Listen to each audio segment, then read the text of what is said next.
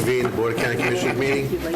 We normally would have started at 1:30. Since we went later in the morning, we agreed to start at 2 p.m. Next item on the agenda, if I can have everyone's attention, is item number 44, which is the county manager and staff briefing continues, which is the county attorney's annual performance review process. Thank you, Mr. Chairman. Commissioners, for the record, my name is Steve Fessel. I'm the Chief Administrator of the Office of Organizational Excellence, and I'm here to introduce Dr. Larry Ross of F&B Associates, and he will, the President of F&B Associates, and he will be working through the annual county attorney review process. And James, if you could bring Dr. Ross in via the panelist feature, and he should be joining us momentarily. Hey, Steve, as soon as I see him, I'll bring him on.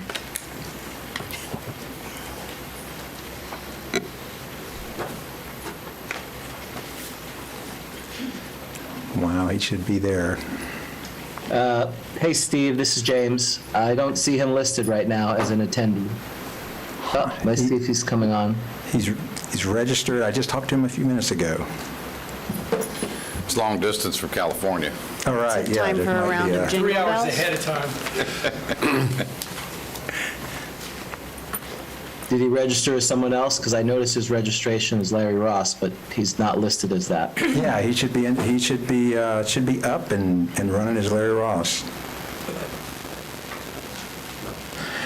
So tell you what, Let's continue, and we'll come back to this item, if I may. it sounds great. Okay, thank you, Steve. At this time, we'll go to the public hearing agenda, proof of publication. So moved. Second. A motion and a second. All in favor of the motion, signify by saying aye. Aye. Opposed, like sign. Motion passes. Next, we have a statement for public hearing rules and procedures. Our staff will present each item for consideration with staff's recommendation, and then the board will have the opportunity to ask questions of the staff when presentations have finished. The applicant will have the opportunity to make presentations. The board will have a chance to ask questions once the presenter has finished. Members of the public interested in speaking either for or against a project or issue, please fill out the yellow speaker form in the lobby indicating the item number, whether you're for or against it, and place the form in the tray in the lobby or present it to the clerk or Shaney there. Members will only be allowed to make comments on that one item. So if you want to speak to different items, please fill out multiple forms. If you'd like to have your comments submitted for the record, please fill out the green comment form located in the lobby and place them in the tray.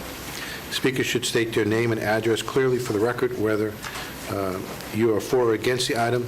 Speakers will be given 3 minutes unless they're officially spokesperson of an HOA or legal organized group, and they'll be given 6 minutes.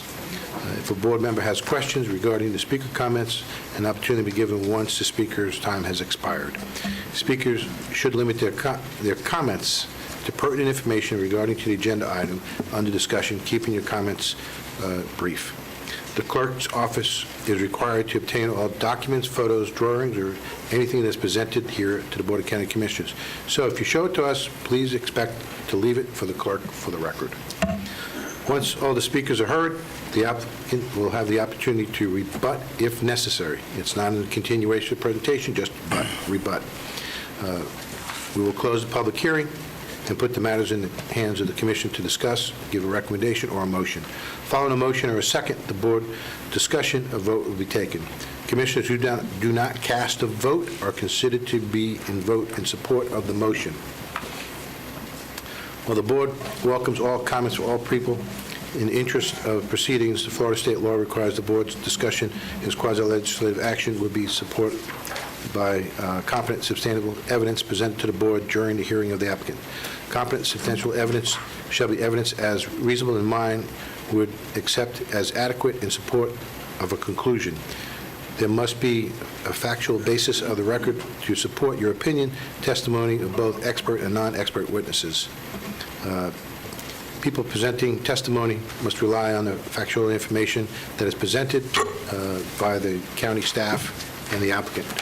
Any person who presents written material to the board for consideration, a copy of such material must be provided to the clerk.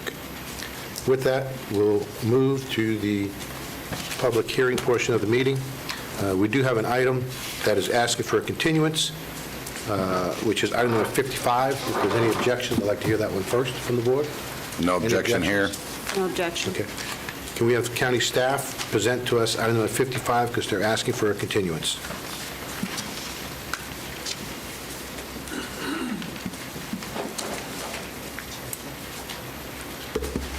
Mr. Chairman, I don't know if it's your mic or the sound in the room, but I'm having trouble hearing you all the way over here. I can't move the microphone closer. I can only get so, can you hear me now? That chair will go down. And your knees will go up. And my knees will go up. They got us all new chairs. Can you hear me now, Commissioner Zimbauer? Yes. Okay. We'll hear from staff on the request for continuance. Yes. Good afternoon, Chairman and Commissioners. For the record, Rebecca Hammock, Development Services Director. The applicant for item number 55, Strawberry Lane LLC, request to amend the rural boundary, has submitted a request for a continuance. They would like to continue the hearing to the February 22nd, 2022 Board of County Commission meeting. Okay. Mr. Chairman, Commissioner Constantine. I know this is very important to some of the people here and probably people that are out there listening, so I'm going to move for the continuance. I believe with all due caution, as our attorney has indicated, that this is something that we should allow the applicant to have, and therefore I am moving for the postponement. Okay. I will second that motion. Commissioner Constantine, thank you. This is my district. I know there are quite a few folks here today that probably would like to speak about this, and due caution from our council. I think it would be wise that we limit or not take any comments on this matter until the February 22nd meeting. I will defer to the county attorney for any further direction for the public's benefit. Thank you. We have a motion and a second.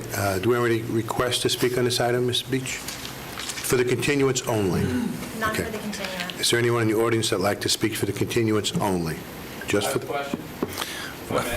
can you come to the podium? Give us your name and address for the record, please.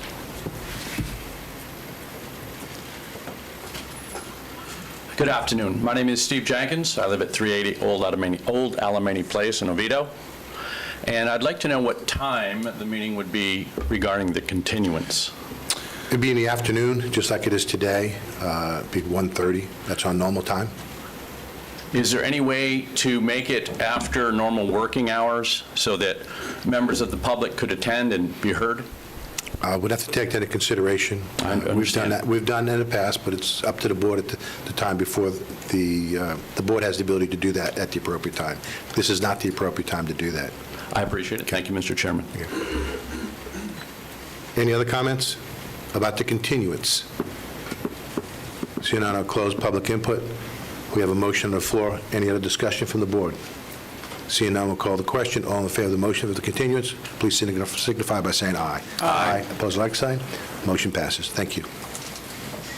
I just received a note from the county manager that, county attorney, excuse me, Larry Ross is available, and we're going to go back to Mr. Ross. Steve? Thank you, everybody, for coming out. We're just trying to get you in and out as quick Thanks, as James. possible. Can you bring Dr. Ross on now? He's in the panel. Dr. Ross, can you hear me? Is he muted? He's muted. He's down below. Can you hear me? Yes. Very good. Okay. And we are, can't see me though. Let me, you want to see me too, I'm sure. Unmute the video.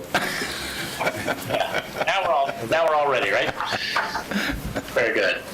Good afternoon, Commissioners, Mr. Chairman. Thank you for your time this afternoon. I have a brief summary of Mr. Applegate's recent performance review, and then I have a little time to and a little presentation about the review process. So I'll give you this kind of brief overview, you all have a copy of the full summary. You know the scores, you read the comments.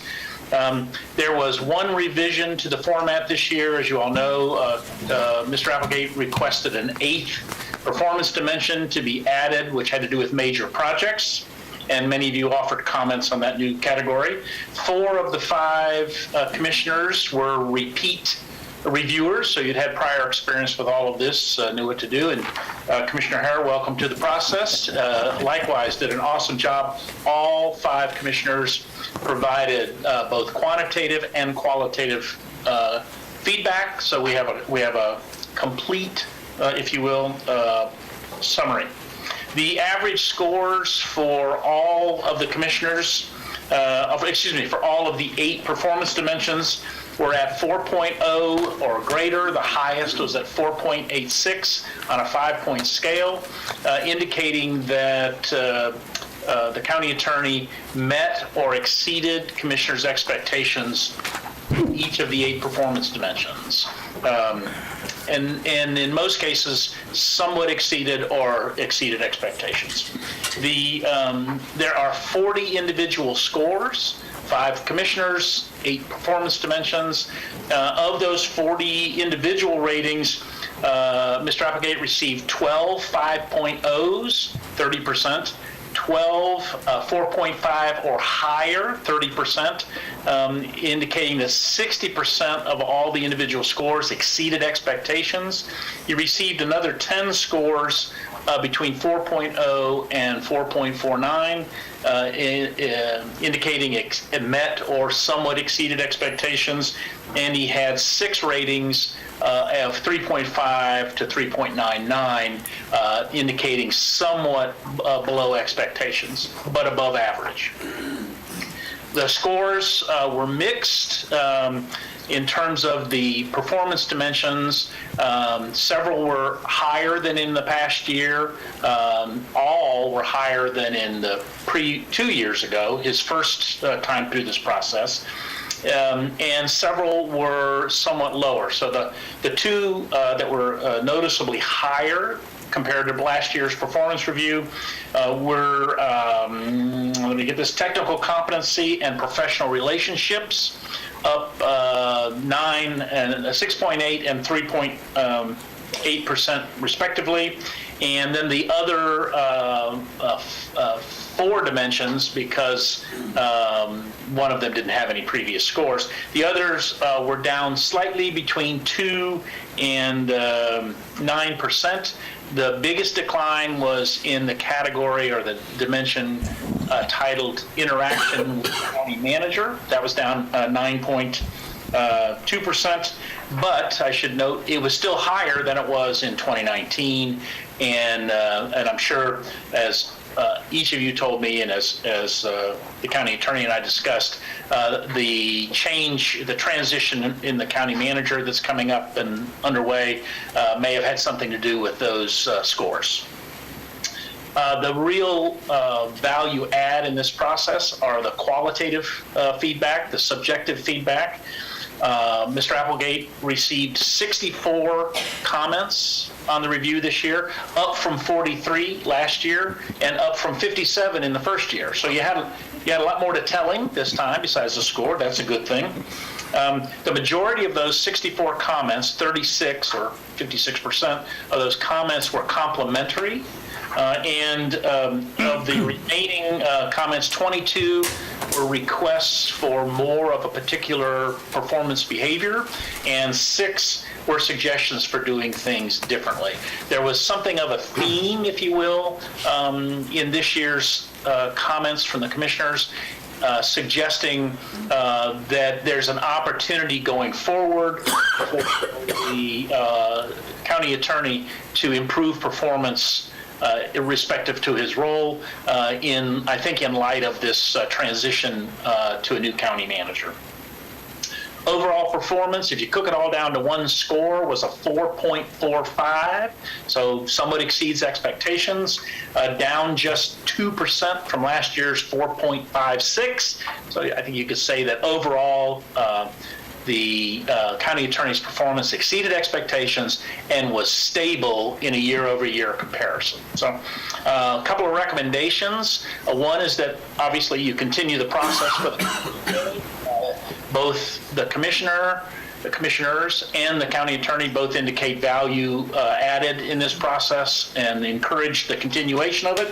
And then the second was from my vantage point, knowing that you're in the beginning of a search process for a new county manager, that you consider incorporating this process and its criteria into that search process. There's some valuable stuff that we've gleaned over the last 3 years, and although we didn't evaluate the county manager in this cycle, those performance dimensions, that feedback we've received in the past should be probably input into your process, in your search process. So having said all that, are there any questions? Then I want to flip over to the process discussion that I've prepared. Thank you, Mr. Ross. Any questions or comments from the board? Okay. No, sir. I see no written requests. Anyone in the audience that'd like to comment? Okay, we'll close public input. Mr. Ross, continue, please. Yep. So I'm going to flip over to a short presentation here. I assume everyone can see that just fine? Mm-hmm. Good. As you know, we started this process a little over 2 years ago, about almost 3 years ago, and we've made a few changes over time, and I have informed the chairman that my intention has been to retire. Part of my reason for moving to the West Coast, certainly, sort of leaving behind those clients in Florida where the cost of travel and such might be greater than the cost of the project itself. But in conversations with the chairman and with Mr. Applegate as well, seems to be some desire or concern to keep the process going, and perhaps I can serve a role. So the first thing I want to do is just run through very briefly these slides. Again, there's a copy of this at your disposal, so I'm not going to bore you with reading the slides, but I just want to comment that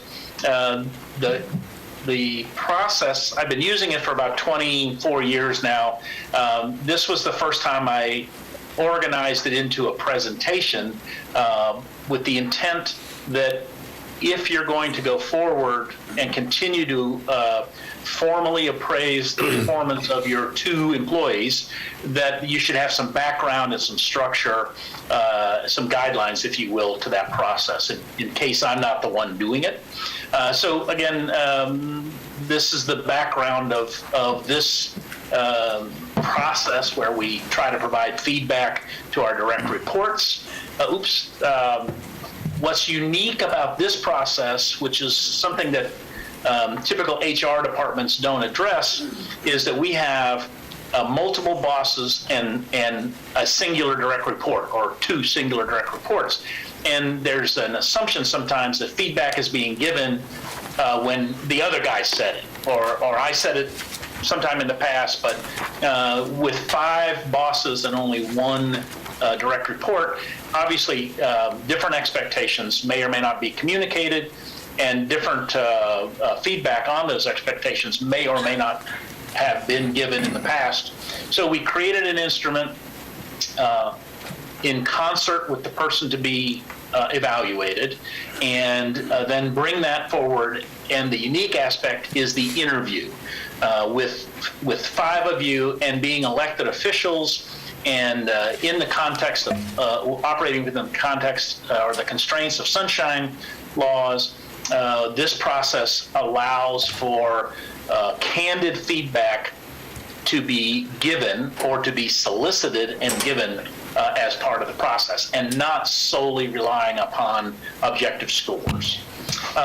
This is just background. Everybody probably knows, performance appraisals are supposed to be a communication exercise, feedback given, expectations set. We also create a public record so that someone a constituent wants to know how their county attorney is doing or how the board thinks the county attorney is doing. We have a hard copy record on available for their review.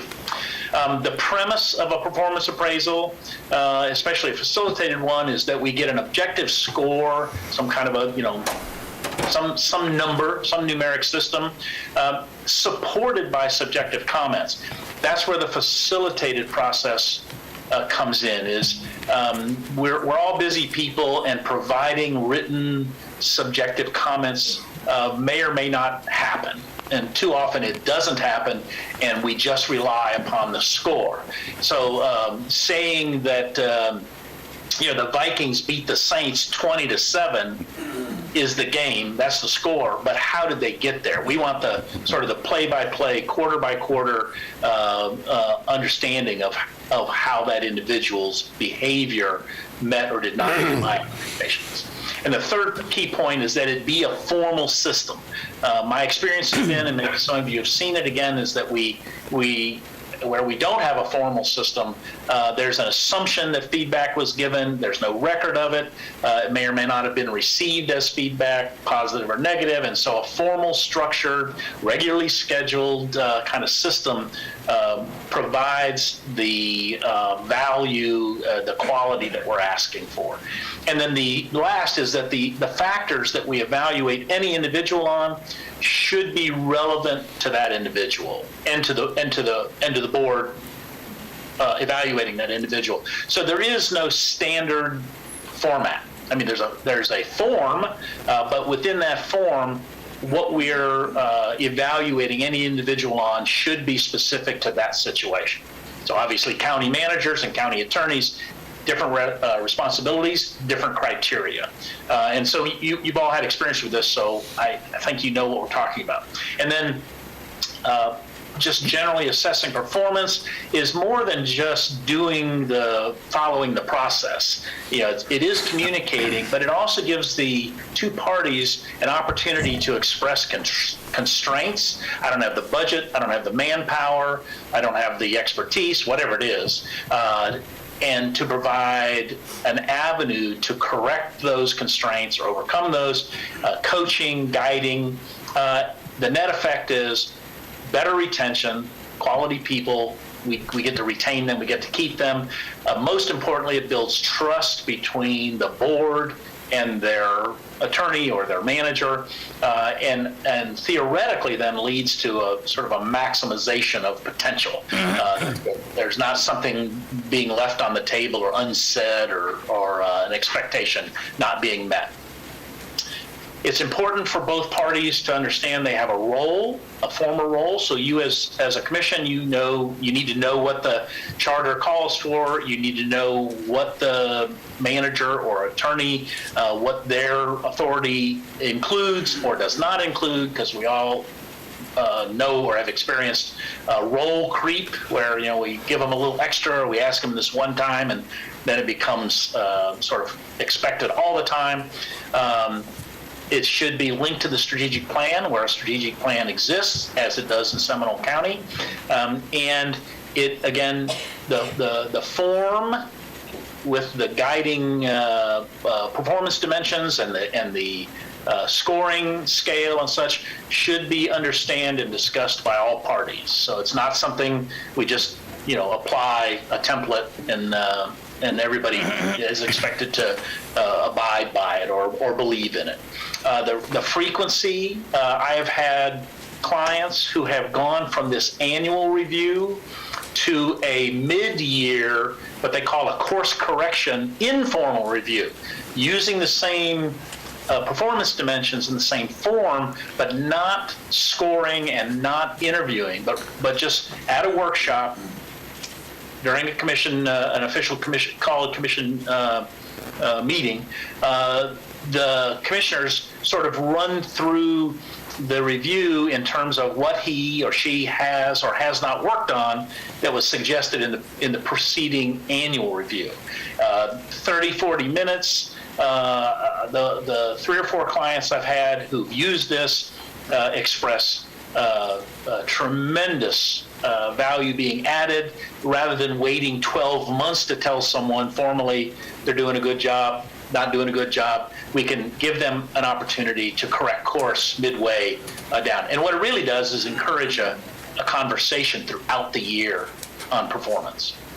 Again, back to the trust piece, I'm not going to get, if I'm the county manager or the county attorney, I'm not going to get surprised, on the anniversary of my performance review. I'm not going to get surprised with some bad news or something like that. So it shouldn't just be annually, but it's up to the board to decide what that. And then last, it's a caution as much as anything, is most boards want to tie the performance review to the budget cycle and make a decision about compensation based on the review results. That's normal, that's but it's discouraged because the performance review shouldn't be tied directly to compensation. It should be tied to what you're expecting your county manager or your county attorney to accomplish and how, and it shouldn't be just tied to the paycheck. So while it's natural to kind of try to do that, try to put some distance or put some other things into the compensation decision besides the performance review. And then the role of the manager or attorney, in this case the county attorney, talk about the form, make sure it meets your needs, as Brian did this year, requesting this new category be added. That was exactly how the process is supposed to play out. It starts with the person being evaluated, self-evaluating, creating this summary of accomplishments, which then the commissioners/reviewers can refer to for things that may have happened long ago and far away, and not just the things that happened last month. Goals, strategies can be included. So both parties need to be actively engaged in this process for it to continue to add the value that it has. I've put together a sort of a before, during, and after. There are 3 stages to this process. We don't just do the review and check it off the list. There's some preparation, there's some participation, and then there's some follow-up that you want to engage in afterwards. And this is sort of a repetitive slide, but again, kind of a timeline for whoever is going to be responsible for this process being executed, faithfully.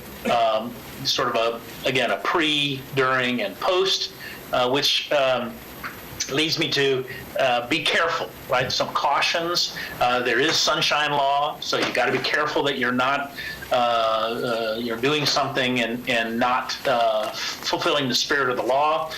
Try not to give general feedback. It's common. It happened this time. It does take a little effort to prepare specific, I want the county attorney to, be there at 9 o'clock on Tuesday mornings, if it needs to be that specific. Don't sugarcoat. No one wants conflict. Well, there may be somebody, but generally people avoid conflict, and so there's a temptation to sort of soft sell it when someone's not performing up to expectations. You don't have to be mean about it or vulgar or whatever, but you shouldn't stop short of telling the person exactly what you mean. You're a diverse group. All boards are diverse groups. That's what gives them strength.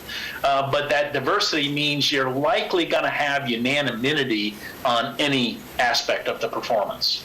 So what appeals to one commissioner doesn't appeal to the other, or from communication style to use of outside expertise, it's going to vary. But what you're getting is a consensus.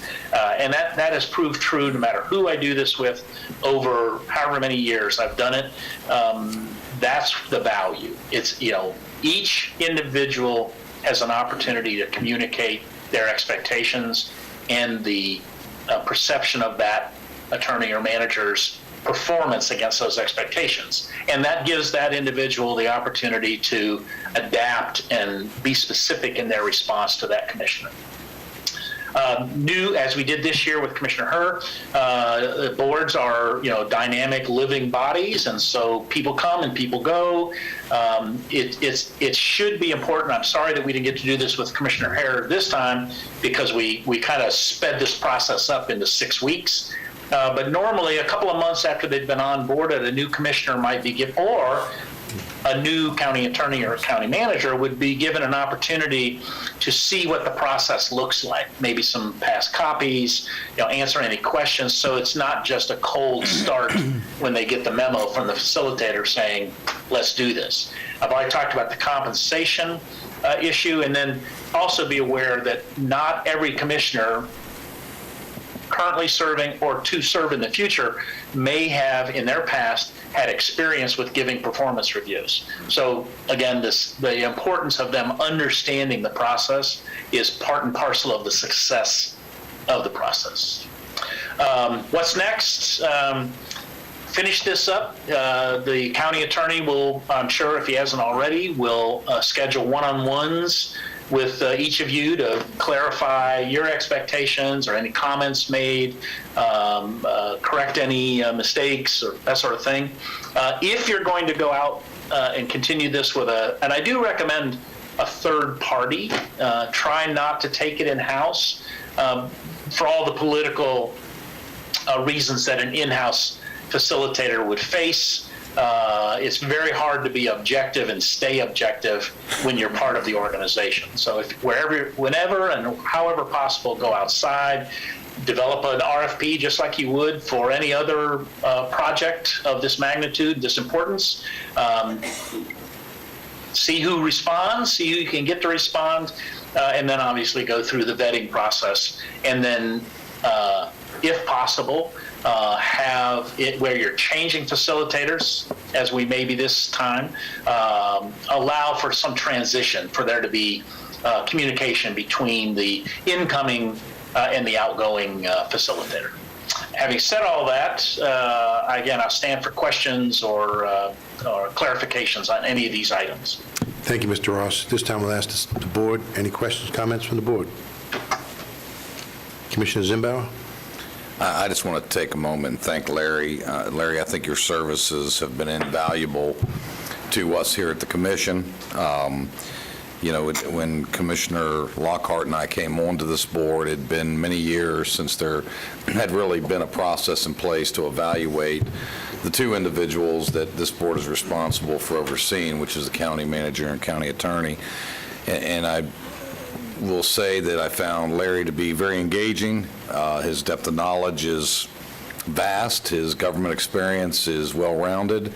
I thought it was a very good process, and I would hate to see Larry go, and if that's a discussion we ultimately are going to have, I guess we're going to have that, how we proceed moving forward. But Larry, thank you very much. It was very valuable to me as a commissioner, and I appreciate it sincerely. Any other comments? Thank you for the kind words. Commissioner Lockhart? I just want to say to Mr. Applegate how much I appreciate your willingness to sit up here on the dais with us while we publicly talk about your performance. I don't know how many folks here in this audience work in an environment where your performance is evaluated publicly for all of the world to see, but I think it is a tremendous reflection on the type of constitution that you have, and anyone who is in public service in your role or the county manager's role, that you are so committed to public service that you would be willing to go through this process publicly. So thank you for that. He told me he turned off his hearing aid. I had a colleague in the north part of the state said that being reviewed in public, you end up feeling like that turkey everyone's looking at the day before Thanksgiving. But I don't know if any other commissioners. I'd like to go through the board first, if you don't mind. Any other board members? Commissioner Herr? I'll weigh in and say thank you for the other 364 days a year as well, because those are equally long, and you've passed the endurance test. Commissioner Constantine? Thank you for what you announced earlier today, because I think the whole If they haven't seen it, everyone would be very proud of the service that you provided for us. And Larry, thank you very much for all your hard work and effort. It's always been a pleasure working with you. Thank you, Commissioner. The other thing I'd like to add is I want to thank you as well, Brian. I thought the whole process is very well done. Mr. Ross, I think you're very professional, and if it's the ability of the board to move forward, I'd like for us to continue moving forward. I think you do provide a service, and I'm okay if it's remote like this. I think it's something that we should look at as we move forward, and I trust that you'll have those conversations with our county attorney at the appropriate time. Mr. Applegate? Yep, I want to thank Larry as well. As you know, I've been your county attorney almost 11 years now, and this process over the last few years has been very helpful. Not only the great comments, but the comments saying, hey, how about this, and let's do this differently. I will say this, the vast majority of good comments is a reflection on my office.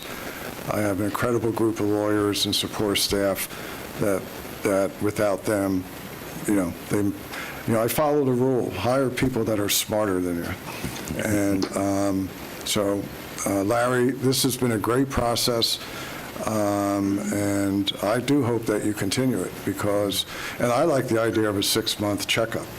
Agreed. So anyway, Larry, again, thank you very much. Okay. Thank you, Larry. Have a great holiday. All right, everyone as well, continue the business of the county. Okay, thank you. Thank you. Mr. Chairman? Just a one note, I don't know if this is the appropriate time. Have all my commissioners reviewed Mr. Applegate's employment contract? Yeah? That calls for an annual review with a reevaluation of his compensation? Mr. Chairman, what is your direction on when and how? What I'd like to do, is so no one's caught off guard, let's try to schedule that at the next meeting. Okay. Sure. So that everyone has adequate time.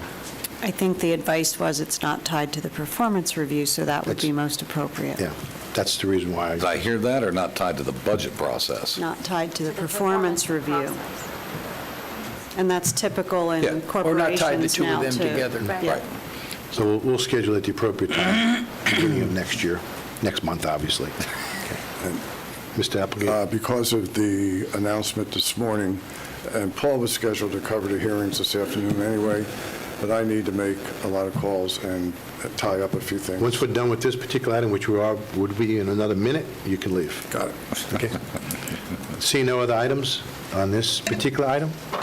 Thank you, Mr. Applegate. Thank you all. Okay. Thank you. Okay, we're now going to move on to the public hearing, quasi-judicial portion of the meeting. If any commissioner has received any oral or written communication regarding quasi-judicial items, please disclose the information and communication and identify the persons you're communicating with and submit it to the clerk. Anyone? I've already done that electronically. I've done it as well electronically. As well, but I thought we were doing it at the beginning of each item, not for all of them. I thought we could do it either way. Okay. Whatever the chair.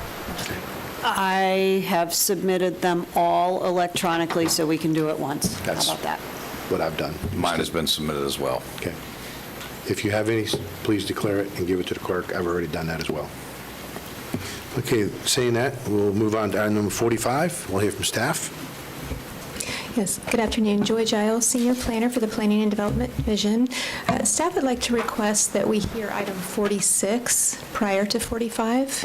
Okay, It's okay? we can do that. Thank you. Item 46 is the Slavia Colony Company subdivision unnamed right-of-way vacate. This is a request to vacate an uncut portion of an unnamed right-of-way as recorded in Plat Book 2, page 71 in the public records of Seminole County for property located on the south side of West Chapman Road, a quarter-mile west of State Road 426.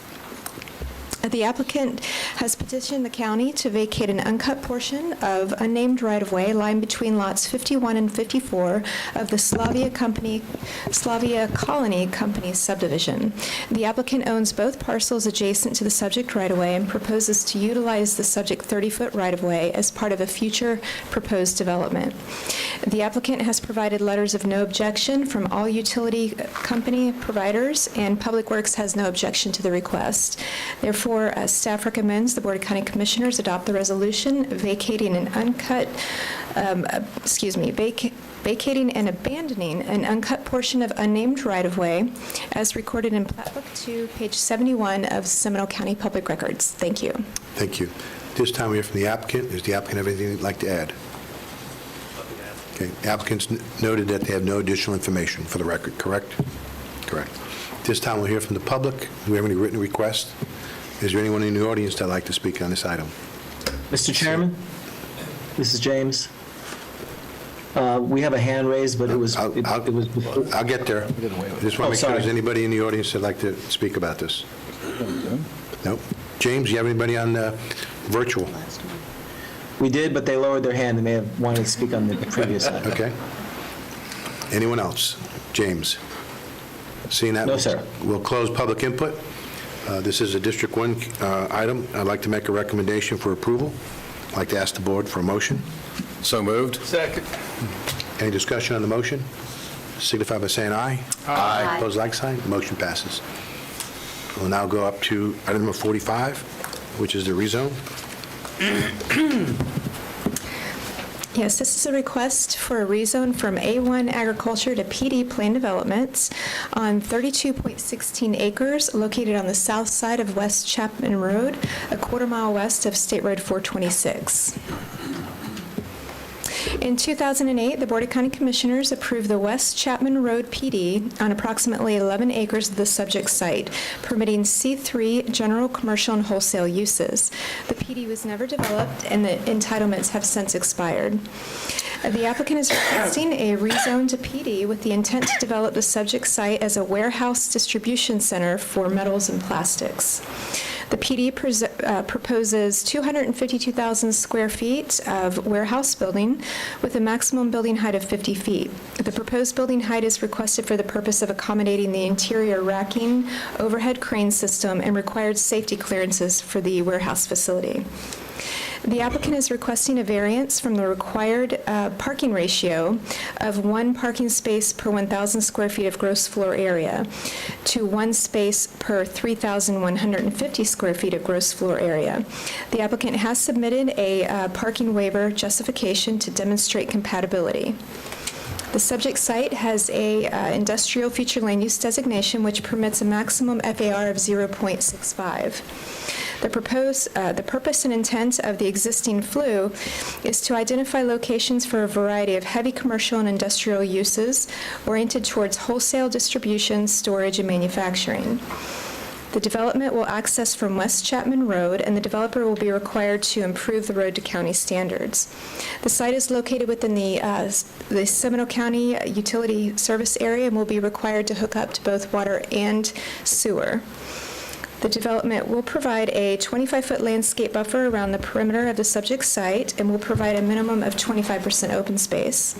The site contains approximately 19 acres of wetlands, of which the developer proposes to impact approximately 5 acres. The developer will be required to mitigate all impacted wetlands with the Department of Environmental Protection and will be required to maintain a 15-foot minimum, 25-foot overall average wetland buffer. Staff finds the proposed development to be consistent with the trend of development in the area and compatible with the PD zoning regulations. In compliance with the recently adopted community meeting procedures ordinance, the applicant conducted a community meeting on October 13th, 2021. The Planning and Zoning Commission met on November 3rd, 2021, and voted unanimously to recommend approval of the request. Staff recommends the Board of County Commissioners adopt the ordinance enacting a rezone from A1 and PD to PD and approve the associated development order and master development plan as requested. Thank you. Thank you. Any questions for the staff? Joy, the only question I have is that you said that the applicant's required to connect to water and sewer, but I don't see that in the DO. I did pass out a corrected development order. Yeah. So it's in there now? Yes, Okay. it is in there now. Okay, thank you. This time we have from the applicant. Does the applicant want to present to us?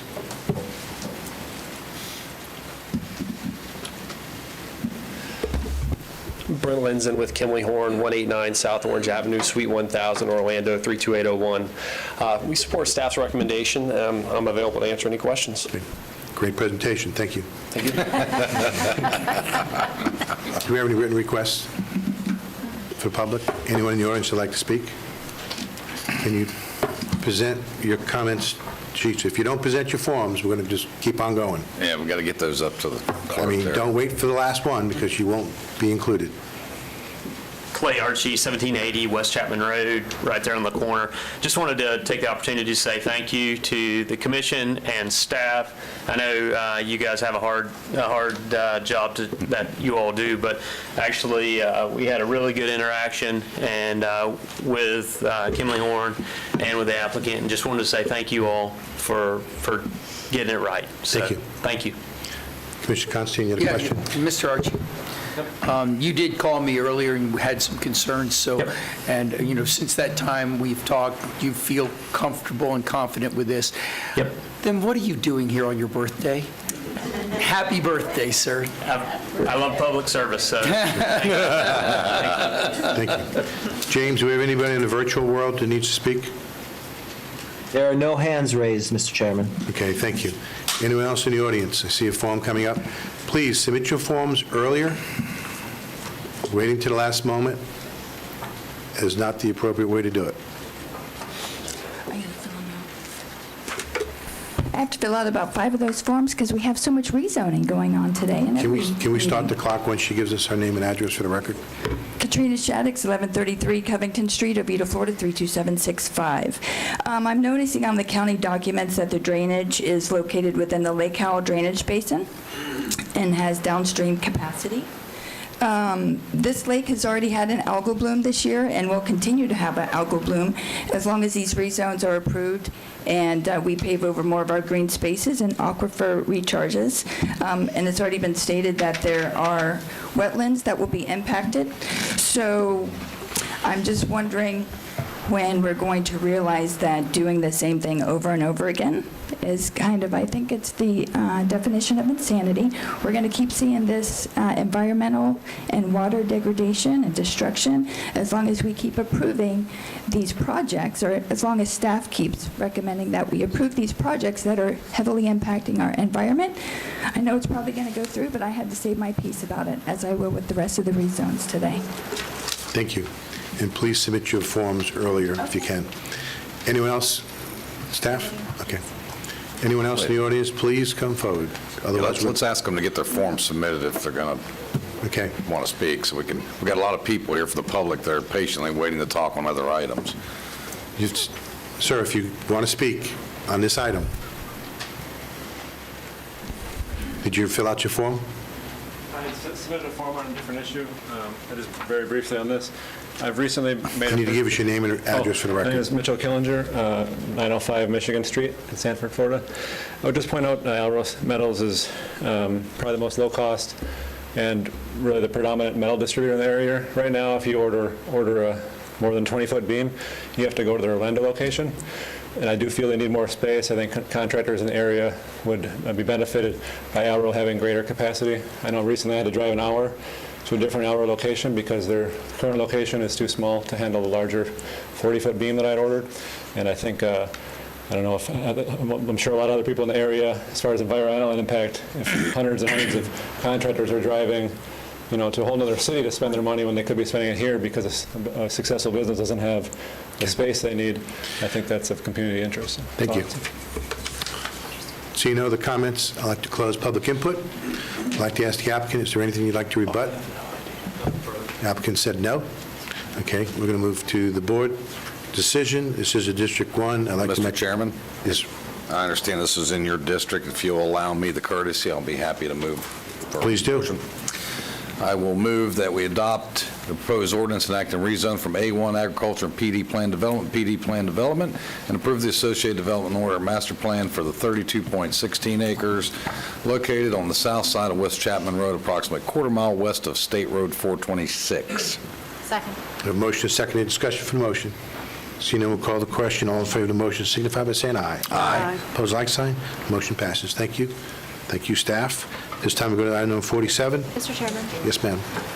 For our citizens who are here who have been to meetings in the past, they may not recognize that there's a new procedure in place today, and I don't recall, and please forgive me if I missed it, that was addressed, but Shani Beach is sitting at this desk here to take your forms, so the clerk can continue to be the clerk, and she's also running the clock so that the vice chairman doesn't have to run the clock and listen to your comments. So thank you, Shani, for your willingness to take on this role, but I just thought maybe people should know that's where the forms need to go. Shani, raise your hand again. All right, there you go. And we need the forms presented in advance of the item being heard. Okay. This time we hear from staff on this item. Hi. Item number 47, Annie Silaway, Senior Planner with Development Services. I'm presenting the Cove at Riverbend. The applicant is requesting a small-scale future land use map amendment from suburban estates to low-density residential and a rezone from A1 agriculture to PD plan development for 38-lot single-family residential subdivision on approximately 9.60 acres located on the east side of Cameron Avenue and west of Celery Avenue, approximately a quarter-mile west of Lake Mary Boulevard. The applicant proposes to develop a single-family residential subdivision with a density of 3.96 units per net buildable acre, a maximum of 38 lots, and lot sizes of 50 feet by 110 feet within the proposed development. Excuse me, can we bring up the proper, Oh, I'm sorry, I pressed the wrong because button. I'm looking at it and I'm like, that's not what we're talking about. Excuse me, I'm sorry. That's all right. So the proposed development is consistent with the trend of development in the surrounding area. The applicant proposes a 10-foot buffer along the north property line and a 10-foot buffer along the east property line adjacent to Celery Avenue and a 10-foot on the west property line adjacent to Cameron Avenue. The subject site is located in the sub-area 2 of the Sanford Joint Planning Agreement, which allows a maximum of 4 dwelling units per net buildable acre and is consistent with the allowable trend of development within the area. A community meeting for this project was held on October 4th, 2021. Approximately 3 people attended, and a copy of the community meeting minutes and sign-in sheet are attached in your agenda packet. The proposed development will provide a minimum of 15% open space, excluding landscape buffers, based on the density of 3.96 dwelling units per net buildable acre, and will be developed in one phase. The retention pond that is shown on the master development plan is being counted towards open space and is sodded or dressed in ground cover and landscaping to include aesthetic features. Actually, that's not correct. It's going to be filled in. The developer is proposing tree preservation on the north and east portion of the site. The developer will be required at the time of final development plan to provide a more defined tree survey to show tree preservation within the entirety of the site and required buffers. The property proposes access onto Cameron Avenue, which is classified as a local road. Cameron Avenue does not have improvements programmed in the county 5-year capital improvements program. Cameron Avenue does not meet county standard. The developer will be required to improve Cameron Avenue by extending, widening, and improve Cameron Avenue from the Cameron Heights Village F, which is south of the proposed development, improved roadway section to the north property boundary of the proposed development, as well as dedicate a minimum half right-of-way of 35 feet along Cameron Avenue frontage to accommodate drainage improvements and sidewalk. The utilities are in the city of Sanford, and water and sewer are available. There is not an existing sidewalk along Cameron Avenue and Celery Avenue, which the property abuts. The developer will be required to build a 5-foot sidewalk along Cameron Avenue and Celery Avenue, which the developer states in the master development plan, and will meet the Seminole County Land Development Code for sidewalk requirements. The proposed development has no wetlands on site. The pond that is shown on the master development plan will be filled and developed over. The proposed project is located within the Midway Drainage Basin and is limited downstream capacity. Therefore, the site will have to be designed to hold water quality and show downstream capacity. On November 3rd, 2021, the Planning and Zoning Commission voted unanimously to approve the request. Staff finds the request to be consistent with the Land Development Code under the PD zoning classification by providing required open space, perimeter landscape buffers, and lot size that is comparable to the trend of developed growth in the area. Staff recommends the Board of County Commissioners consider a small-scale future land use map amendment from suburban estates to low-density residential and a rezone from A1 agriculture to PD plan development for a 38-lot single-family residential subdivision on approximately 9.60 acres, located on the east side of Cameron Avenue and west of Celery Avenue, approximately a quarter mile west of Lake Mary Boulevard. And that concludes my presentation. Thank you. Any questions for staff? Mr. Chairman. Commissioner Constantine. Thank you. I don't know if it's a question to ask you or Mr.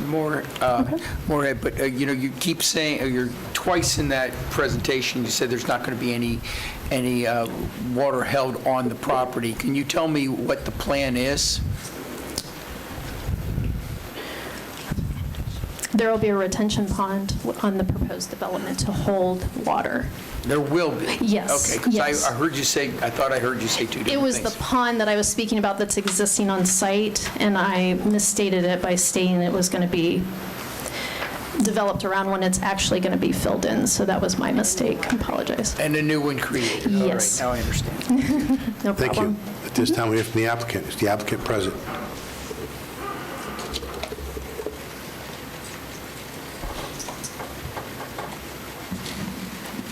Hey there, Chad Moorhead with Madden Moorhead and Stokes, 431 East Ratio Avenue. As usual, it's great working with staff on this project. Yes, I was going to correct that about the existing agricultural pond being filled in. We do have a retention pond in the northeast corner. This particular site does drain to the east to what I call the Celery Avenue Spur, which is the new road on the east side. DOT specifically put in a drainage swale on that side to drain this site.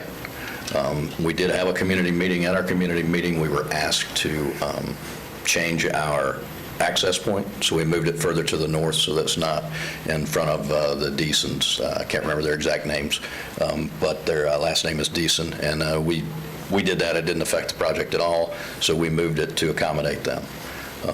And we agree with staff's recommendations as well as the recommendations from Planning and Zoning. I'm here to answer any questions you might have, and I'd like to get up and rebut if there are any. You'll be given the opportunity for rebuttal if it's needed. Any questions for the applicant? Thank you. Mr. Moorhead, would you sit in the front row? This time we hear from the public. Janie, we have two. Can you give us their names, please? Nancy Harmon. Ms. Harmon? Harmon? Who's second? Janie, who's after that? Cindy Holler. Okay, Cindy, we'll get them on batter up.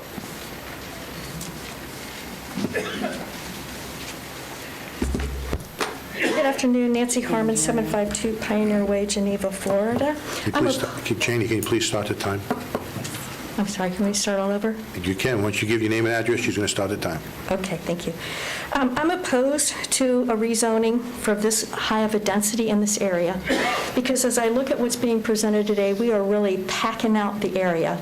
We already know there's flooding. We already know the roads are two-laned. We already know that they're not going to be upgraded. We already know that communities in that area, the Midway community, is already being impacted by other development. What I would recommend, because they're asking for a PD, is that they be allowed a PD with less houses being put on the property. When I looked at the photo here with this drainage, that's going to be their open space. Now, can you consider 38 houses up there? That's the open space, is the drainage pond. That is not quality of life. That is not quality of health or anything for that community. That drainage, because it's going to change the contour, because they're going to add dirt to that area like they have all on Celery to raise the houses because they're low, you're going to see more drainage. Me, the taxpayer, and you, the commissioners, are going to hear about this flooding problem. And it's not going to be pretty, because it's not pretty. Already we're having the problems.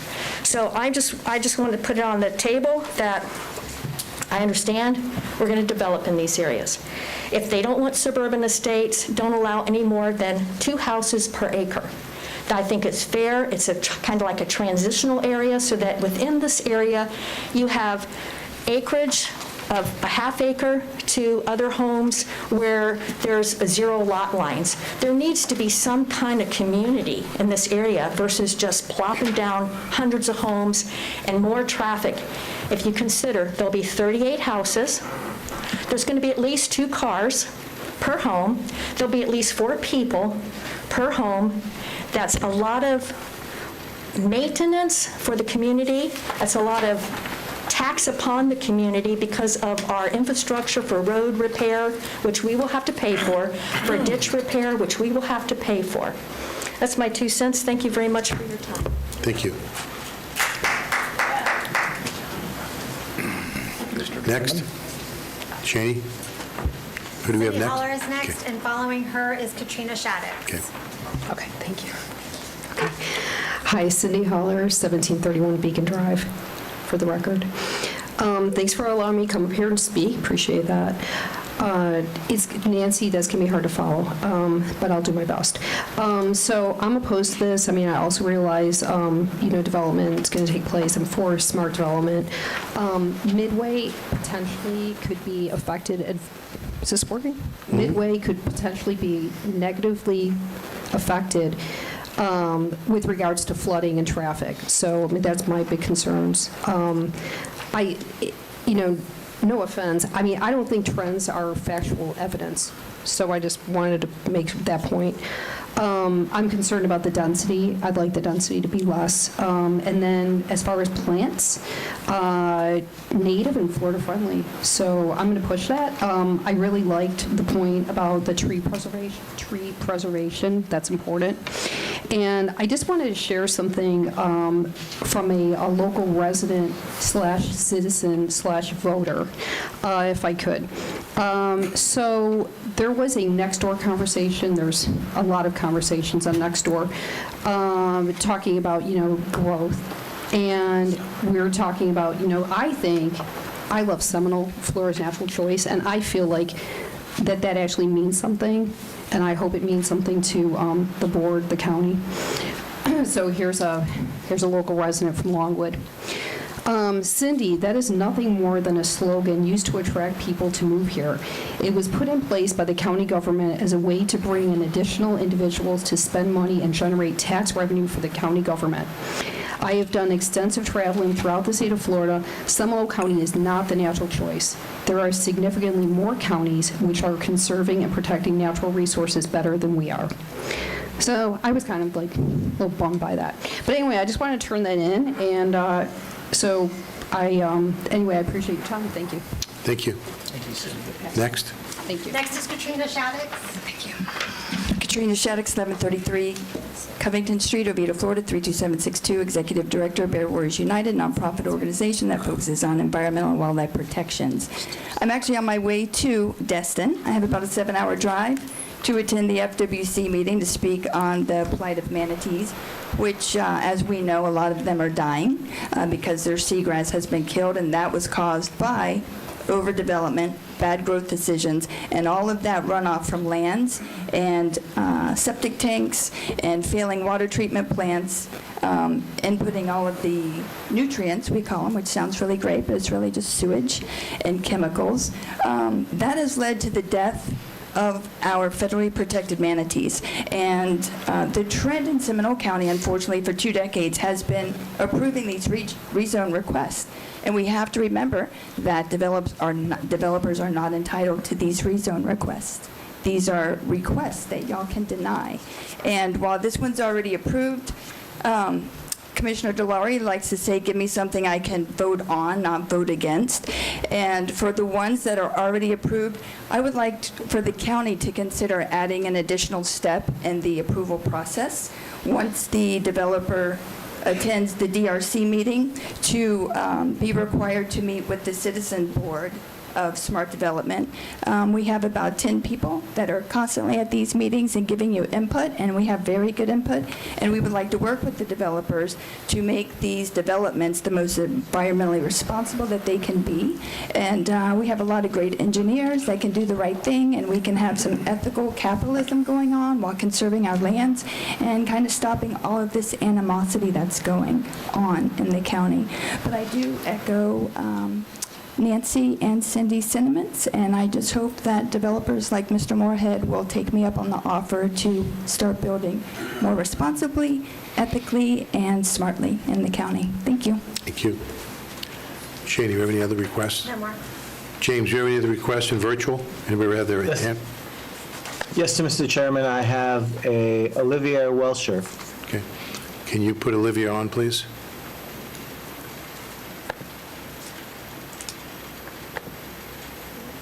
They're on, Mr. Chairman. I'm asking them to unmute. Good afternoon. My name is Olivier Welsher. I represent Meriwether Farms in the Midway Coalition.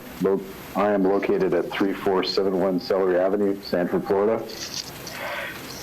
On a principle of being, and I've raised this before on some of the previous rezonings in our area, the principle that you are basically destroying A1 agricultural land that will never, ever return to production. I object to this. Secondly, having lived here and now have multiple developments with new neighbors, the traffic flow on Celery Avenue has become exponentially crazy. The fact that we also don't have a traffic light sitting at Celery Avenue and 415 is a ticking time bomb for somebody to get killed. So I've heard from the commission that's not their road, that's the state. Well, the citizens are coming to you guys and say, we got to address some of these situations if you want to keep developing. I'm also very concerned that there's this proposal to take the existing pond, filling it in and sticking a house on it. Is that correct? And is that in a flood zone or not? We'll get your questions answered, sir, at the end. Okay. So overall, the continued development of all of these developments encroaching into this area are exacerbating, as well as been mentioned, the Midway community flooding and flood control issues that the county is finally getting some funding to address, but I haven't seen yet a shovel in the ground or a permit or a contract issued to anybody. So those would be my objections to the whole matter. Thank you. Thank you. James, is there anyone else in virtual world? No, sir, Mr. Chairman. Okay, thank you. This time I'd like to close public input. I'd like to ask the applicant to come back to the podium to address the items. This is not this is a rebuttal. This is not another presentation. Correct. Chad Moorhead, Mad Moorhead and Stokes. As I stated previously, this particular site does flow to the northeast. DOT took that into account when they did the improvements on State Road 415 as well as the Celery Spur. I know there's other issues in the area with the drainage. Said this particular one flows to the northeast, probably has the best outfall in the area. That doesn't affect Midway as much as the stuff to the south. We do have the River Bend community to the south of us that's very similar to what we're doing. Sterling Meadows East. There's another project just recently on the northeast side or on the east side of State Road 415 that you guys had recently approved. We fit within the JPA between the city of Sanford and the county as well. So outside of that, I don't have much more of a rebuttal than what I'd already said. All right. Any questions of the applicant? Commissioner Herr? Let's address sanitation. So it's connecting to sewer, Yes. reclaimed water. I have to double check that, but I believe so. There's a check on the box on the document in the board packet, and the water's coming from Sanford. Yes. So all three of those, if we're connecting to reuse, will come from Right. Sanford. They'll come from the south. So that addresses the issue of this is not a septic tank community. Can you address the notion of filling in a pond versus leaving the pond there and attempting to build around it? It's more of an agricultural pond, so we'll fill it in. We're compensating by building our retention pond. I didn't address that, but it's not FEMA floodplain. So we will be building our retention pond, storing our water, and then releasing it once it's treated.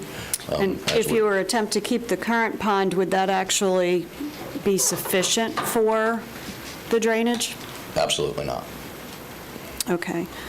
I have a couple of questions for staff. Go right ahead, Commissioner. So, John, could you talk to us about a couple of things? While you're walking up, I'll ask questions. Talk to us about the progress with relation to the $18.6 million investment in stormwater management in Midway, and talk to us about the light that we've already committed to at the end of Celery and 415. Okay, good afternoon. John Jash, Public Works Director. For the Midway drainage, we already selected the consulting. We gave those information to the purchasing, and they're going through the process. For the traffic light, we already doing the design on the traffic light on 415 and Celery. Those type of mass arm, the lead time on them now sometimes will take more than 6 months. But we are in the process. The board approved the funding to do the design on it. Okay, so funding approved, design done, waiting for the mast arm to get the light installed. So well underway. No, the design of the mass arm is process. In process. When it's done, we'll put it as a bid for the construction, and usually these days take sometime over 6 months about. So when do we think we'll see a light there? That's what the citizens want to hear. Probably middle of next year. Middle of next year, meaning 2022 or middle? Yes, 2022. Just want to be clear before we get accused of it's the middle of the next year. 2022. Okay. And I think that actually answers all of the questions relative to the comments. Thank you. Commissioner Constantine? Thank you. Mr. Moorhead? Thank you, John. Thank you, and I have a question of staff also, but... John, stay there.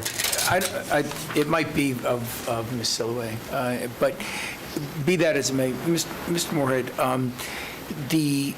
one of the things that I heard is that there is no open space, or that we're using the drainage pond as open space. We've had some discussions about this before. Can you elaborate? Is that, is that the amenity? Is that the open space for this project? It's a portion of it. We also have a tree save area that we plan on doing. We have a bubble plant at this point. I've got a layout here if we want to show that. And you can see there's some other open spaces besides just the retention pond.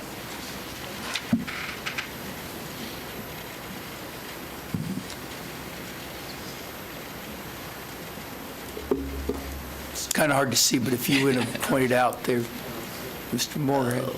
Too brighter. Focus in. You know, just a contrast or something. Great if you zoom in anymore. Is that good? I think that's fine.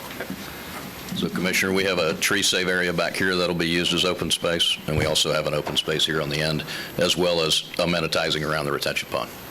And when you say amenitize, what exactly are you planning on doing? Probably have a trail, a fountain, most likely benches around it, but that's a detail that we will have during the preliminary subdivision final development plan stage. Ms. Selway, if you could, everybody is mentioning JPA here with Sanford. Could you elaborate so that the folks know exactly what we're talking about with that JPA and what that means and what has happened in the area specifically with that JPA in Sanford? Yes, sure. Annie Silhouette Development Services. The Sanford JPA was reestablished in 2015. Joint planning agreement. Joint planning agreement, Sanford joint planning agreement, yes. And what that establishes is they have different sections throughout Sanford and Seminole County. This development happens to be in subsection 2, which allows for 4 dwelling units per acre. And that's why we see the trend of development in the area to be no more than 4 dwelling units per acre. So just to elaborate, this was an agreement made with the city of Sanford that projects in this area, and this was not done recently, but it was in the past, and we are looking at reevaluating that, but right at this point, that it would be 4 units an acre in this particular area. Is that what you're saying? What I'm saying is that what it's stated now in the JPA, the Sanford JPA, is that it allows for 4 dwelling units per acre.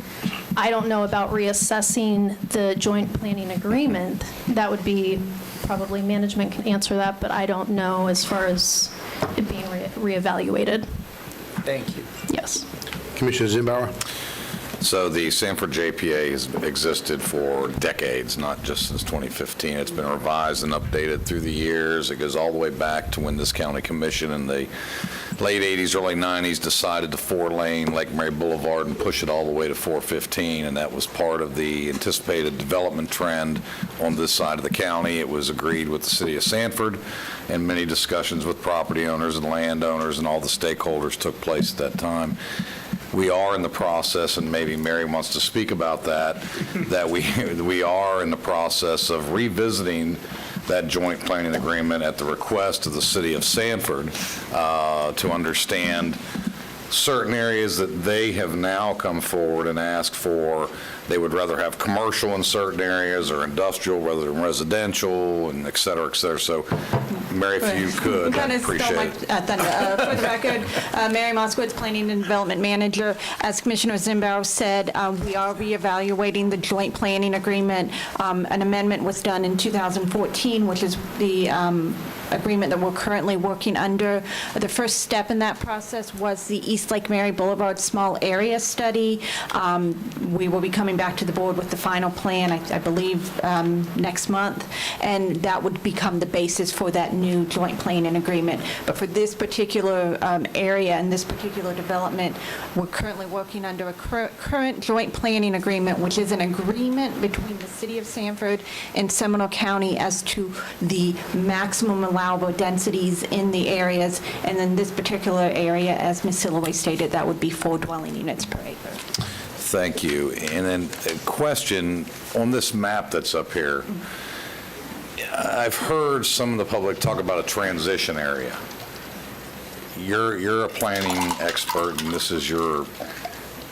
Where would you do any transition? I mean, I'm looking here, and we look like we're at 3.4 units next to it. We're at 3.19, then we're at 4.66 units directly adjacent to it.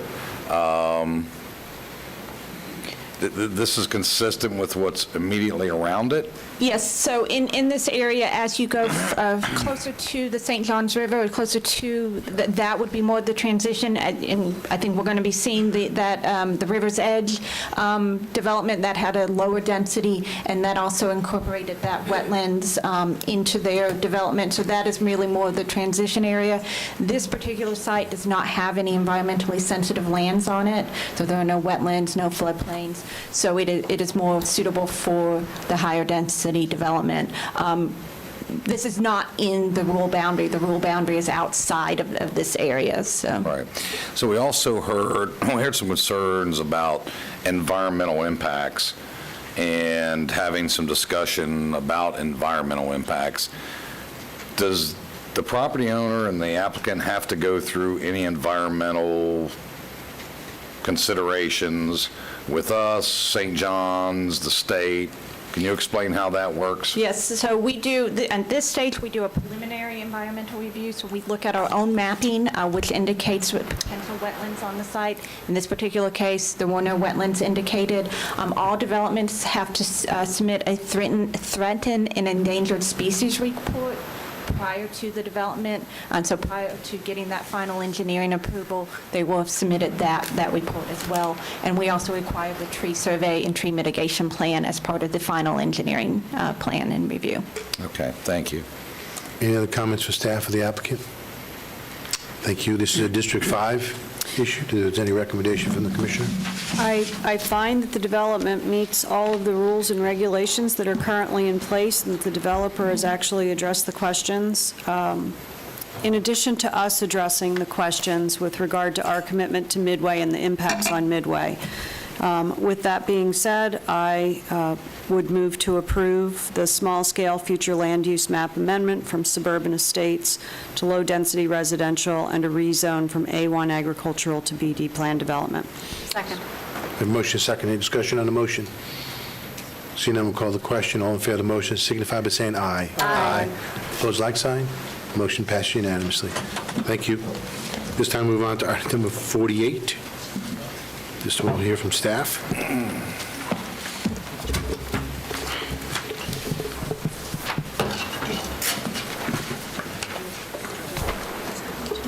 How are you? I didn't hear you. Just going to go for you.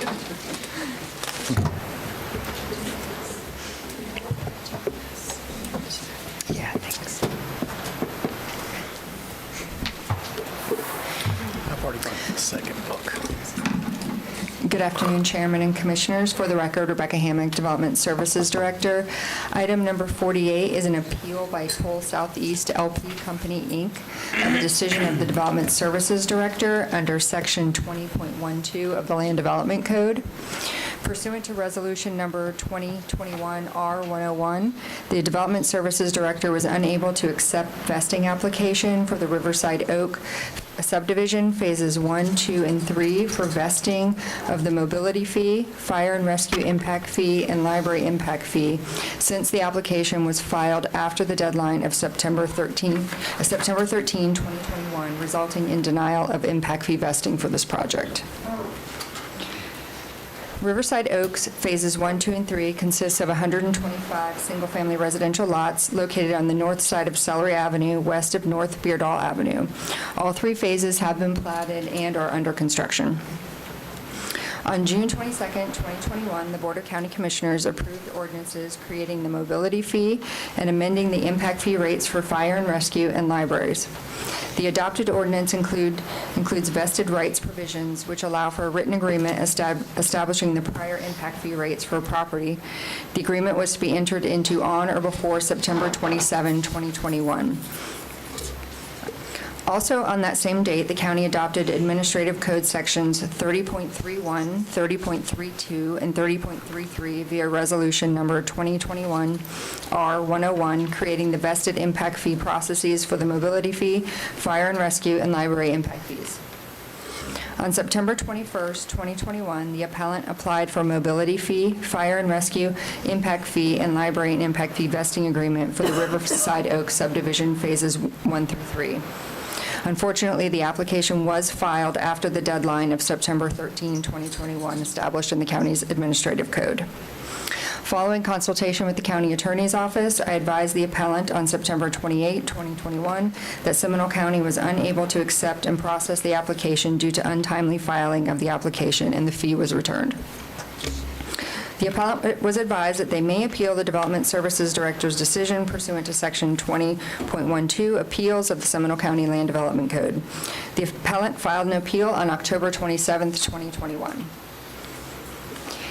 The Board of County Commissioners approved the Riverside Oaks PD on August 9, 2016. All 3 phases of Riverside Oaks have been platted and are under construction.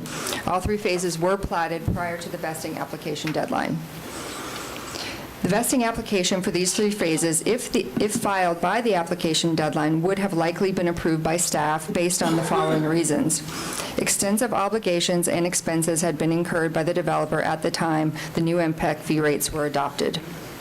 However, Resolution Number 2021-R101 specifically states that the county will not accept any vesting certificate application filed after September 13, 2021. Therefore, staff recommends the Board of County Commissioners uphold the denial of the mobility fee, fire and rescue, and library impact fee vesting for the Riverside Oaks subdivision, phases 1 through 3. The appellant's attorney, Helen Ford, is here on behalf of the client. And that concludes my presentation. I'd be happy to answer any questions. Any questions from the board? Thank you, Ms. Rebecca. I do have one question. I'm sorry, Commissioner Zimbauer. What is the surrounding, what are the deadlines for the vesting of the surrounding cities? So each of the cities were able to create their own processes Understood. for vesting. However, the deadline to actually enter into an agreement was September 27th. So some cities, I believe, were accepting applications after September 13th, but the absolute deadline for the contract to be executed was September 27th. Thank you. At this time, we hear from the appellate. Are they present? Thank you. Please give us your name and address. Sure. Good afternoon. Helen Ford, Mestag Wall in Hamilton, 280 West Canton Avenue, Suite 110, Winter Park, Florida, 32789. I represent the appellant, Toll Southeast LP Company, Inc., and as previously indicated by Director Hammock, this development was fully vested. We have 3 plats. We have ongoing sales of the homes in phases 1, 2, and 3 of this Riverside Oaks. And but for the late filing of the application, this development is fully vested and would have been approved. So I wanted to take some time today to explain about the untimely filing, because I feel that that is the elephant in the room, so to speak. Toll has several developments in Seminole County that are ongoing, and they are in different municipalities. And as Director Hammock mentioned, some of these municipalities have different filing deadlines. So there was some confusion over the filing deadlines based on the facts we had in different communities in different municipalities and in unincorporated Seminole County. So as a result of this, there was confusion over the filing deadlines. There was confusion over who was going to be filing these on behalf of Toll. And furthermore, by the time this documentation reaches me, I am out sick with the flu. So unfortunately, it was due to those circumstances that there was an untimely filing. I do want to point out that there are 2 dates that are key. One is the September 13th application deadline, which again was not uniform for all of the communities and municipalities within Seminole County. And then, so also I just, kind of want to stress that we are living during a pandemic. And I wish, that everything was running smoothly for everybody and that people weren't out periodically with the flu or having COVID-19, but unfortunately, those circumstances happened. And again, the next deadline was the September 27th, which is the deadline for, Toll to enter into these agreements for the vesting with Seminole County or the municipalities. And I would say that for the other municipalities that they're developing in, who are not as far along in their developments, those vesting agreements are in place.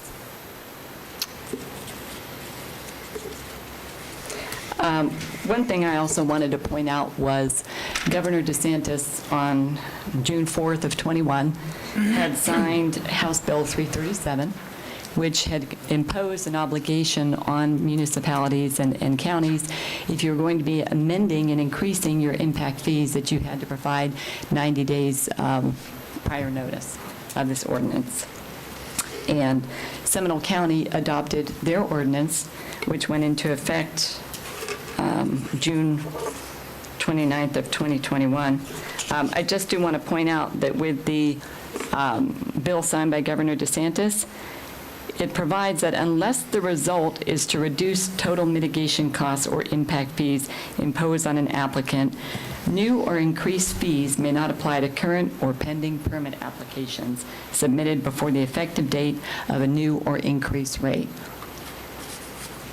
So getting back to the Seminole County ordinance that they adopted, they have the specific vested rights section that Director Hammock addressed that said if there's a written agreement which establishes or restricts imposition of mobility fees on property within the county, and it's entered into on or before September 27th, 2021, that the property is not subject to the provisions of this ordinance. I would point out that the Seminole County Land Development Code, which was amended by the ordinance, did not actually provide any deadlines other than the September 27th deadline. So the September 13th deadline was actually included within the administrative code. So in order to to submit for your vesting, you would have to look at the Land Development Code and at the Administrative Code, which have provided further guidance. It's also important to note that under the Administrative Code, the director is given some leeway with respect to granting authority to make certain limited administrative adjustments to allow a measure of flexibility while fulfilling the overall intent of the code. And I do believe the intent here was that properties that are vested should be able to maintain their vesting status. So again, there were the two deadlines, the September 13th deadline, which was included in the Administrative Code, but the whole point of the exercise and the point of the House bill was that on or before September 27th, within that 90-day window, the parties had to enter into an agreement for the vesting, and I would argue that even though our submission came after the September 13th deadline, that we had plenty of time to enter into a vesting agreement with Seminole County, and in fact did with the other municipalities.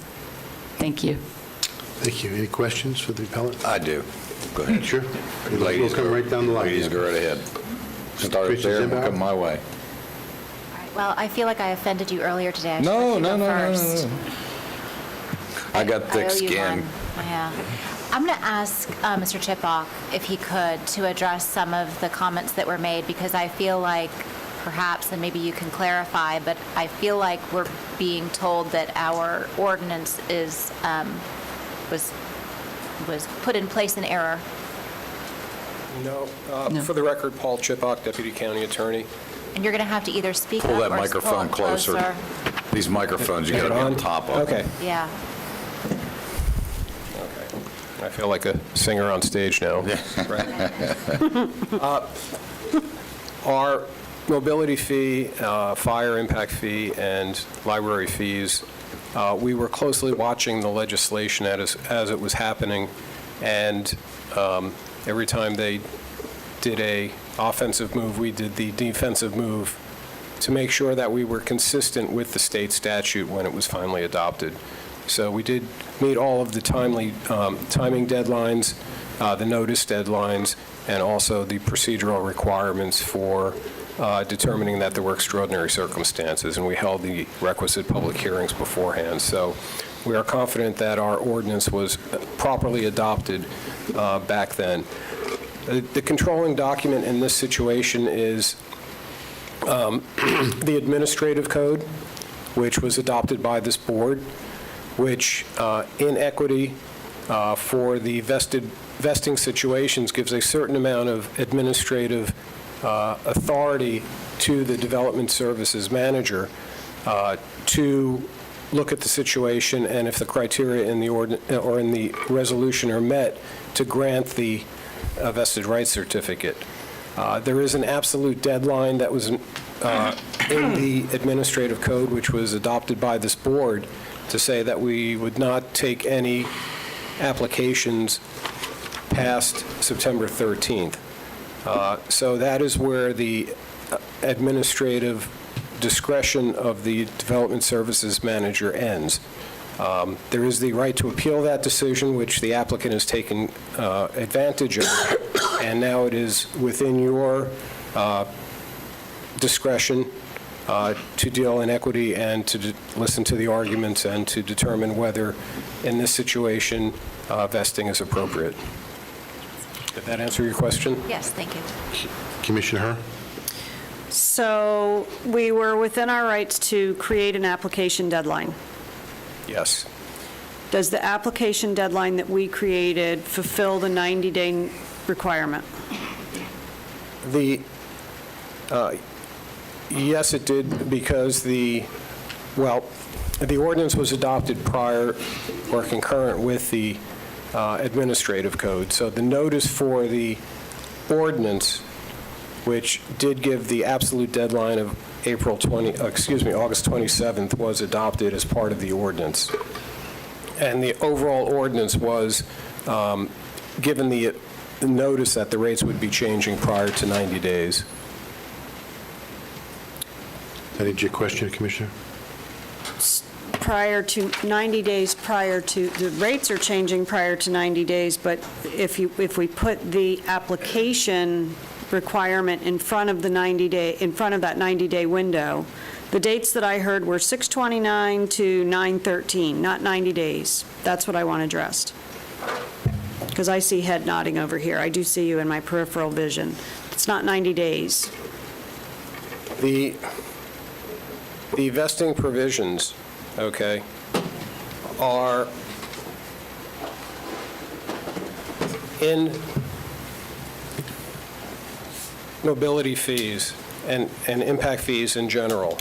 Okay, there is case law out there that says the county has the absolute right to change impact fees anytime they want. Okay. The state statute came in and says if the rates change, now you have to give 90 days notice if they're going up. We've met that requirement, okay? But you have the right, when a building permit comes in, they have to pay the fee that is in place at the time of the application for that building permit. And case law is very clear on that. But then there's also case law out there that says that the county or any governmental body cannot create legislation that impacts existing contracts, detrimentally affects existing contracts. So that is why we have the vesting provisions as stated in the administrative code to address those situations where there were existing situations and reliance and existing contracts and reliance on those existing contracts so that the vesting could be applied for. And then the administrative code puts structure on that, so at the administrative level, staff has the guidance as to apply those rules to determine if it's appropriate and within the boundaries of the existing rules to grant the vesting certificate, and if it's not, then it's denied. But they do have the ultimate appeal to this board to, and you have the ability to deal in equity and to make a determination as to whether vesting is appropriate or not. So let me put this in what I think is English. Okay. And this is, I am married to an attorney, so I do this at home as well. I think what I heard was we met the 90-day notification requirement. Yes. Box checked, which is a big thing. And we are allowed to put in a vesting process. Correct. And document it in the governing doctrine, which is the administrative code. Correct. And we did that. Yes. And we communicated that. Yes. So we're all good. Yes. Okay, thank you. See how simple that was? Thank you for that communication. I'm sure Mark- 35 years of practice. I'm sure- 35 years. I'm sure her husband, Mark, will appreciate this. Yes. Commissioner Zimbauer? Thank you.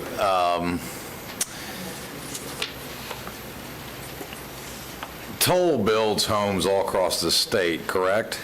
Ma'am? Yes. Mhm. Yes. And are you going to tell me that Toll had no idea of what was going on in the state with the pending and looming legislation that was on the table? You had to be paying attention to how this would impact your business model across this state with different municipalities and all 67 counties and the numerous cities on how that could impact you with the looming deadline. I got to believe you're that sophisticated at Toll to understand what that legislation may or may not have been doing to your business model in each jurisdiction that you are conducting business. Yes, I would say they are developing all over the state. Right. But And there were different jurisdictions across this state changing from impact fees to mobility fees and revising their land development and their admin codes for those impact fees. It wasn't just Seminole County. yes, so my, position on that was with respect to Seminole County, all of the vesting is going through Seminole County, right? So- Understood. But just the different municipalities, and I'm saying that created some confusion. The other confusing thing is we get some of our utilities from Sanford. Sure. And in some of our projects, we're annexing into the different jurisdictions, so. Sure. All I'm trying to understand is, this county commission has been talking about impact fee revisions and mobility fees for at least 2 years. We've hit it back and forth. It's been on the agenda. It's been work sessioned. It's been going on and on. So the public had plenty of ample notice that this was in the pipeline. The state was telegraphing that there was going to be a change in legislation for a deadline at the state level. And all I'm trying to arrive at is, I understand we missed the deadline. I got that part. I understand your reasoning as to why you missed the deadline. All I'm trying to establish is somebody the size of Toll with certain holdings and multiple holdings and vast holdings across this entire state has to be savvy enough to be watching as their business model what's going on respective to their interests in each governing entity to understand, hey, this, Orange County's fixing to do this, Hillsboro's fixing to do that, et cetera, et cetera. I think it's a little bit disingenuous to come in and tell us that COVID and the flu, and I get all that, but Toll is not a 1 or 2 or 3 horse operation. It's a pretty sophisticated operation. I understand if we missed the deadline. I understand somebody didn't catch it. I got all that. I'm just having a hard time understanding that somebody sophisticated as Toll would want to argue that they don't understand how some part could be in the admin code, land development code, versus the flu, when that's what you all deal with each and every day in every entity and municipality across this state. And so I'm having trouble following how that somehow could have confused the powers to be or those folks in charge at Toll to not understand this was somehow taking place. Well, and I think, what I mentioned to you was just, I think, unfortunately, there was some confusion, and, whether or not we understand it, I mean, that's what did occur. Sure. And it's unfortunate for that situation, but I think, the key thing here is, we could have still entered into that agreement as of the 27th, and this is a fully vested project. So I feel like in the county, that this project is not that they're just starting out with their approvals or whatnot. This is a fully vested project. Okay. Thank you. Thank you. Commissioner, I'd like to go to the public first and then come back, but Sure. if you want to speak? Nope, go for it. Thank you. At this time, I'd like to hear from the public. We have 2 speakers. Okay. We have Nancy Harmon, followed by Cindy Holler.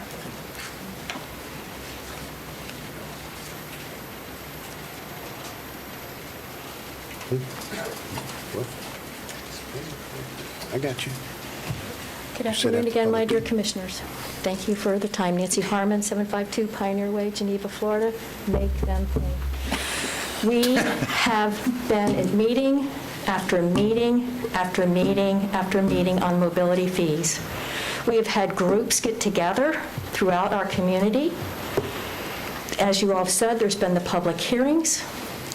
This builder, if they didn't know, shame on them. You would not give me an A on my homework if I said my dog ate it, and I had to get it out of his poop and bring it in.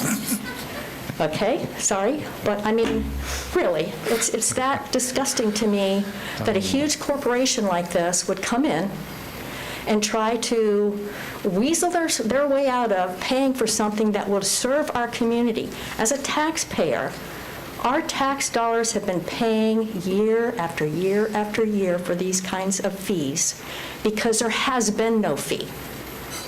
So we did our work, you did your work, the staff did their work, and I think it's time for developers and others to do their work, and that's pay the fees. Thank you very much. Thank you, Ms. Nancy. Ms. Cindy?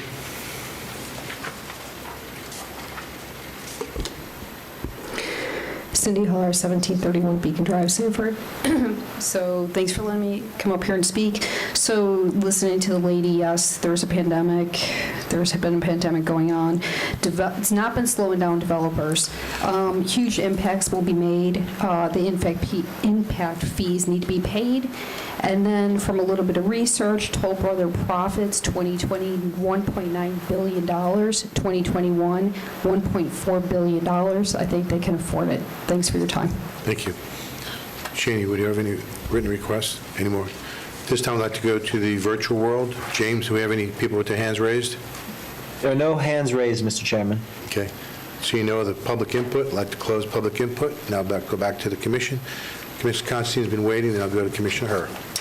Thank you very much. I think, we'll shortchange this. I think we, all of us have said in one way or another the same thing, including the public. Toll Southeast is a large corporation. They should have known this. They do business throughout the state of Florida. The impacts are the impacts. They are there. And they, if they wanted to get the vested, they would have paid a little bit more attention. Most importantly, I think, if we do this, we really have no excuse if somebody else comes in and says they missed it. So I cannot support giving the vesting. Commissioner Herr? I move to uphold the denial of the mobility fee, fire and rescue impact fee, and library impact fee vesting for the Riverside Oaks subdivision. Second. We have a second by several people. By 4 people. Commissioner Zimbauer, I just discussion? want to make a comment for the benefit of the public, and I will be supporting the motion if I'm not the second, or whoever is the second, or I'll support We'll that let as the well. clerk figure that out. But the reality is, we must understand, this is not that they're not paying impact fees. It was a change in the fee. Correct. So I don't want the public to misunderstand that they weren't paying any fees at all.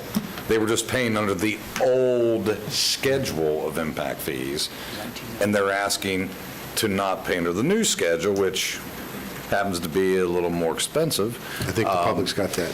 So I just want to make sure that, when we hear statements like they need to pay, they are paying. It's just a different schedule. So I will be supporting the motion. Commissioner Lockhart? Yeah, I just want to say, I don't begrudge any corporation making billions of dollars, because corporations make billions of dollars, people have jobs, and people have 401ks. So that's not my issue. I commend your company for being profitable. I think this was a mistake. I also think that sometimes mistakes are costly, and I feel badly for whoever it was that made the mistake, but I think that's going to be a good, valuable lesson. Thank you. That being said, I'll call the question. All in favor of the motion, signify by saying aye. Aye. Opposed, like sign. Motion passed unanimously. This time we go to item number 49. Good afternoon, Chairman and Commissioners. For the record, Rebecca Hammock, Development Services Director. Item 49 is a similar request. It is an appeal by Richard Lindsay and Patricia Allen of a decision of the Development Services Director under Section 20.12 of the Land Development Code. Pursuant to Resolution Number 2021-R101, the Development Services Director was unable to accept the vesting application for the Riverside Oaks Phase 4 for vesting of mobility fee, fire and rescue impact fee, and library impact fees since it was filed after the deadline of September 13th, 2021, resulting in impact fee denial for the proposed project. The Riverside Oaks Phase 4 development proposes 60 single-family residential lots located on the north side of Celery Avenue at the northwest intersection of Celery and North Beardall, west of Cameron Avenue. On September 21st, 2021, the appellant applied for a mobility fee, fire and rescue impact fee, and library impact fee vesting agreement for the Riverside Oaks subdivision Phase 4, unfortunately after the application deadline of September 13th, 2021. The Development Service Director advised the appellant on September 28, 2021, that Seminole County was unable to accept and process the application due to untimely filing, and the application fee was returned.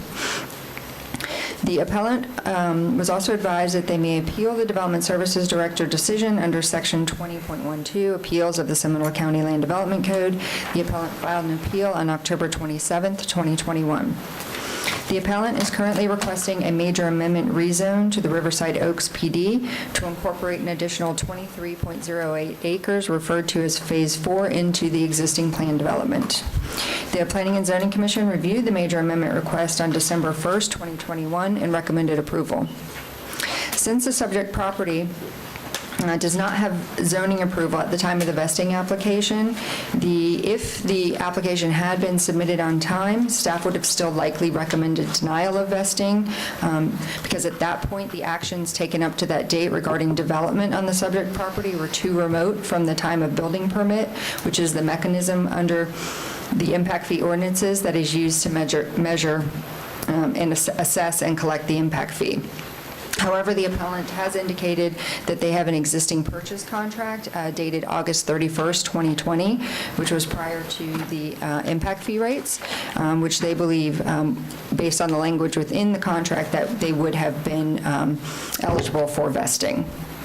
However, again, as I said in the prior application, the administrative code does state that the county cannot accept vesting applications after the deadline of September 13th, 2021. Therefore, staff recommends that the Board of County Commissioners uphold the denial of the mobility fee, fire and rescue impact fee, and library impact fee vesting for the Riverside Oaks subdivision Phase 4. Thank you. Again, the attorney is here. We'll get there. Oh, okay. My understanding is the applicant has withdrawn the request. Should have said that at the beginning. Thank you. Thank you very kindly. Okay. Mr. Chipak, since the applicant has withdrawn the request, there's no further action needed, correct? No further action is necessary. Okay, thank you. Okay, we're going to move on. Mr. Chairman, could we take a We can take a 5-minute break. Yeah, coming up on 4 o'clock. I was going to hear the rest of Riverside, but that's okay. Since we're on a roll, but we'll take a 5-minute break. Thank you.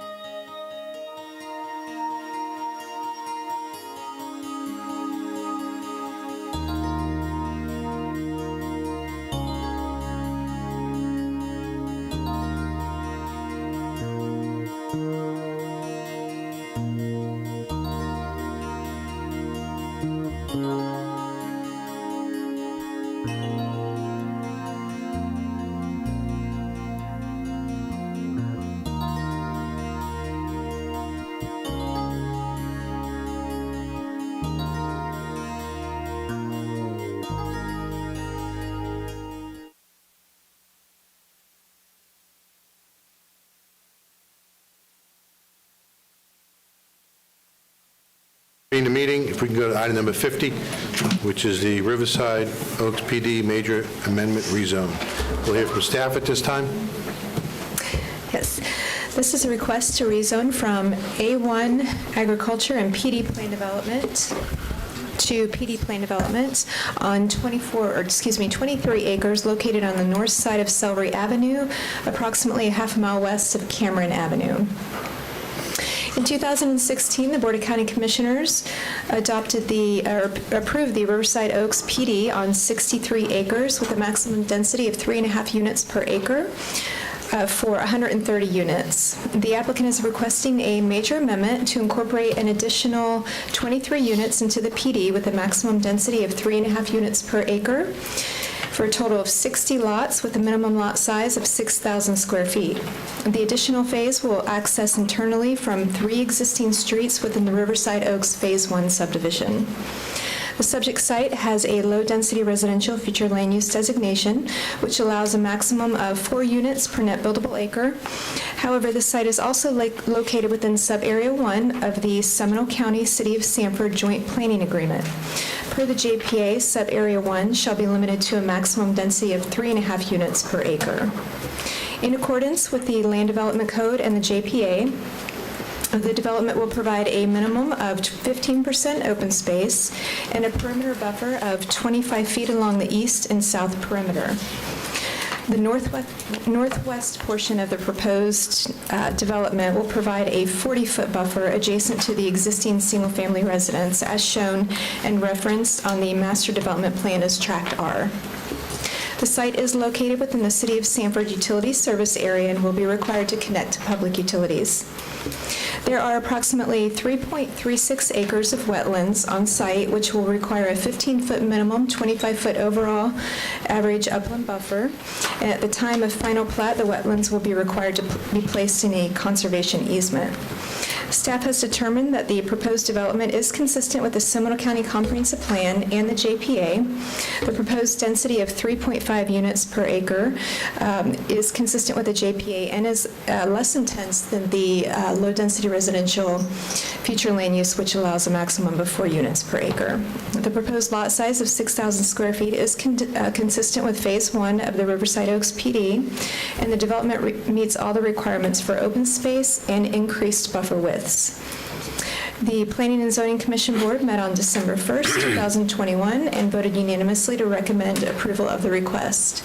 Staff recommends the Board of County Commissioners adopt the ordinance enacting a rezone from A1 and PD to PD and approve the associated development order and master development plan as requested. Thank you. Thank you. Questions for staff? Commissioner Zimbauer. I'm assuming the applicant, notwithstanding the additional impact fee cost, desires to move forward with this request? We're going to hear from the applicant. Thank you. Just wanted to make sure. Commissioner Constantine. Thank you. It looks from the maps that it's mighty wet there in the north.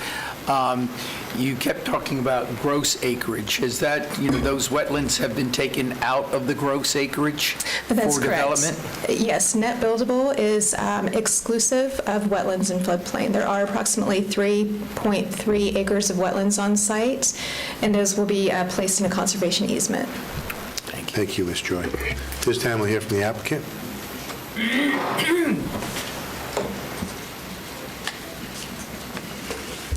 Good afternoon, Commissioners. Jeff Summit with Summit Engineering, 3667 Simonton Place, Lake Mary, Florida, 32746.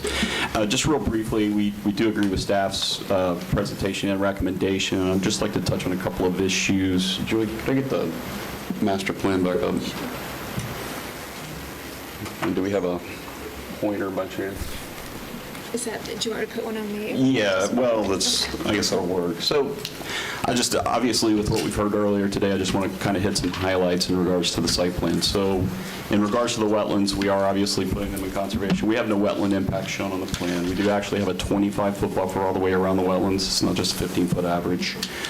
We do have more than 25 feet of buffer on our eastern property line, which the 25 feet is the minimum. And then in regards to open space, so this is a shared community. This is going to connect to the phases 1 through 3, which are gated. We do have a cabana. We have a pool.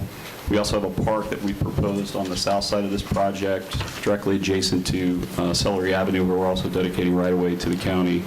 And we're putting in for the bike trail and for any potential future widening that would occur on Celery Avenue. So in regards to the drainage, we actually have 2 retention ponds planned for the development. We've already worked with the development engineering staff on the compensating storage and the floodplain issues.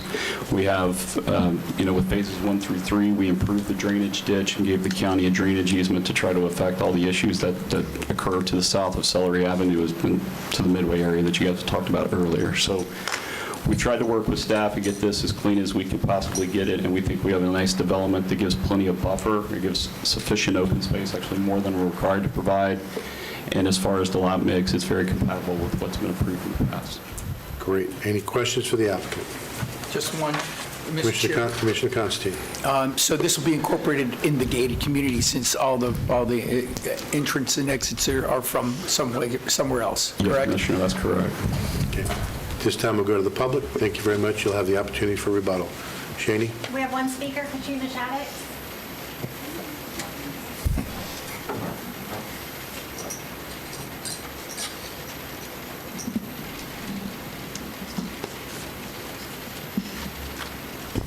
Can't believe I'm the only speaker. Katrina Shaddix, 1133 Covington Street, Oviedo, Florida, 32765. Are we able to put that slide back that shows the aerial shot by any chance? Thank you. Interesting to note how thickly treed that is. It's a beautiful piece of property.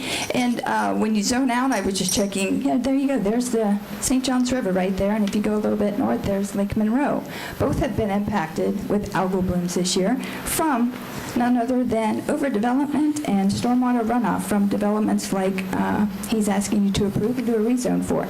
At this point in time in the history of deforestation and environmental degradation, agricultural land must not be rezoned for property development anymore.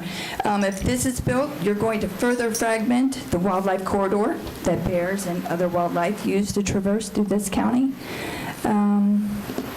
And they speak of a conservation easement, and we all know what happens there. We'll put a conservation easement on today. About 10, 15 years later, they'll ask it to be removed. It will be removed, and then there'll be more building going on. So conservation easements aren't too dependable. So I oppose, obviously, a rezone from agriculture to planned development. County documents state threatened and endangered species may be on this land, which is heavily treed, by the way, again. Past actions of developers have demonstrated that clear-cutting, deforestation, and destruction of these types of ecosystems have led to flooding, water contamination, the killing of protected species, and a tragic decrease in the human quality of life. The only fiscally responsible, moral, and environmentally respectful action Seminole County government should be taking from this point on is implementing a land buying program to purchase and forever protect what's left of our green spaces, which have been under assault for 2 decades. Seminole County has been given millions in federal funding this year. The clerk of court gave $600,000 back to the county, and former tax collector Mr. Greenberg may be paying $1.9 million in restitution to the county. There has not been a more perfect time for Seminole County to live up to its motto, Florida's natural choice. On the short and immediate list of land conservation purchases are Riverside Oaks, Hidden Woods, the Yarborough property, the Red Ember Wildlife Habitat, which is next to the Econ River Wilderness area. Basically, we are requesting that the county work as hard and invest as much money as you did to protect the wildlife, the environment, and the human quality of life for the Deer Run community when you spent $14 million to purchase 2 golf courses this year. And about Commissioner Zimbauer's comment regarding the threatened and protected species on the property, those environmental impacts are required to be given to the commission after y'all approve this. And as we know, as Pulte has demonstrated to us, the commission will rezone, the houses get built, the environmental impact is submitted, and then they just pave over gopher tortoises. Everything is killed afterwards, and there's no impact. Thank you. I mean, not no impact, but there's no oversight on this. Thank you. Thank you very much. Anyone else? James, is there anyone in the virtual world? Yes, sir, there is Mr. Welsher. He would like to speak. Okay. Can you plug us in, please? I'm bringing him in right now, sir. He is on, he just needs to unmute. All right. Hello, everybody. Olivier Welsher, Merriweather Farms, 3471 Celery Avenue, Sanford, Florida. Again, I speak to oppose this development for multiple reasons. I live adjacent, right across from this development. I witnessed how the 20 or 30 acres of this pristine forest was completely destroyed. Mitigation or not, you guys are leveling everything. And I wonder, with the current public statements by the commissioners that were part of Tree City USA, if these mitigations, at minimum for this development, would include obviously keeping some of the mature trees there. So the other issue I have with pertaining to the local Midway community is, and ourselves, is there is a drainage pipe that goes in and under that property flowing from the corner of Beardall and Celery, and I have no idea where it goes. It just goes out there and no clue where the drainage is going. That impacts our farm and our ability to function as a farm. I want to know if that's been addressed in all the studies and such. And secondly, the road infrastructure, again, to handle all of this increased development is substandard. Specifically, if you look at Beardall Avenue, which is right across from this development, it's an old country road, hasn't been expanded. None of the drainage has been expanded. Nothing's been done. So lastly, I'm sorry I missed whether or not what happened to the plea to waive the fees from Toll Brothers. I was on another business meeting, as this is in the middle of the business day. I'd like to know, did that get passed, or are they going to have to pay the fees? This $1.9 billion profited company last year. They have to pay. Yeah. Okay, good. Finish it. Yeah. One of the issues I have is it doesn't seem like the developers are paying enough for the county to do its job to at least get the infrastructure and the studies in place before all this is done. Last topic I want to bring up, the joint planning agreement. There should be a moratorium on all developments right now until that is ratified with the city.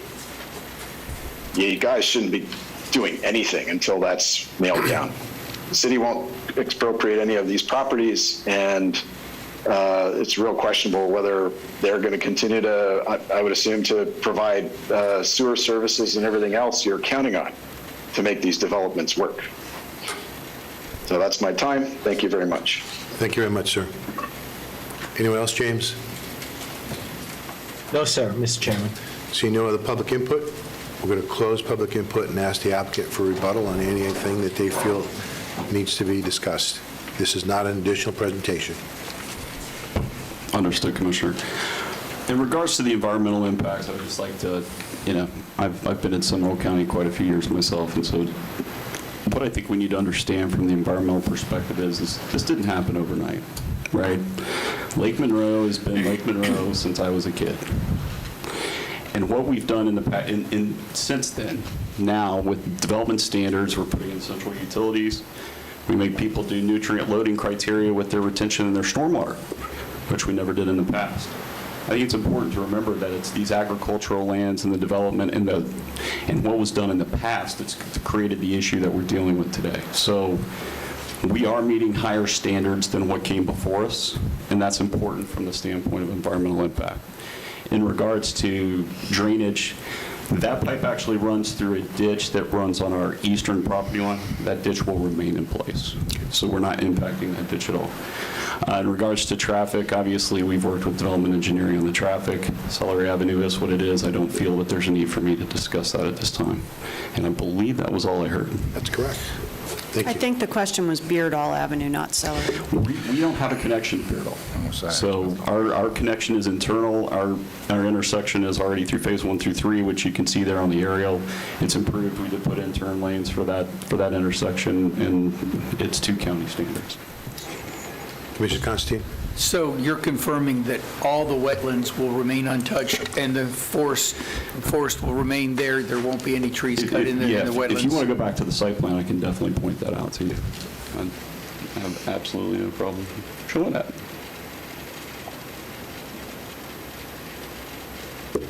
Possibly, maybe. There we go. So, yeah, so tract R, and then there you go. So tract U is that's our northern pond. So that tract R, and even that portion of tract C, we're not touching that area back there. It's all floodplain, so it doesn't benefit us to get in there and do anything with it. So that area is staying intact the way you currently see it on the aerial today. Okay. Thank you. Thank you. This is a District 5 item. What is the recommendation of the District Commissioner? The recommendation of the District Commissioners to approve the request. Second. We have a motion and a second. Any discussion of the motion? Yes, I just want to Commissioner point, Zimbauer? I just want to point out this algae blooms and so forth that keeps being brought up. And there was a comment made about the nutrient loading and so forth. We need to understand that this whole general area, Meriwether Farms, which the representative was here speaking, the many farming entities that took place through the decades. This at one time, and probably still is, some of the most fertile farming ground in Seminole County. The amount of fertilizer, nutrient loading, and other things that were dumped on these agricultural grounds for the last 100 years is what has impacted and caused a lot of these algae blooms. Seminole County was one of the first ones to adopt a fertilizer ordinance. There is far less runoff and far less nutrient loading coming from these developments than there ever was from a farming operation. So we keep hearing this, we're dumping this, we got this runoff and so forth. So I just wanted to clarify that in the old days when we did farming, you'd be surprised what we put on the ground to make things live and also to kill other things. Yeah, we don't want to know. No. So I will be supporting this. Any other discussion? Seeing none, we'll call the question. All in favor of the motion signify by saying aye. Aye. Opposed, like sign. Motion passes unanimously. We'll move on to item number 51, which is a continuation from November the 8th, BCC agenda, Hidden Woods Reserve PD rezone. This time we'll hear from staff. Yes, this is a request for a rezone from A1 Agriculture to PD Plan Development on 9.42 acres located approximately a quarter-mile west of the intersection of Virginia Avenue and Shepherd Street. The applicant proposes to develop a single-family subdivision with 25 lots with a maximum density of 2.8 units per net buildable acre. The interior lots will have a minimum lot size of 8,050 square feet, and the exterior lots will have a minimum lot size of 10,800 square feet. The property has a low-density residential future land use designation, which allows a maximum density of 4 units per net buildable acre. The site is considered infill development, as it's the only undeveloped property within a half-a-mile radius. The properties adjacent to the north, south, and east are developed as single-family residential under the R1AA zoning classification, which requires a minimum lot size of 11,700 square feet. However, some developments are part of antiquated plats that do not currently meet the minimum lot size for the R1AA. Joy, can we ask staff to change our computer monitors because we're still on Riverside on our monitors? Oh, yes. This is... I see at least 2 monitors, 3 monitors here where, we're good. You're good. Quick. It updates our monitors in alphabetical order. Mine was the last one. Thank you, Joy. Okay. Sorry about that. Okay. West Altamont Heights subdivision, directly adjacent to the east, which encompasses the lots on Shepherd Street, Oakhurst Street, and Ridgewood Street, as well as Alpine Street, range in lot size from 7,130 square feet to 14,260 square feet in size due to multiple lots being combined together as one parcel. The site is located within the City of Sanford Utility Service Area and will be required to hook up to public utilities. The applicant originally Excuse me, proposed... Joy, did you say the city of Sanford? Forgive me, Seminole County Utilities. That's a long way to play. I think I'm still on the last project there. Okay. Yes, Seminole County. The applicant originally proposed access onto Raymond Avenue contingent upon the Board of County Commissioners' adoption of the reopening of Raymond. However, that request to open Raymond was denied. Therefore, the applicant is proposing access onto Oakhurst Street, which is currently classified as a substandard local road. Therefore, the developer will be required to improve the road to county standards for width and pavement. Staff finds a proposed development to meet the intent of the PD zoning classification, as it will provide 15% open space and a perimeter buffer of 10 feet. Staff also finds the request to be consistent with the comprehensive plan and compatible with the trend of development in the area for density, as the FLU allows for a maximum of 4 units per net buildable acre, and the request is for a maximum of 2.8 units per net buildable acre. In compliance with the recently adopted Community Meeting Procedures Ordinance, the applicant did conduct a community meeting on October 14th, 2021. On December 1st, 2021, the Planning and Zoning Commission Board met, and they did vote 4-1 to recommend that board deny the request. Staff recommends that the Board of County Commissioners adopt the ordinance enacting a rezone from A1 to PD and approve the associated development order and master development plan as requested. Thank you. Thank you. This time, any questions for staff? Commissioner Zimbower? Very early on in your presentation, you made a statement, so I want to make sure for clarity, that adjacent developments had joined lots. Can you talk a little bit about that? Help us understand. I can. And I can actually, I'm going to go over to the overhead and just point a few out. Thank you.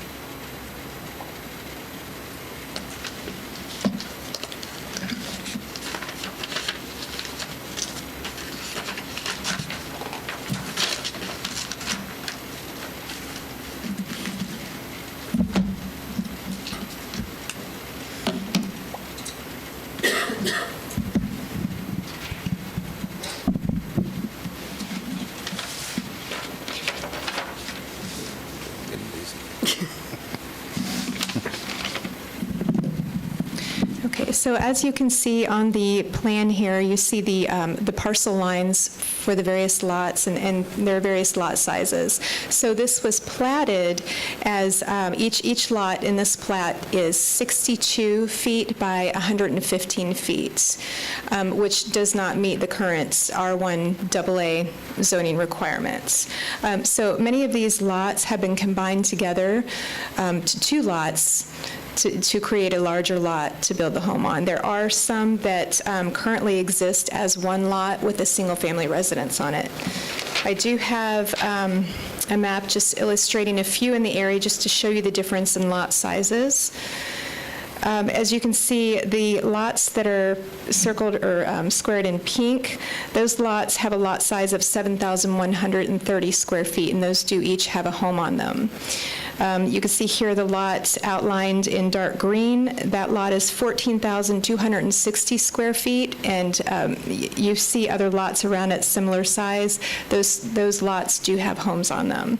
And then we have the lots outlined in blue, which have a single-family residence on them, and those lots are 8,625 square feet because they've been combined. So the ones that are like the 14,000, the others that are, whatever the number was, 8,000, are you saying that originally when platted, those were 2 lots combined as 1, or 2 or more lots? Those were each individual lots platted at a much smaller lot size. And whoever built there decided to join it, or one of the bigger lot, bought That's 2 correct. lots, built a house upon it? Yes, that's correct. Okay, just wanted to make sure for clarity. Thank you. Thank you. Thank you, Joy. This time we hear from the applicant.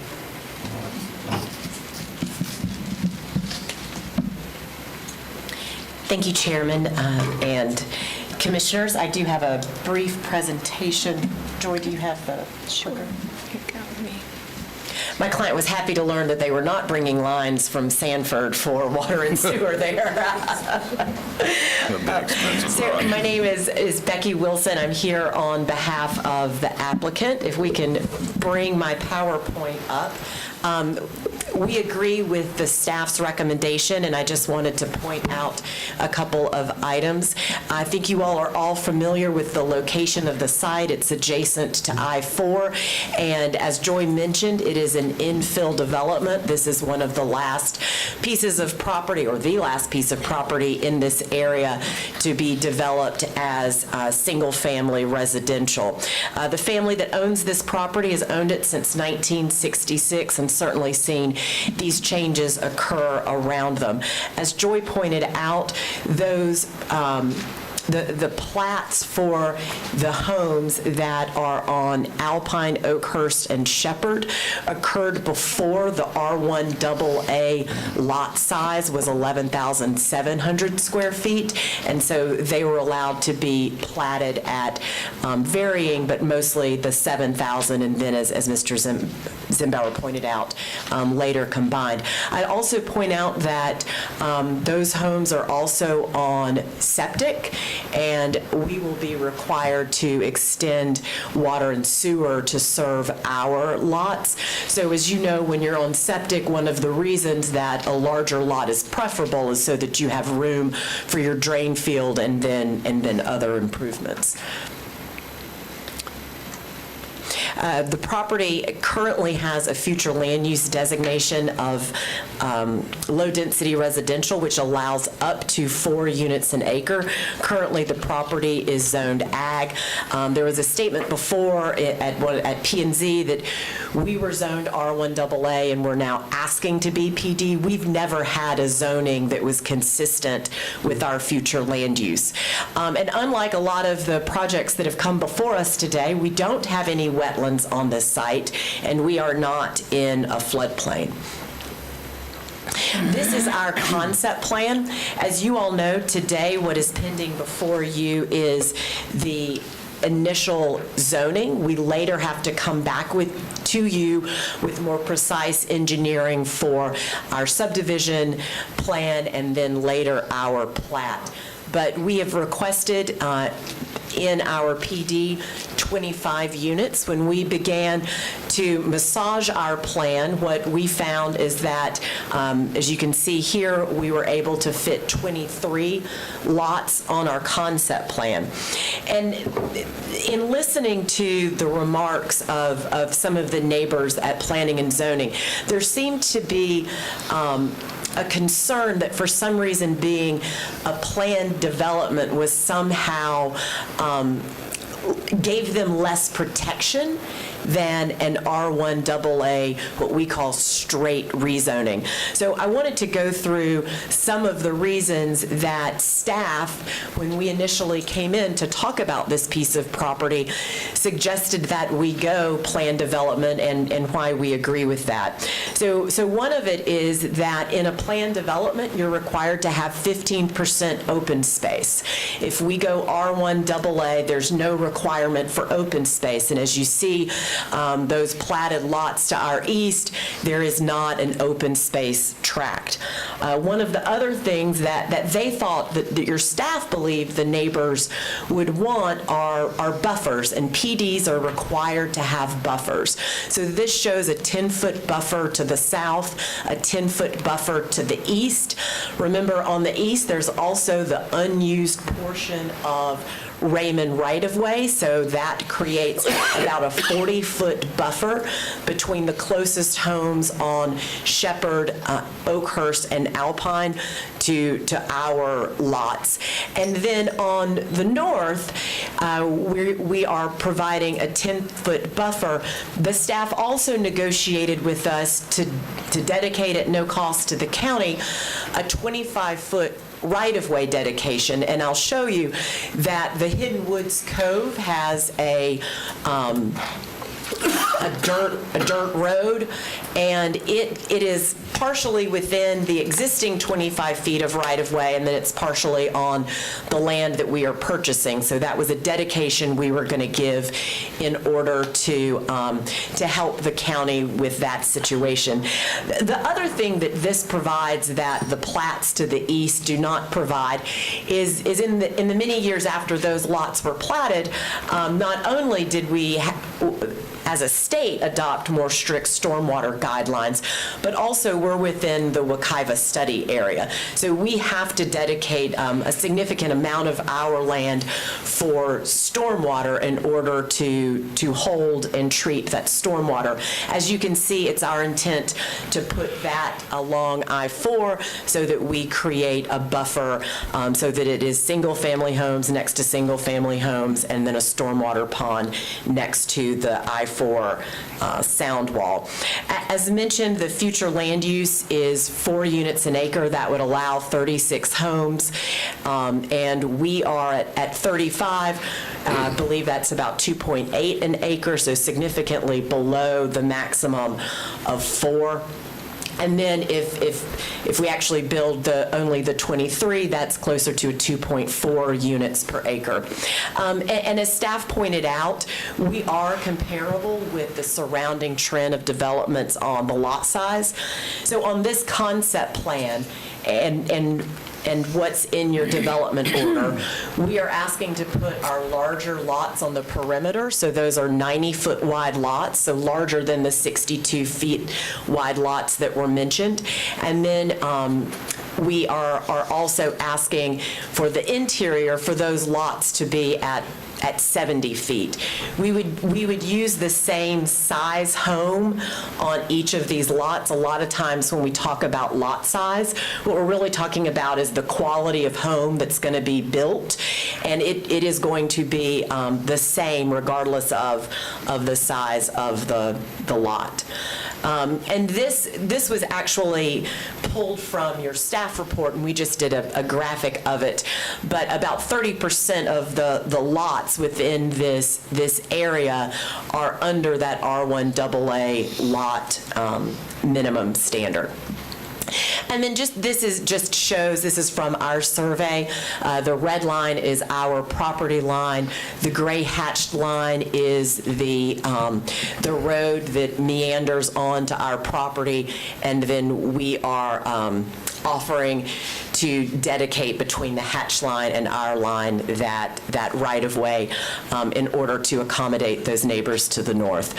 As I said before, we are intending to build a very high-quality type of home in this area, and with that, I'm just happy to answer any questions that you all may have. Thank you. What? I forgot one thing. Go right ahead.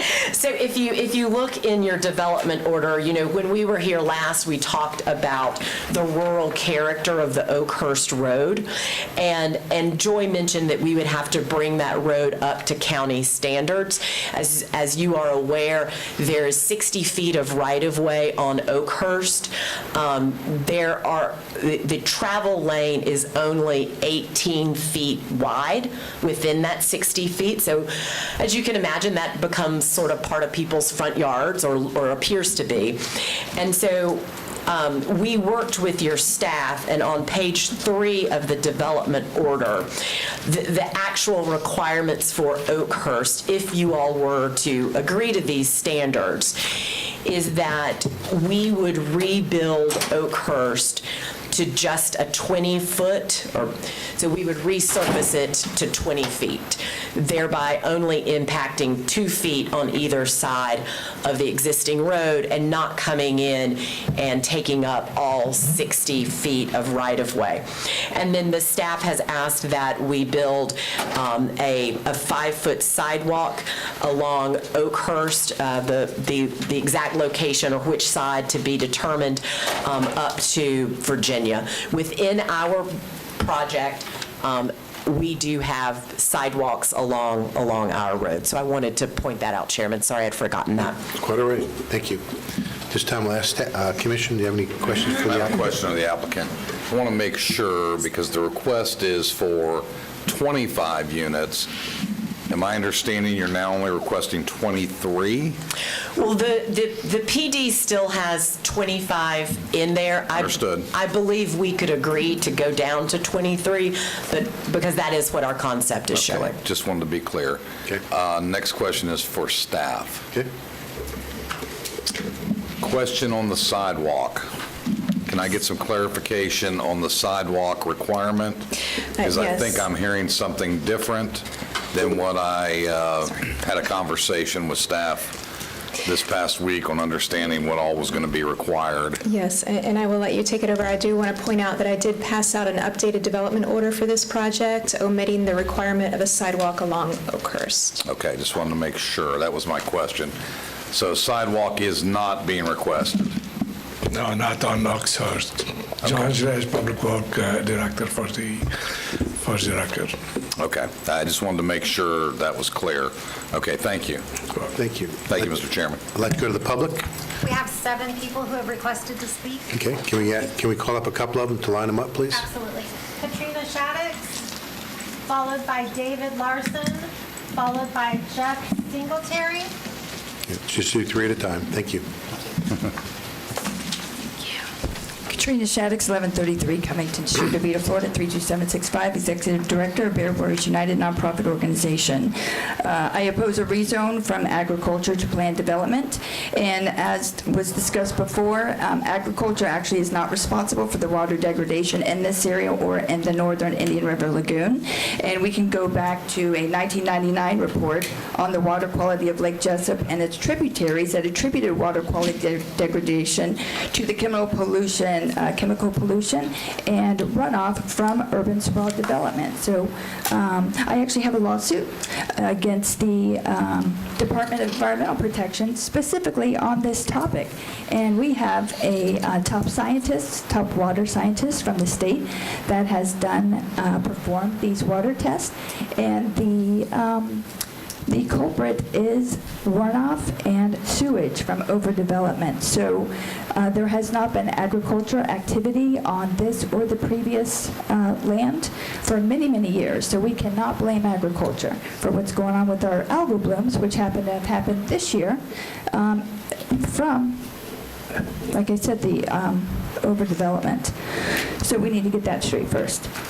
Second of all, water treatment infrastructure fails weekly. There was just one last week in this area, so we're going to have a lot of sewage. It's not a matter of if it's going to happen, it's going to be when it's going to happen. So we're going to have raw sewage in the community and in our waters. And with this being in the Wekiva study area, there is also a nutrient loading study that can be read to support why this development should not be, or this area should not be rezoned. And it was labeled as an infill development when this is actually a wonderfully heavily treed wildlife habitat. It's valuable for flood prevention in this neighborhood, and it is a very, very valuable aquifer recharge for this area. And like we said before, let's get a land conservation program going so we can give this landowner who has had it since 1966 a fair price for their investment and turn it into a passive park, name it after him. But we can't keep rezoning our agriculture into planned development. We're already seeing what's happening in the Indian River Lagoon. Let's stop making these mistakes. And from personal experience, I can tell you what happens. Or anyone that's living in this area that's going to be affected, your quality of life will be diminished. I went to work one day. I lived in Black Hammock off Oklahoma Street. And my dog and I hiked this nice little forest across the street from us every day. And I went to work one day. I came home, and half of it had been destroyed and was in burning piles of mulch. That was what is now Oviedo Gardens. It was rezoned. It was demolished. There's flooding now, and the last herd of deer that lived there was hit by cars. Mine, my son, and my pet's quality of health declined. We had dirty AC filters. The noise pollution was atrocious, and they're not made to stop construction on Sunday. So your lives will change, and it's not going to be for the best, and I hope this is not approved. Thank you. David Larson. Good afternoon. My name is David Larson. I live at 160 Raymond Oaks Court. I'm here representing 176 homeowners in the West Altamont Heights and Raymond Oaks subdivision. In the two petitions, it was clearly stated that we are against lot sizes of less than 11,700 square feet. My question for the board is, why would we as a community or a Seminole County treat the applicant any different than the 1,000-plus homeowners within the 2,000 feet circle around the development? The homeowners in that area have all had to have lot sizes of more than 11,700 feet in order to obtain a permit for more than the last 60 years. I know this personally. 20 years ago, I own, and I currently still own, 306 East Alpine. I came before this board and had to show records that that lot had not been owned together with a lot next door for more than 60 years. If there had ever been an opportunity for that lot to be combined, my request would have been denied. I personally own the smallest lot in that entire neighborhood. Having said that, the map that was shown earlier that said that the 30% of the homes in that area do not meet the 11.7, that's absolutely incorrect. If you go back to the map, they are purposely, my opinion, purposely including all of the apartments and townhouses along Central Parkway, which brings that number down. When I look at that neighborhood, there's somewhere between 2.5% and 4%. 2.5%, not 30. And every single one of them for the last 60 years has been required to prove that their lot was never owned together with the lot next door.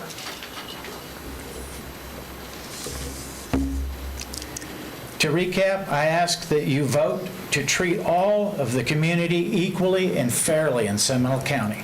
Thank you. Thank you, sir.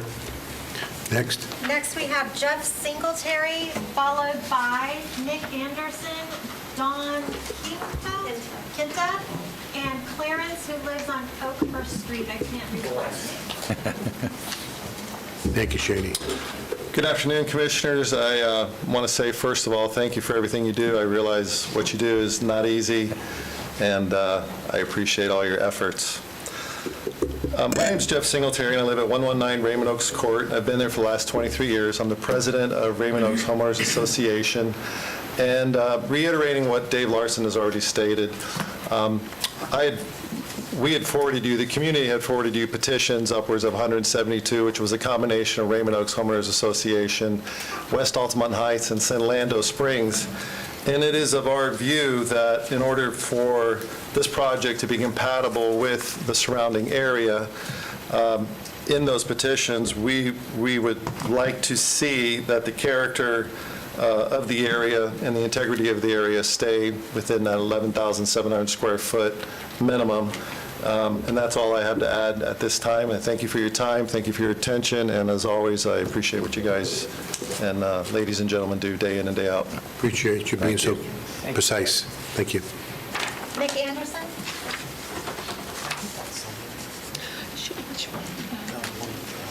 Look shorter than that. Yeah. Nick Anderson, basketball. I guess I'll get started while she's working with the map. My name's Nick Anderson, and I live at 156 Raymond Oaks Court, and it's just to the south of where all this is taking place. And first off, I wanted to reiterate the minimum of the 11.7. That's my goal with this, is to make sure that everyone in the area has the same minimum lot sizes. As you can see on the map, if you look at the zoning for the entire region, there's nothing else that's different in the entire area. There's that one, but that's even larger. So the ability to take this one small area and make that the one exception doesn't make sense to me. Why you'd want to do that, we all know it's for profit, but that's, can go unsaid other than that. The one thing I would like to add is to make sure that the neighbors in the area, especially on Oakhurst, get the opportunity to weigh in on whether they want sidewalks, which side of the street they want the extensions to be on. You know, if someone has a tree there and the other side doesn't, little curve, you might need, you know. I want to make sure that the people in that community get the say as to how their neighborhood is treated with this development going in. And I want to make sure also that any utility connections, especially to the south, get protection for the trees, because there's that whole area on Raymond that they tried to vacate before where there are existing trees that are, you know, decades old. And if they come in with their utility connections and rip the whole thing to shreds, that's not going to really do the neighborhood much good either. And I guess the last thing I'd want to make sure of is just try and do the right thing. And I don't think this is it. Thank you. Thank you, sir. Mr. Chairman. Commissioner Constantine? Can I ask, Mr. Anderson, you did hear that the latest development order had no sidewalks. Is that something that you support? I have no strong feeling either way as for the sidewalks on Oakhurst. What my strong feeling would be on that matter is that the people that are on if there are sidewalks, make sure that they understood to voice their opinion. I just wanted to make sure that everybody did hear what was said, that there is now in the development order request no sidewalks on Oakhurst. I'm impartial to that. I'm not directly impacted. I would leave that to the Oakhurst neighbors in that area. Thank you. Thank you. Next is Dawn. Next. Hi, my name is Dawn Kintai. I live at 755 Raymond Avenue, and I'm going to show you in unincorporated Altamont, and I'm going to show you where that is on the map. If I can. If you can point to it on here. Oh, can I? Oh, I can find it. Right here. Perfect, we see it. And if you see the size of my lot, I'm a double lot, as are many of the homes. So we keep talking about parcels, we keep talking about lots, but we haven't talked about homes. In this neighborhood, many, many homes sit on double lots that have been double lots. My house was built in 1979. I am only the second owner of the house. I've been in it 29 years this year. And most of the houses in the neighborhood are sitting on parcels that are bigger than what it looks like when you look at the plot map. So really you have to walk through the neighborhood, look and see a house and go, oh, look at that great land around that house. Because that's what the neighborhood looks like. I am not opposed to the development, and I really want to commend them for the new work that they've done. But still, there are too many houses inside that. The lots are too small for these big, beautiful palatial houses that they want to build are basically zero lot line homes. That isn't conducive to our neighborhood. That is a very rural feel. That is maybe why the sidewalks aren't going to be there. I don't know what the people on Oakhurst want, but they probably don't want to lose 10 feet of their yard. It'd be very simple if this neighborhood both had access through Oakhurst and Shepherd. It would reduce the traffic on Oakhurst. If we had less homes, 17 to 20, so that there was more green space, that would help the neighborhood as a whole. There would be less traffic on one street. That traffic would disperse out through the neighborhood. It would not disrupt the homeowners on Oakhurst and Shepherd as much if with the sidewalks were not there. They keep their buffer where it is. I appreciate deeply the 20 feet from the 18 to the 20 for the road. That is deeply appreciated. Just keeping our neighborhood, the look and the feel. We've already been impacted so much by Central Parkways and at the City of Altamont's massive development is impacting us deeply. We would just like to be impacted the least we can be. Thank you. Thank you. Next, we have Clarence. Lawrence, I apologize. Followed by Deborah Raver and Kendra Cassell. Hey, how you doing today? Hey, my name's Lawrence Ewald. I live at 221 Oakhurst Street, right there. Front and center, front row seats. Not really the front row seats I would have preferred, but that's where we are.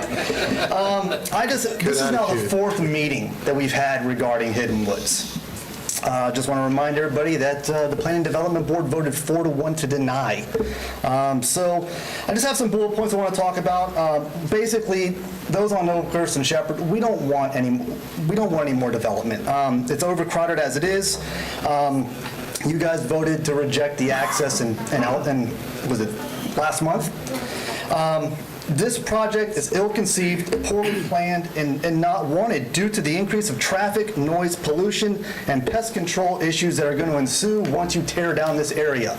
Once you tear it down, all those rodents, snakes, well, everything else, they go where? Right there, 221 Oakhurst Street. I get it all. Regarding the lots, that gives us the lot size, as it's already been discussed. It's all R1AA. It's your codes. You guys made that.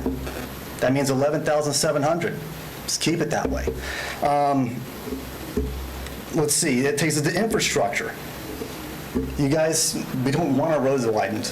We're at 18 feet. It gives a specific calming effect to our area, right? So you start tearing all that out, you tearing those trees down, you start widening roads, you start adding in sidewalks and drainage.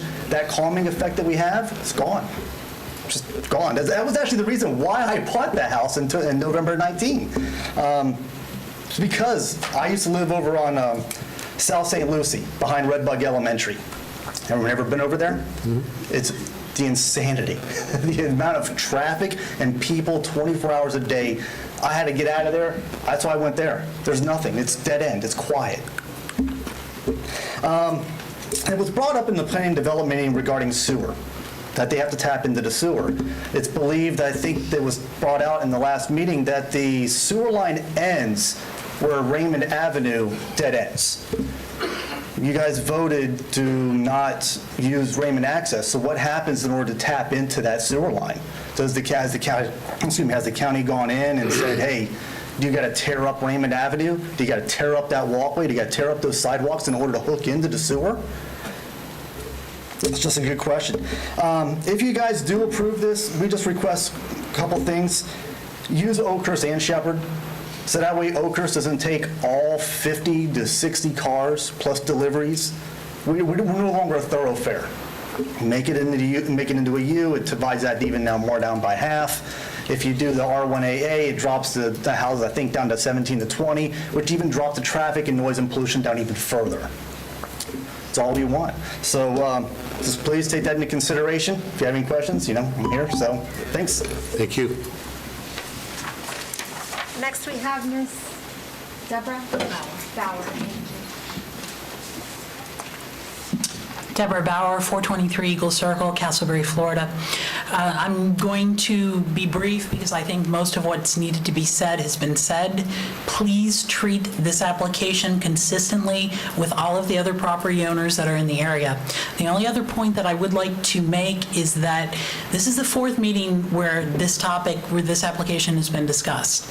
2 P&Z, this is our second BCC meeting. You'll notice there are less people here today. It's not because people are not engaged and are not concerned about this development.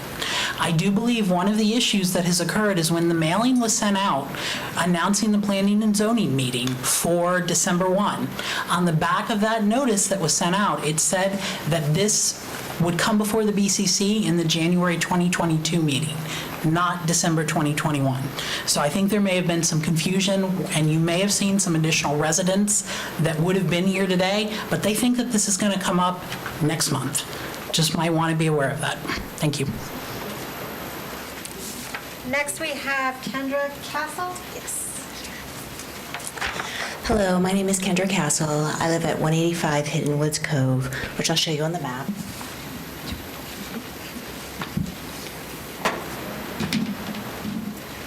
Front and center. So my front door is facing this area. I live on that dirt road. I live on the road that is partially owned by this owner and the county. So I am for this development. I do feel like they've done proper planning with the amount of homes that they have there. I've had a chance to talk with them. My concern is not necessarily the lot size. My concern is definitely the safety aspect of it. I've lived there for 17 years. I grew up on the Rolling Hills Golf Course. I've been there since '77, so I'm very familiar with this area and the residents in there.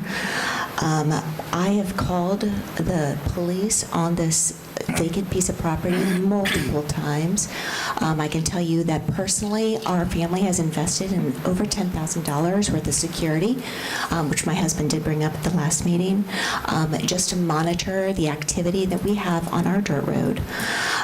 So personally, I would like to see some type of eyes on this property, as well as just how it's maintained as well. Also, the buffers, I want to know about the next step. If you do take away the opportunity for this developer to come in to develop the property, what's that next step? Because it is, I believe, a matter of if, or it's a matter of when, not if, this will be developed. And what is that going to look like? So I just want to take, sorry, this is like, now it's like nerve-wracking for me to be up here. But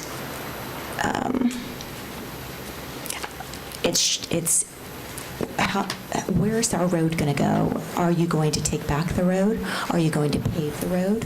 Because, you know, how much of that property are you going to be taking, and how much are you going to be investing in it right now? And I believe that's it. Thank you. Thank you. Thank you. Next, we have Mr. Reddy. Do you know Reddy? Who's after that? After that is Mr. Epps. Don Epps, you still here? Yes. Yeah, he's over there. He's in the batter's box. Oh, I see him now.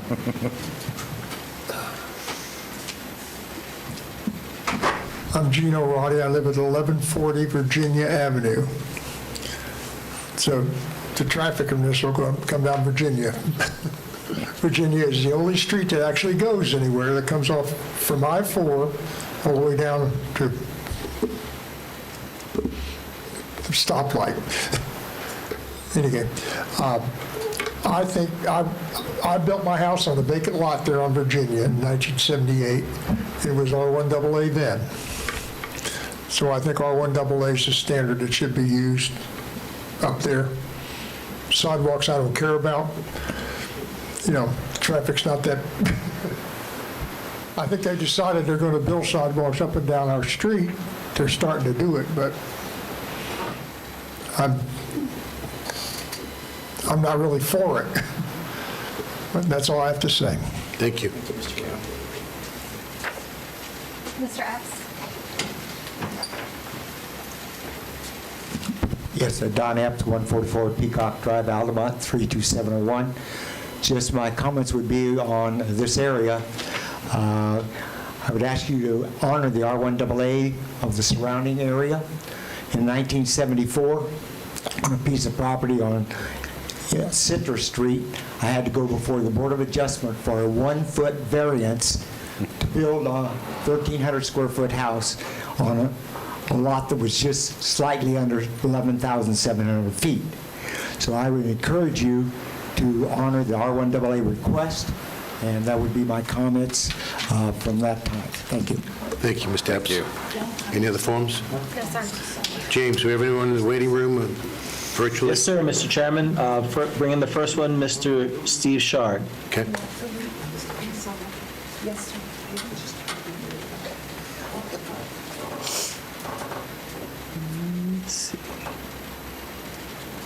He's coming in. He's...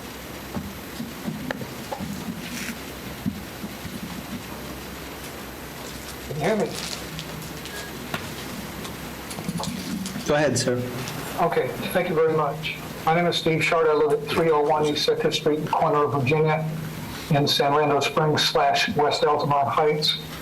First of all, I want to apologize to Ms. Wilson. When I made the comment last week, that was me. It suggested that it was originally planned to go from agricultural to R1AA. That was told to me by someone who shall remain nameless, and obviously was misinformed.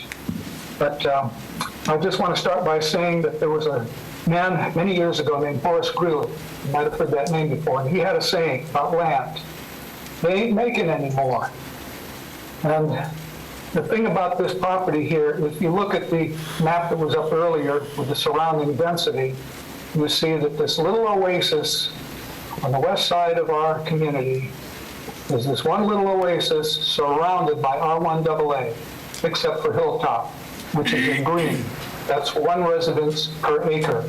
The rest of us are in the R1AA.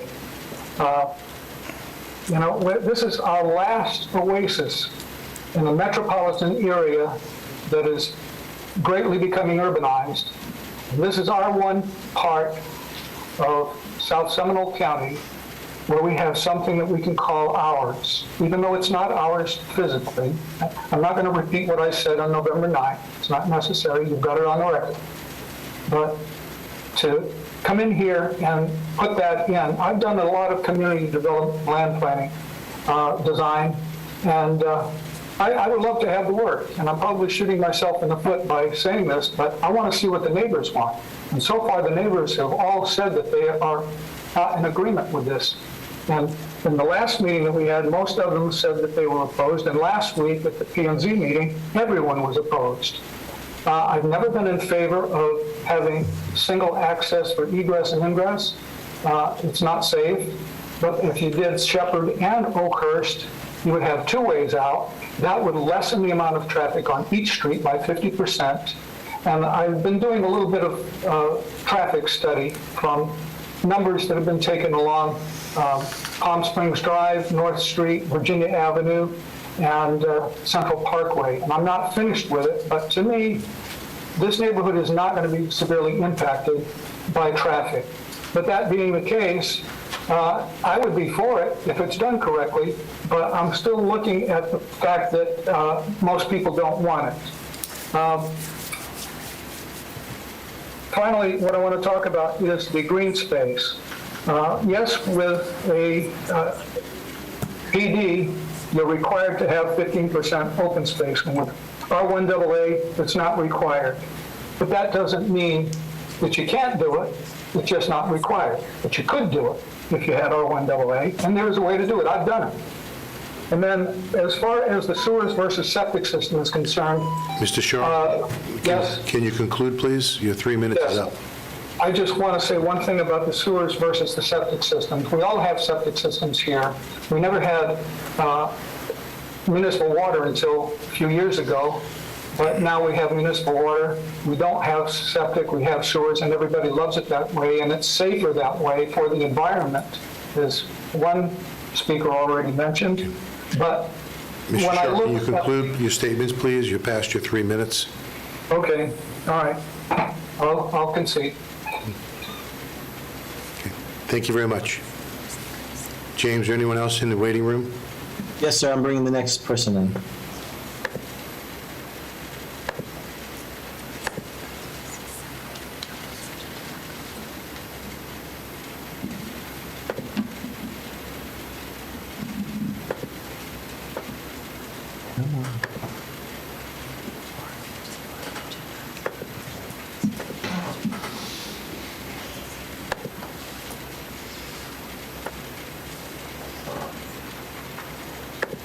James, you able to bring them in?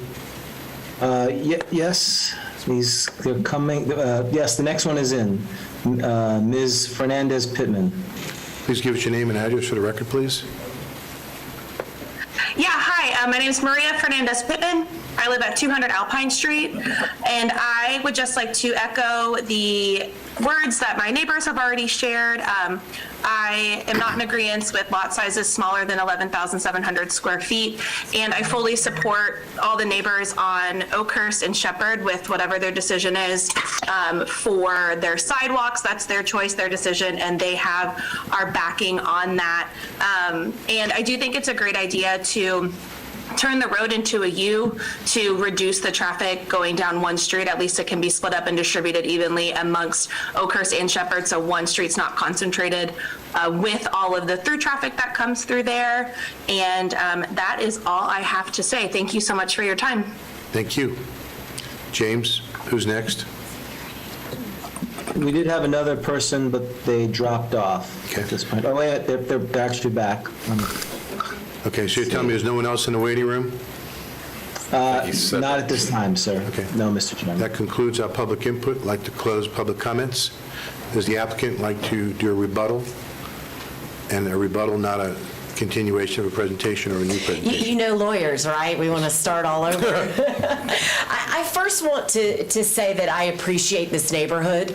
I come up here often, and I think that this has been genuine discourse and very polite and respectful, and that makes all of our jobs easier when we're trying to wade through really what the right thing to do in this situation is. And I think Ms. Cassell said it best. It's not if, it's when.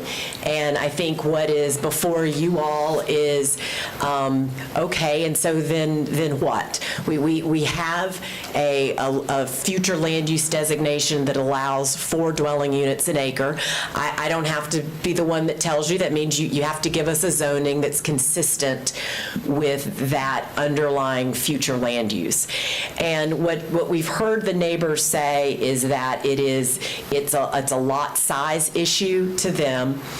And you hear that, but then, as we heard Mr. Shard, he says, I want the R1AA, I want the large lots, but I also want you to set aside 15% green space. I'm working with less than 10 acres here. So I can't do absolutely all of these things. What we have done is on the exterior, the lots across the top, as is today, are 12,600 feet. That's in our concept plan, but these are large lots. Across the south, those are 10,800 square feet. That does not include the 10-foot buffer that's there. If you include that 10-foot buffer into these lots, guess what the exact number is? 11,700.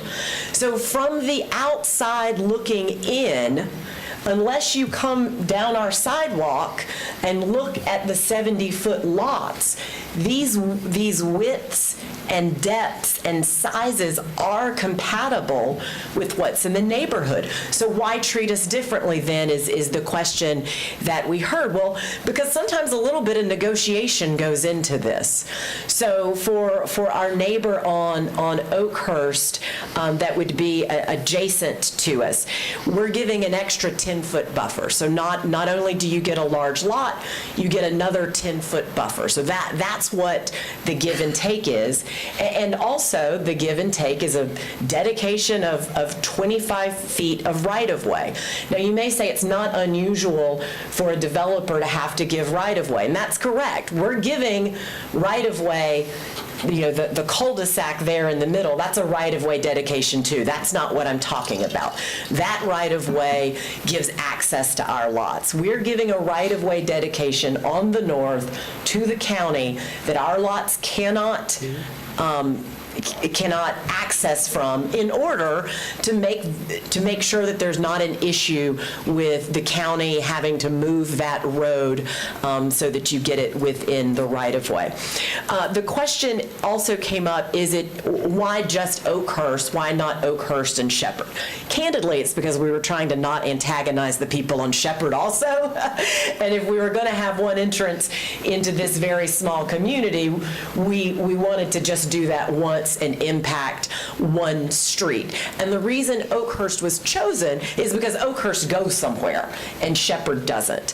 I spoke to my client when that comment came up. He said that, if we're able to get this PD with the smaller units on the interior, we can connect to Shepherd also, if that's what this commission wants. But again, that's some compromise in letting us have these smaller units. I am happy to answer any other questions that you all may have. Thank you. Commissioner Constantine? I don't have any questions. Okay. Commissioner Herr? I don't have a question for you, but I have a question for Joy. As well as I do for staff. Ms. Wilson, we'll let you know if we have a question. Thank you very much. I'm just going to own something that I do not understand. So if I go to the neighborhood to the south and I count the lots, looks like there's 23 lots. Yes, approximately 22, 23 lots. Yeah. And if I do this and I do that, they look like the same. And if I do this and I do, so we don't want 23 lots, the people in that neighborhood don't want 23 lots in that neighborhood. Do I understand this correctly? And I literally had my head twisted trying to count this 2 or 3 times because I'm struggling with that concept. Yes, the number of lots is similar or consistent to what is being requested. I believe the lot size for the development to the south is slightly larger. And is that because there's no buffers there and there's buffers up there? Yes. Okay. And so now the question becomes, are the buffers important to the developer or are they important to the neighborhood? What size houses are you putting in there? 3,000 to 4,000 square foot homes. So there's not many 3,000 to 4,000 square foot homes in this neighborhood. I don't think so. Yeah, they're not. 264 Shepherd, my mother-in-law's house for years and years. Very familiar with the neighborhood. So that's the differentiator. And so when we have the discussion around the feel and is it consistent with the neighbors, and you just watched me vote on consistency, so I vote consistency, but the 4,000 square foot house in that neighborhood, that's different. Quite frankly, it's going to raise the property value of all of you sitting here, so it may not be a bad thing, but that does change the feel of it. So that does help me understand it. Thank you. Commissioner Lockhart? I had somewhat similar questions. In fact, I had even written the question down for Ms. Wilson. If you eliminated the buffers, would you have 11,000 square foot lots? And so I almost felt like you were peeking over my shoulder onto my paper, but I know you weren't. So you answered that question. The other thing that I'm a little perplexed about is the one way in, one way out, when that is in fact Raymond Oaks, exactly. It's one way in, one way out with the cul-de-sac. So do we have a concern as a county with that development being built that way to the south? Have we experienced problems there? Are we aware that there's been safety issues with Raymond Oaks layout? I am not aware of that. I can tell you that I believe it is public safety, fire, public safety. They review preliminary subdivision plans and master and final development plans, and they would determine if they would require a secondary entrance based on the number of lots in the layout and access in general. And so that comment clearly has not surfaced? That's correct. Okay. The only other thing, I took a field trip. I've been in the neighborhood before, but not looked really intently, and so I took a field trip last night through the neighborhood, and I love that the streets are offset the way that they are because they sort of act like a chicane. Mm-hmm. They slow down traffic, and the narrow streets really are wonderful, and anyway, it reminds me quite a lot, actually, of my older neighborhood, so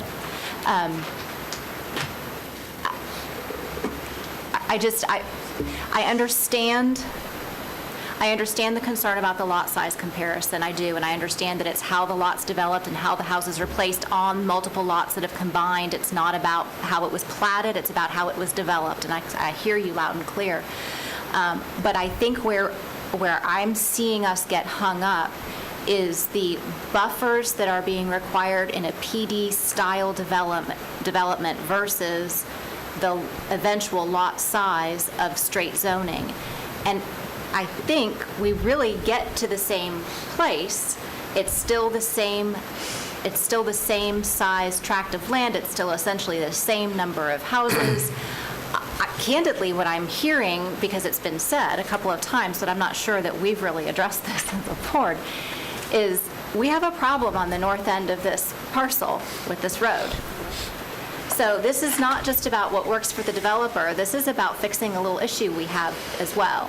And if we straight zone, we can't fix that issue. Am I correct? I will hand that over to Public Works, but as far as I know, that is correct. The PD allows for concession. Straight zoning does not.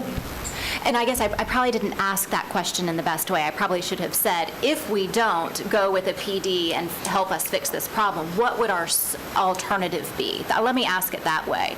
What would our staff's recommendation be as an alternative if we don't do the PD and do the dedication of the right-of-way and the little negotiation we've got going on, Plan A, what's Plan B? For the record, Judge, as Public Work Director, for the street on the north side, it is already on private property. What they have to do is that portion of the street, they have to move it to the north within the right-of-way, And who is they? the developer. No. The existing road On that's their in the property. existing neighborhood at Hidden Woods, Right. the Hidden Woods Dirt Road, who would have to move that road that the folks The developer is on their property. Road's already there. It's on this guy's property. Okay, maybe I'm not being clear. The developer there is no developer for the people who live on the north side of Hidden No, Woods. the developer, this is a development. The development is on the south side of Hidden Wood. Okay, so Hidden Woods Cove, and you may need to phone a friend. We may need to tag team here a Commissioner little bit, Lockhart, and that's okay. Can we help you a minute? Maybe we could phrase it a little different for you. Is Hidden Woods Cove a public road or a private right-of-way? Well, as a public right-of-way. So it's our road. It's the county's road. It is public right-of-way, yes. Okay, so But if our... that road is on private property. Right, so what is our plan if the developer develops his property? It's not his responsibility to move our road off his property. It's our responsibility to figure out a way to move our road. So where are we going to put our road? No, it is, if he develop, we will require him to move that road, put it in the right-of-way because it's private property. Now, the board can ask and require different solution. I'm going to ask the attorney to weigh in. The road presently meanders out of the existing public right-of-way onto private property. If the property develops as straight zoning, there is no buffers along that northern edge, there is no dedication of right-of-way, and then the road would be on private property. Somebody's going to have to move it. And hopefully I don't have to get involved to tell you who's going to do that. Because I can't give you a definitive answer at this point in time. But the road would have to eventually be moved off the private property and put onto the public right-of-way, which would affect the homeowners to the north. Because again, it looks like their front yard now, and it will no longer be. The road will be in the right-of-way. Right. So if I'm the person that owns the property, that this road is on my property, I might say, county, get your road off my property. Because we really have no business having our road on their property. We're not within our public right-of-way. So that's where the lawyers do wind up getting involved. And so I think that what we have is an opportunity here before us to fix a problem before it becomes an even bigger problem. And that's why I was asking what the Plan B was, and sounds like the Plan B is we involve the attorneys. Okay, thank you. Commissioner Constantine, this is your district. I still have a question for staff. Okay. Chairman. I'm going to shift gears. Raymond.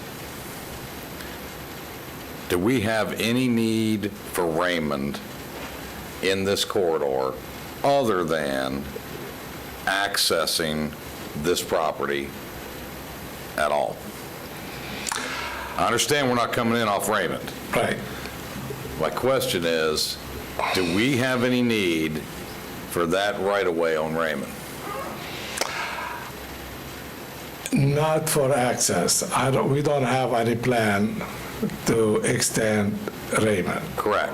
Okay, I'm not sure if there is any utility in that corridor, or if it's by vacating it, if it's impact any drainage or not. Understood. Right. Notwithstanding that there may be some need for utility easement up that right-of-way, but we as a county have no plans to open Raymond or improve Raymond at all. Is that correct? No, that's correct. The area where it is not open, right? Okay. And the reason I ask that is there may be an opportunity to cure maybe several things. Okay. We may be able to cure the problem that we dealt with last time with Raymond being utilized by the HOA under a memorandum of understanding, but we also may be able to provide some buffering and put this thing to bed once and for all as far as Raymond is concerned. There's a reason I ask that. So thank you very much. That's all I've got on that. Commissioner Constantine, this is your district. Do you have any suggestions? Yeah, I would love to put Raymond to bed one last time too, but I don't think this is the time or place that we can do that. I hopefully that the homeowners associations has taken suggestions that you and I have given them, I think, in the past when it comes to that particular property. You know, you look at the map and, you know, there might be some irregular spots here, some lots, not spots, lots, due to the history. I mean, if you look to the east of this particular property, that is a very, very mature neighborhood. It's been there a long time. People have raised families. I mean, it was built, I think, in the 70s, maybe even the 60s in some cases. To the south and the north, in both of those cases, those pieces of property are more, you know, have less history. But all of the property, and so therefore they have more uniform lots per se, but all of the property there is R1AA. And I think that the citizens are asking, and I agree, that we're not going to solve the problems of the universe in allowing more lots on this piece of property. I think that the fairest way to do this, the right way to do this, is to do an R1AA. And so therefore, I'm going to make the motion that we give them straight zoning of R1AA. We have a motion. Is there a second? Not without a Plan B, the road. I would second that for discussion, Commissioner. Okay. Okay, now we're under discussion of the motion. Who'd like to take off? Commissioners? Tell me your thoughts, Commissioner. I think that, you know, first of all... Buffers go away. Buffers could go away. Could go away. Don't necessarily have to. I mean, we're talking about 3,000 to 4,000 square foot pieces at $700,000. I mean, you're going to sit there and you're going to want to have some nice property there. I think what you're doing is that you're really putting in that is you're looking between 18, 21 units. I'm not a planner. I'm not sitting here trying to plan it for them. I'm just simply saying that, you know, I don't think that we need to have, and we've heard this from all of the neighbors, that they really don't want any improvements on Oakhurst. They don't want sidewalks. The people that I have talked to are not looking at sidewalks or anything. What they're looking for is uniformity. What they're looking for is that their lot sizes are going to be 11,700 feet. And I think that, I mean, we are up here trying to say, well, we can do this, we can do that. The fact of the matter is that most of that will come when they come back and they do the plan.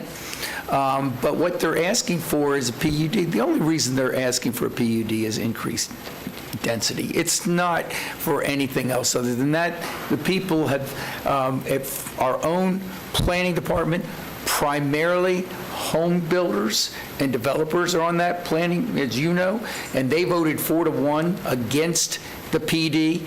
And if we were going PD, I will tell you that I would want a whole lot more than the few things that they're offering right now, because that's what we can ask for.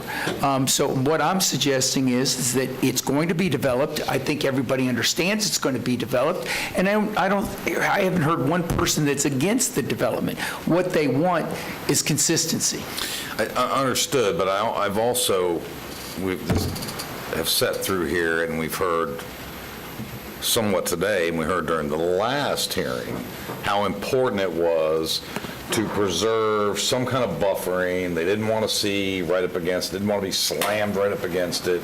Some spoke about being able to walk their dogs in a little common area that really is not their common area, it's this person's property. That was on Raymond, though, wasn't it? Well, it still comes in off that whole area.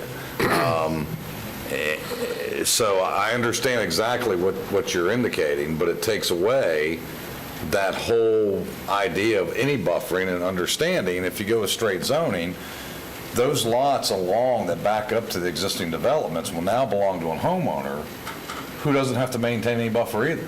I mean, they can rather put a kid's swing set literally right up against the back fence, or a tree house, or whatever they want to do, that the adjoining surrounding property owners are now not going to have a buffering, or any way for us to enforce a buffering, is the concern I'm having, only from what I've heard the public say. That I've heard it go from, we want buffering, we want this, we don't want Raymond, to now all of a sudden it's a lot size concern. And our own staff has shown us, and we've actually had testimony today where one lady has said, I've got a double lot. And when you get to this size home, whether it's 10,800 or whether it's 11,700 is inconceivable to me from a visual aspect. I think the bigger issue is what one of my commissioners, maybe Commissioner Herr, raised is, these are going to be 3,000 or 4,000 square foot homes compared to what has been there since the 70s, which majority are not 3,000 to 4,000 square foot, who now won't have a buffer with straight zoning, or not required to have a buffer. That would be my concern for the residents. I understand what you're saying. That's why I want to have this dialogue of. And if I can, Mr. Chairman, I think that proper planning would, we're talking 10 feet, we're talking 3 yards. Understood. Proper planning is going to have a buffer between those. We aren't there yet. We don't know what they're going to do. I would take my chances with R1AA and say that that is consistent with the neighborhood, and that's what we know, that when they're planning that there are going to be, in that planning, that they're going to put together some opportunities for buffering and other things. But at the same time, those lots will be large enough that there is going to be a consistency in that neighborhood, and that when you're talking about buffering, just having the larger lots is a buffering in itself. Okay, I got questions for staff. Go right ahead. Staff, talk to us about straight zoning and green space, open space, et cetera, as Yes. compared to what staff is supporting and what's proposed here today, so that we clearly understand what that looks like. Yes, sir. Under the traditional zoning, we do not require any open space. We do not require any buffering. So the development will have to provide, area for stormwater, but there's no buffering or open space requirements. Under PD, we can request many different conditions, but open space is one that is required by the Land Development Code for a PD, as well as buffering. But not with straight zoning in this aspect. That is correct. Mr. Zimbauer, if I may ask staff a question, is that when you do straight zoning, everything's compatible because it's all equal, R1AA. That's why there's no additional buffers, correct? Yes, you have a minimum lot size that you cannot vary from. That's correct. That's why. No, understood. Commissioner Herr? Just out of curiosity, from a planner's perspective, if you switch to this, can you get more lots in there? Straight zoning versus the proposed PD. Our calculation, we could not figure out how any more lots could come into play. We were looking at the 25 lot requests, though, at the time. So I have not done the calculation for R1AA with the, 23 lots that you're showing on your concept plan?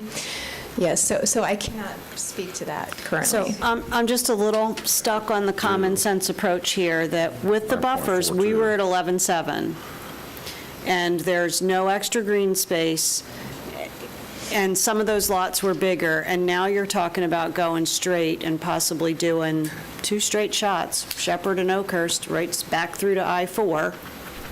I think you can get more lots in there. Commissioner. Mr. Constantine? We don't know whether they're going to be Shepherd and Oakhurst. Right now, they're only offering Oakhurst. They asked if they're going to have larger lots on the outside, smaller lots on the inside. I heard that, but that was Okay. not what you proposed. No, and what I'm proposing, and I'm no planner either, but you can't, you can only fit a defined amount of units in that space, and that units, I believe, would be between 18 to 21 at the maximum, and I will defer to the planner, which Ms. Giles says that she doesn't know, but I see Ms. Hammett coming up, and maybe they did do the calculations. For the record, Rebecca Hammock, Development Services Director. Do the math. If the If I do the property were math. rezoned to straight zoning, they would likely lose lots.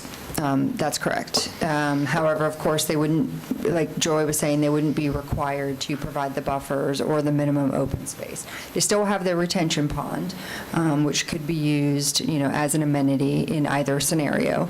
And of course, then we could not require them, or they wouldn't voluntarily, or, through the negotiation, through the development order, we wouldn't be able to have the right-of-way dedication for the property, or for the roadway to the north. Any other discussion? Commissioner Lockhart? Well, I just want to, I guess, we don't have a solution for the road. Not that I'm hearing. That goes away. That's not what I'm hearing yet. We don't know that. We do with the PD, we do have a solution. I understand for the that. road. So I'm I was talking just about the motion wondering- at hand. Right, but how does the motion that's on the table with the second address the issue with the road? If I might, it doesn't, but I don't know where the PD was solving that issue either. We were going to... They were dedicating the right of way. One of the conditions in the development order is dedication of that right-of-way. Right. And To the north. Yeah, and the other issue that perhaps John can speak to is with the development order, we can waive certain requirements to bring the roadway up to county standards. And I'll defer to John on whether we could do that through the straight zoning, or would it have to strictly adhere to the engineering manual? Mr. Dredge? I'm assuming that's who you're asking for, Ms. Rebecca. Under land development code, anytime you have development, you have to have access to up to standard road, one access. And that will be Oakhurst, they have to improve to 20 feet. Okay. Okay. So, Sidewalk? Wait, were we talking about Oakhurst, or were we talking about Hidden Now, Lake? the question is, can we require them to upgrade, improve the roadway for their access? Oh, okay, That's that's the what I question. understood the question. Okay, That was the question. Right. You Not answered it. Not the road on the north. got it. Thank you. Commissioner Zimbauer? So, the staff, if you would, planning staff, John, I may have a question for you just a second. R1AA, how many units per acre? Max? It's consistent with the low-density residential, 4 dwelling units per acre.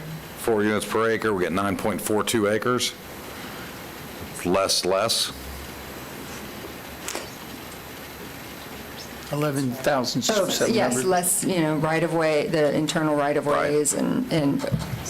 Because if you do Yeah. straight without the less, And the stormwater would come out. you're talking almost 35 lots, less the right-of-way, less your drainage. Okay. Any other discussion for the board? Commissioner? I would simply weigh in to say I can't support the motion not knowing what the outcome of the motion is. We're sitting here with a calculator out doing math on how many lots you're going to end up with at the end of your street, and I'm not comfortable there, so I'm not going to vote for the motion. Would you like to continue this, or you want to call the question? No. No, this has been enough. I'm asking the question. Call the question. All right. We have a motion on the table for straight zoning. All in favor of the motion signify by saying aye. Aye. Aye. Opposed, like sign? No. No. Okay, motion fails 3-2. Is there a subsequent motion by the district commissioner before I turn it over to other commissioners? first of all, if we don't agree with the zoning, they don't get anything, okay? And quite frankly, I think that the PD zoning is simply an opportunity. I don't see concessions. I'm sorry, I don't see concessions. I see opportunity for more lots, is what I see in the PD. So I would move that we, well, let me just think, that we limit the amount of units, since we can do this, to 19 in that thing under PD. Based on what mathematical calculation? I wish I had that. You told me to put my calculator. I wish I had that, but what I'm trying to, I know I'm grabbing it short, but what I'm Point of trying. order, Commissioners, let's do this. Let's take a 5-minute recess. Thank you. And you can speak to staff, and maybe you can come up with something. And maybe speak to the applicant? Yep, Maybe. that's what I'm going to do.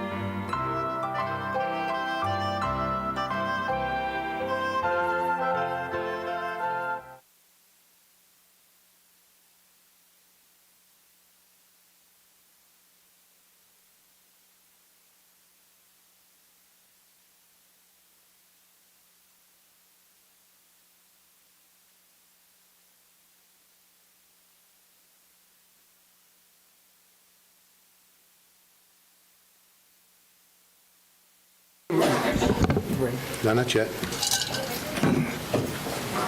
Commissioner Constantine, Thank you. I'd like to reconvene the meeting. Commissioner? Thank you very much, Mr. Chairman, and thank you for the indulgence of the whole commission, the individuals out here, the developer, and everyone else, and staff. I'm going to go back again to the fact that, we're trying to solve a lot of things that we don't know if we really can solve. And we're also dealing with citizens that are very concerned about the future of their neighborhood and what's going on. And I think all of us are conflicted a little bit. So you saw we convened practically half the room up there. And I don't think anybody's going to be happy with anything that we've gotten. But one thing I think that some of my fellow members, and when no one's happy, that means we probably got something. I think our fellow members up here are concerned, and I am too, about trying to solve as many problems as we can, have as much buffer as we can, take care of the north and everything. And I think our citizens are concerned about, the consistency within the neighborhood. So I'm going to offer that we do a PD with a maximum of 22 units. And I feel that will give both sides fair, where the lot sizes will be consistent, and that we will also be taking care of many of the problems that we have seen from the beginning. And we have dealt with this, as we all know. The citizens have been here, the applicant's been here, Raymond Avenue. I can tell you that I want to put this to bed. And I think that that will give the comfort zone to the citizens, as well as the opportunity for the applicant. If we went straight zoning, it could go 21, 22, potentially. The applicant says 23, our staff says 20, but I'm going to sit there and say, PD, 22 units maximum. I will second that, and will ask the motioner if they'll entertain a friendly amendment. Which is? That all parties, including our staff, work with the community to vacate the Raymond Avenue right-of-way as they can and bring that back to us separate and apart. We're really trying to solve all the problems. And you know what? I am 100% with you, because both of us have talked to Mr. I'm 100% with you on that, but I'm in agreement. I don't know if we can. I want to ask the attorney if we can do that. That's giving me a lot of heartburn. Okay. Okay. I didn't ask to do it. English is that means no. And bring it back. In other words, that was the first time we got a straight answer from him. So that is wonderful. No means no. Which concerns me. I know. Which means he really means it. Commissioner, just for clarification, with the PD, you're also requiring all the buffers and all the free space? Yes. Open space that per the packet that we have here? Yes. I just want to be clear. Yes, thank you, sir.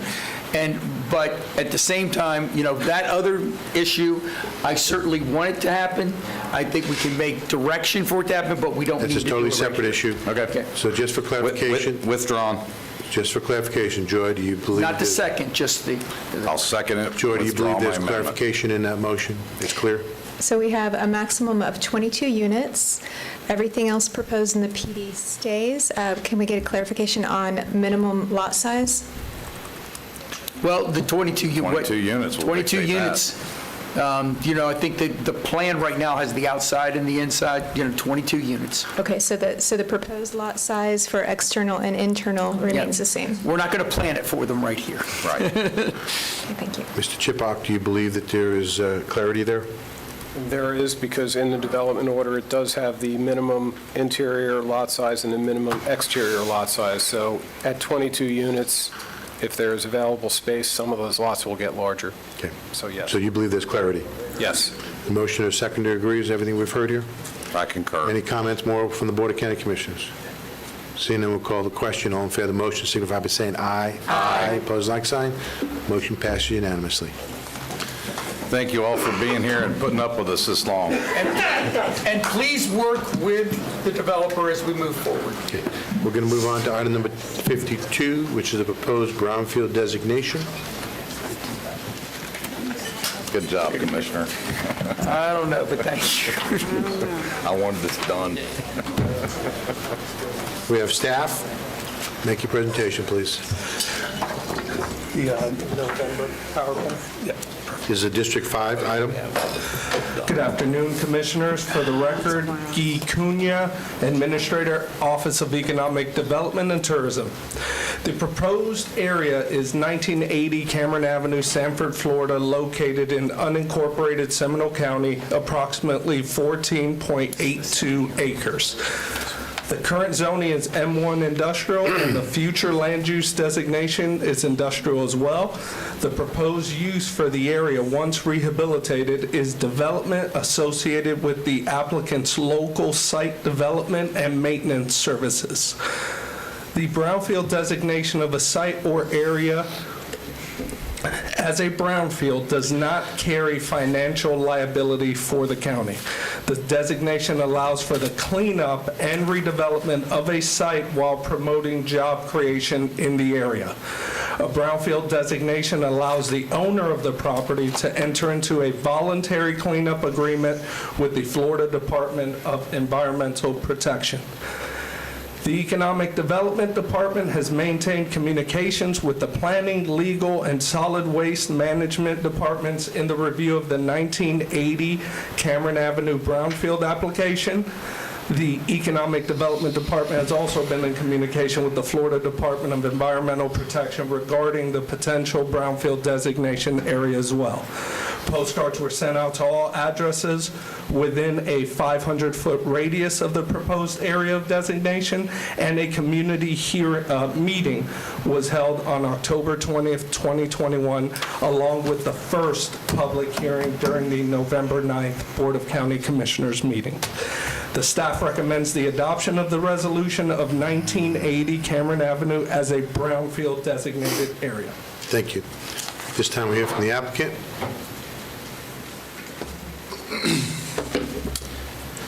Good evening, Michael Schnapps-Tyler with Cobb Cole, 149 South Ridgewood Avenue, Daytona Beach. On behalf of the applicant, JCMJ LLC, an all-terrain tractor, just want to thank the staff for all their help and efforts throughout this process. We worked with Mr. Cunha, Dana Carr, and Irma Stentman in economic development. This is the second of two required public hearings. We were here last month, and I do have my presentation here. We had a pretty full room earlier. I always like to show it to as many people as I can, because there are a lot of questions about brownfields, but I mean, we have the expert in the room, so I'm happy to answer any questions that you have. We do meet all the statutory criteria for designation, and since we did meet with you last time, just a quick update, DEP has approved our draft brownfield cleanup agreement, so if you approve this designation tonight, we'll be able to sign the brownfield area, brownfield site rehabilitation agreement. The site can enter the program, and we can start our cleanup with DEP.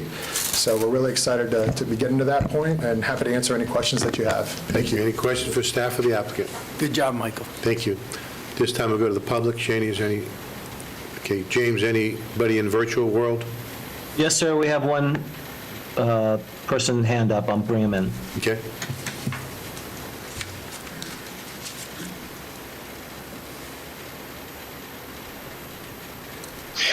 Hi, it's Olivier Welsher from Meriwether Farms again, 3471 Celery Avenue, and also speaking on behalf of Midway Coalition. You're going to think I'm going to object to this. I actually think it's a good thing that this is going ahead. Emery Green and I went to the facility, and to see that this is going to be cleaned up is a positive thing for the community. So they have our support.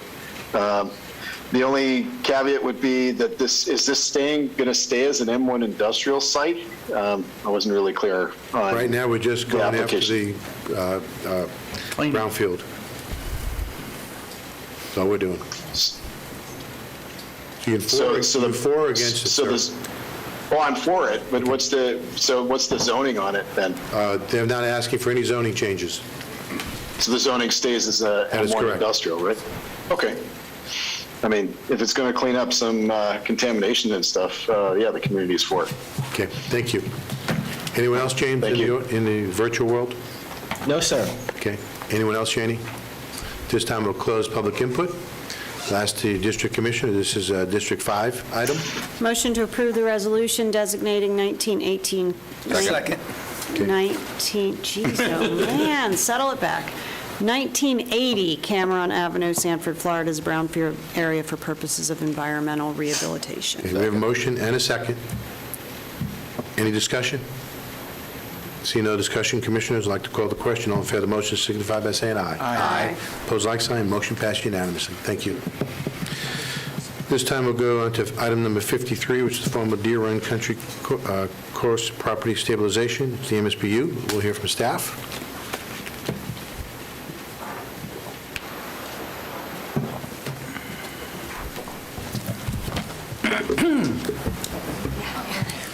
Good evening, Commissioners. Lori Bailey Brown, CFO, Resource Management Director. Item number 53 offers board consideration to adopt an ordinance creating a municipal services benefit unit assessment district to provide funding for Seminole County Deer Run former golf course property stabilization. We have provided the board, clerk, and county attorney's office with a revision to Section 6 of the ordinance addressing common element land. Properties that may be deemed common element land were treated consistent with residential properties, using the rates in Category A and B based on proximity to the former golf course and not allocated pro rata. That was the change. The request for establishing this MSBU was initiated by a Seminole County initiative, gauging interest from the community in acquiring the former golf course.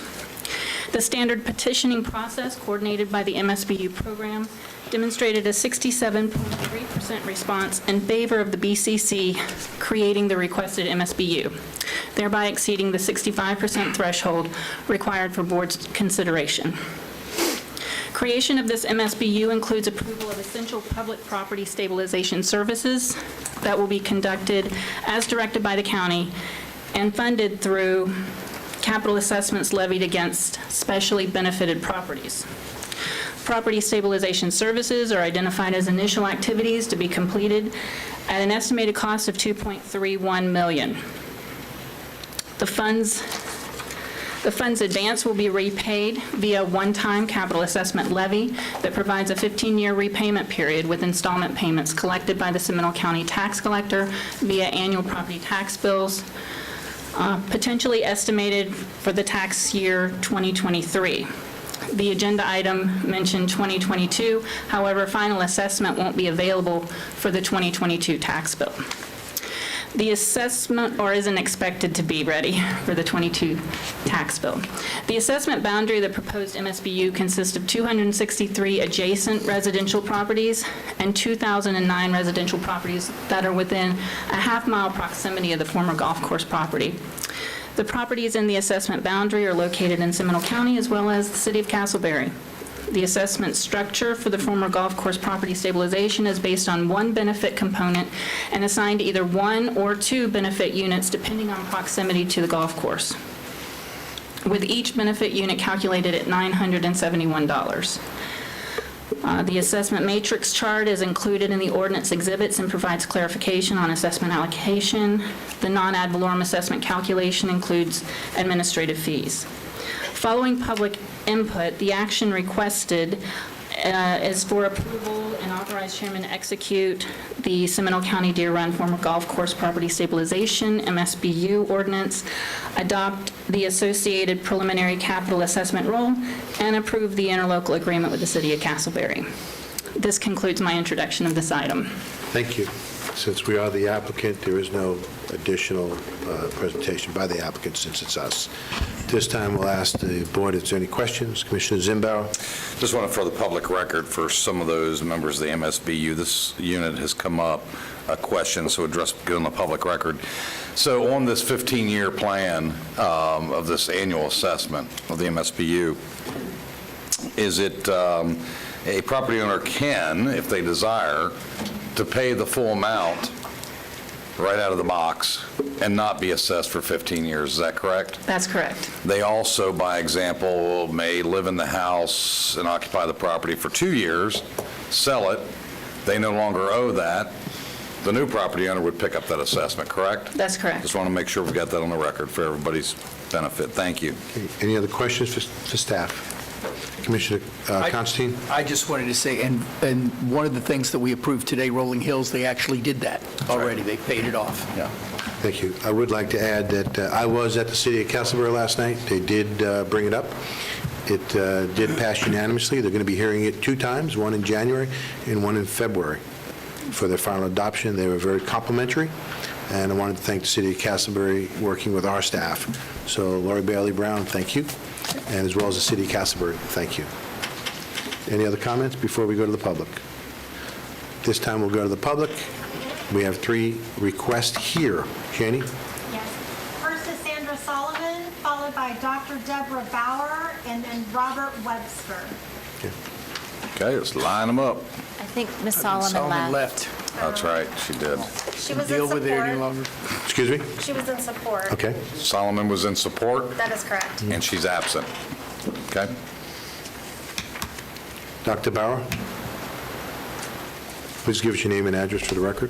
Deborah Bauer, 423 Eagle Circle, Castleberry, Florida, 32707, President, Save Deer Run Citizens Action Group. Ms. Solomon asked me to make her excuses to you all. She had another meeting she had to get to. The city of Castleberry, they're having a public work session on the Brightwater Estate, so she couldn't stay, but she wants you to vote in favor of it. I'm going to be brief in the fact that it's been almost 3 years since I first came before you all, believe it or not, on this issue. And this is an issue where we have said, I think everyone knows Deer Run. We know we're loud. We know we come to you asking for solutions, and we have been willing to put our sweat equity into working with you to achieve this solution. I cannot tell you how many of our residents are happy that this is coming to fruition. And I just want to say something in reference to a comment that was made in this morning's session about what Deer Run represents going forward for the county. This is a project that is going to solve the initial and imminent threat of development that the community was facing, but even more importantly than that, what this represents, I think, going forward is an example, not of what happens every time a community is being threatened with development. Are they going to come to, and nor should they come to the commission and say, please buy our property, because that isn't the right solution every time going forward. But what I think Deer Run can be an example of is what can happen when citizens have an issue, something they feel strongly about, a threat to their community, and they want to work in partnership with municipal government. This is a success story. This is something that I think everyone should be proud of because it shows that collaboration between the public, between the property owner, and between elected officials can find a mutually beneficial, satisfactory outcome for everyone involved. And so I just want to thank everyone who's worked to make this possible. I want to thank county staff, to the commissioners for putting up with us for 3 years, helping to find a positive, equitable solution for everyone. And the last thing I have is I would like the clerk to accept 9 letters in support of the MSBU on behalf of residents and HOA presidents. Thank you, Dr. Bauer. Thank you. So, Dr. Bauer, you're in support? I'm going to have to think about this one. I don't know. It's been a long day. I thought we needed a laugh. Probably should be. Thank you. Next.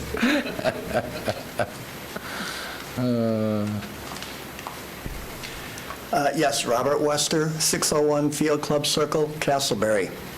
I'm against the proposal. First of all, when the ballots came out, mine was postmarked 2 days prior. The day I got it, it was 1 day from when the ballot needed to be in. 4 days. How do you call that a proper vote? I don't understand. To me, that seems like voter suppression. It seems like they send things out at the last second. Even when they had the public notice here, this is well over a month when I got this letter. But that was 4 days. And how many people got their ballot, go, oh, it's tomorrow, I'll throw it in the garbage can because I can't vote. How come there's only 4 days?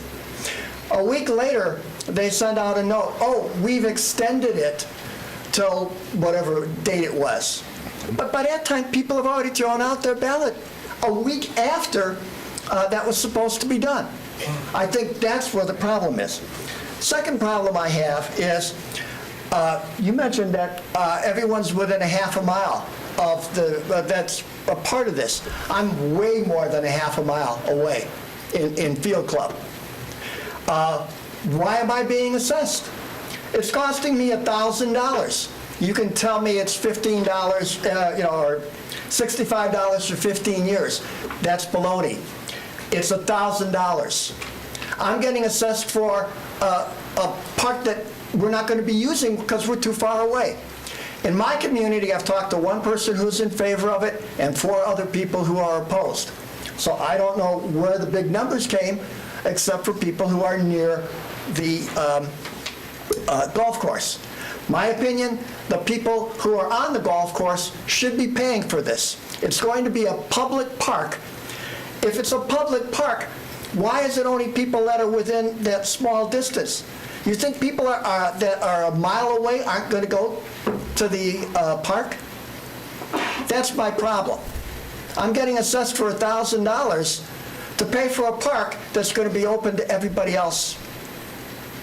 Castleberry, Winter Springs, Winter Park, whatever. Anyway, that's my opinion. I really do think you should have to redo the voting when they didn't give proper time for people to get the ballot and get it back. Thank you. I will tell you that it was continued. We'll ask Lori Bailey Brown, Lori, for additional info. But if you did not vote, your vote was counted as a no vote. I did vote. All right, I'm just letting you know that if you didn't vote at all, your vote was counted as a no vote. If you did vote no, obviously it was a no vote, and it did bring back more than 65% as what we required. Anyone else? Shaney? James, do you have anyone else in the virtual world that would like to speak on this? No, Mr. Chairman. Okay, we're going to close public input. And Lori, do you have any additional information?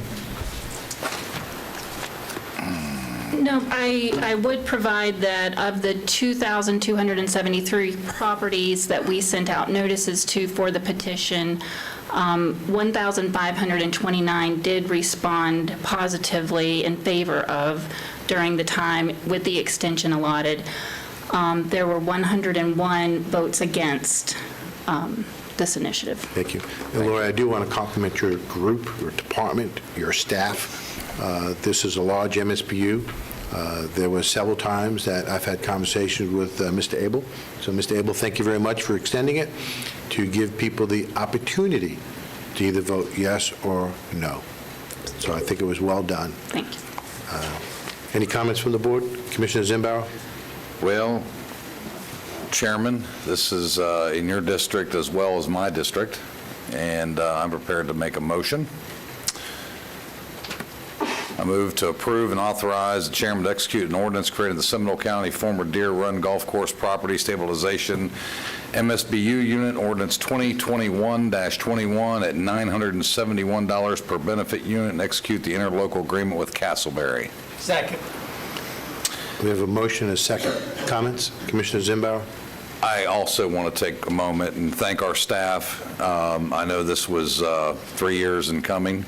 It was, for the benefit, just to reiterate, it was the community of Deer Run that came to us and requested this consideration. It was not this board that directed. It was a request of the citizens. So it was a citizens' initiation. There were multiple community meetings that were advertised through Nextdoor, on our website, and notifications out to the community. We did understand there came a time where, for whatever reason, the post office was not delivering ballots and information in a timely fashion. That's why it was extended. The individual gentleman that spoke here, apparently he did get his ballot and got it back in time, as he indicated he voted no. We did have above the 65%, and as Dr. Bauer indicated, this was a good citizen board of county commission, staff, organization as well as the property owner coming together for the benefit of a community long-term, knowing that there are some people that don't see a benefit, others that see a great benefit. So again, I appreciate everybody that has worked on this for 3 years now, and this is, like I said earlier, this will be something that will pay dividends for decades for this community that we otherwise would never be able to accomplish. So thank you, citizens, for bringing this to us and for the consideration, and thank you all for supporting it. Any other comments? Before I call the question, I would like to just state, Ms. Brown, Bailey Brown, I think that your staff's done a phenomenal job. I think the county manager, Mr. Abel, has been very involved in this. I want to thank him as well. There's a lot of people, including Rick Durr. I mean, the list goes on and on and on. And also want to thank the city of Castleberry as well, that they're going to be looking at this. Sure. Any And can I just verify Go right that your ahead. motion included approval of the assessment roll as well? Yes. It It did. did. Okay, good. Okay, any other comments? Just to say that now that's the third that we have now put together. You know, the predecessor of this one was Rolling Hills, which was in Commissioner Lockhart. I don't know if you still have any of that in your district, but No, I Commissioner... think you got it all. Commissioner Lockhart and myself, and so the only golf course or past golf course we don't own right now is in Commissioner Hur's district. Next. But No. I would be remiss if I... They're already talking to me. Of course they are. I would be remiss if we didn't thank Mr. Applegate and his team as well, because Mr. Applegate's been working very hard on the closing, and his staff. And Mr. Abel's been working very hard with that as well, so I want to thank you both publicly. With that, we'll call the question. All in favor of the motion signify by saying aye. Aye. Opposed, like sign. Motion passes. Thank you to all. You've been very patient tonight. At this time, we'll move on to item number 54, which is the amendment of Part 3 of the Natural Lands of Chapter 190 of Parks and Recreation of Seminole County Code. Welcome back. We ready? Yes, we are. All right, for the record, Richard Durr, Leisure Services Director, Seminole County. During the October 12th BCC meeting, staff was directed to further revise the natural lands ordinance and bring the changes back to the board. Specifically for the record, the proposed change amends Part 3 Natural Lands of Chapter 190, Parks and Recreation of the Seminole County Code with the following. Amending the title, Section 190.85, to disposition and rezone of designated natural lands by the Board of County Commissioners, adding a new section requiring a supermajority vote by the Seminole County Board of County Commissioners to rezone natural lands that are zoned public lands or institutions to different zoning districts, and providing other clarifications. Staff recommends approval, and I'm here to answer any questions you might have. Thank you. Any questions to staff? Seeing no questions to staff, we'll go to the public. Shane, you have any issues? Any comments?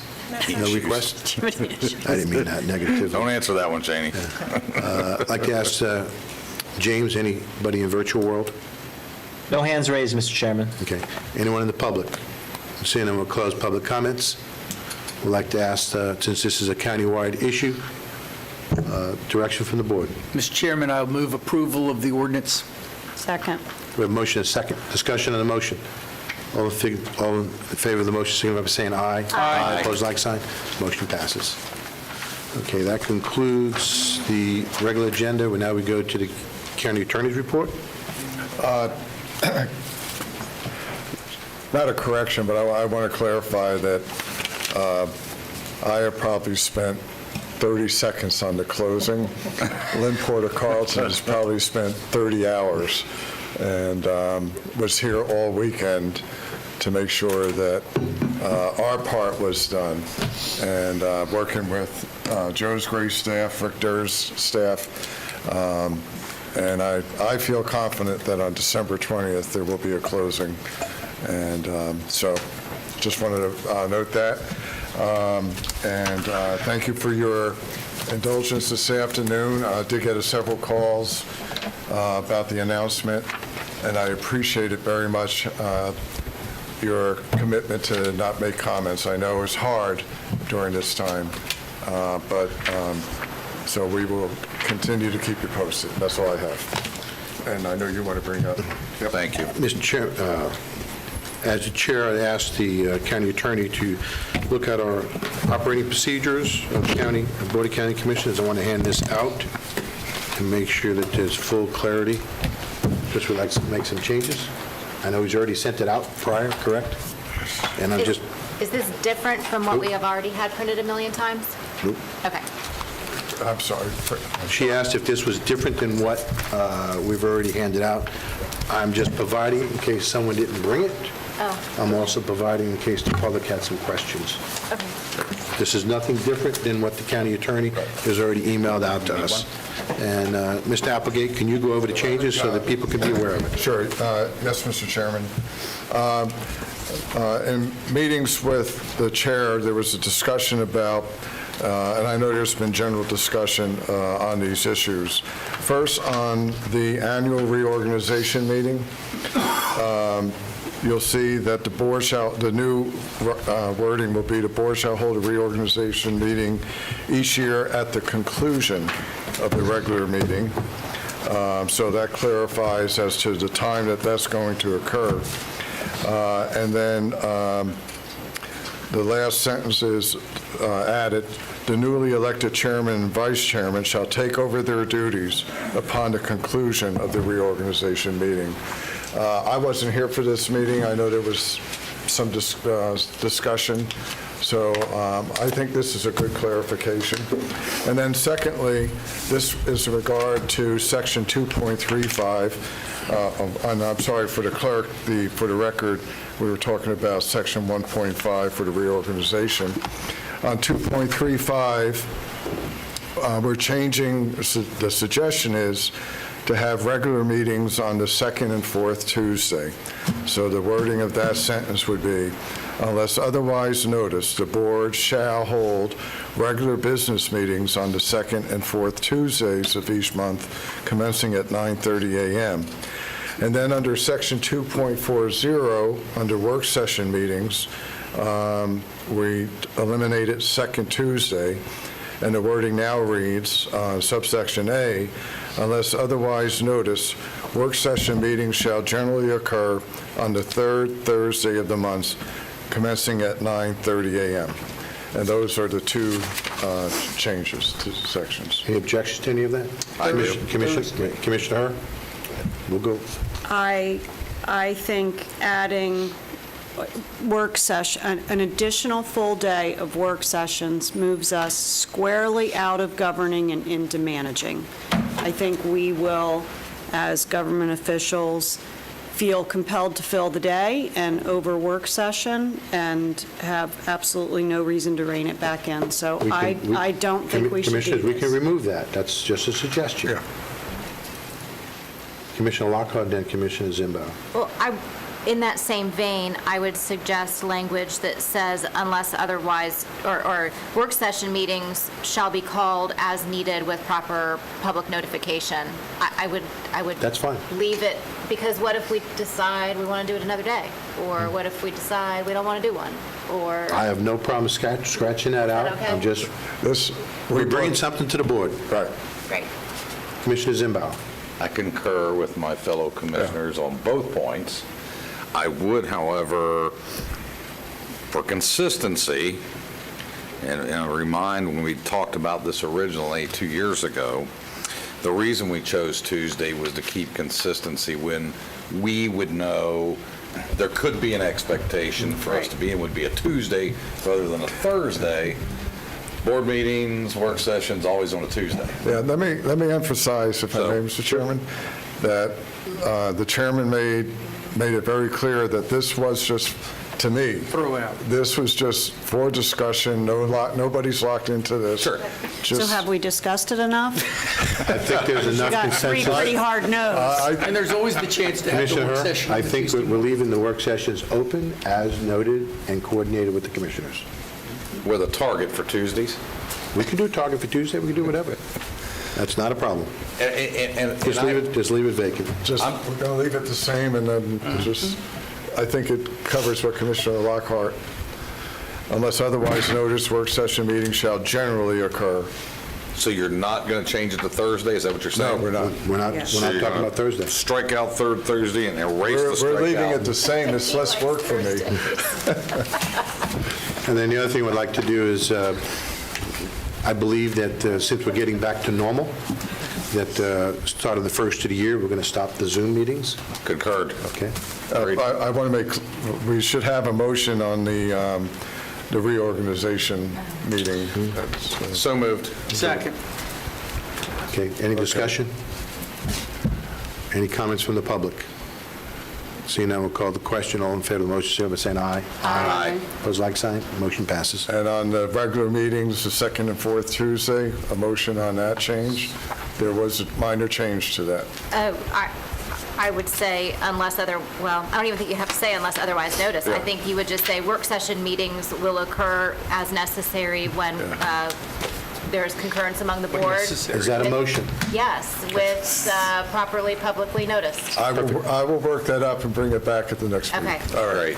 Okay, and then, Mr. Applegate, do we need to do anything more to discontinue the Zoom meetings? No, that, you can just... I'll make a motion Make a that we motion to- discontinue the Zoom meetings effective first meeting in January. Second. Motion is second. Discussion?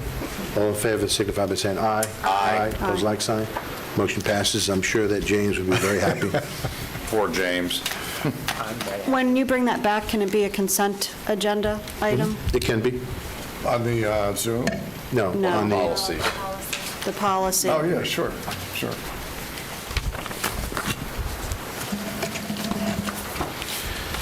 Mr. Applegate, is there anything else you'd like to report on? No, thank you, Mr. Chairman. Okay. I know it's not on the agenda, but does the county manager have anything like to add? Just one thing. Happy holidays to everyone, and specifically to the staff and their families, and hopefully everyone can get to spend some time with family and enjoy the holidays. Thank you. Thank you. Thank you. Same to you. Okay, future agenda items. Do we have anyone like to talk to us? We do have several people that want to speak about items not related to the agenda. That would be the future agenda items. Yep. Public comment. And public comment. No future. First one is Richard Creedon, followed by Mitchell Killinger, followed by Clyde Robertson Jr., and then Mr. James Flynn, and Joe Joe Humphreys. Humphreys. So, Mr. Creedon, you're up first. Thank you. Can you put this thing on? I don't know. I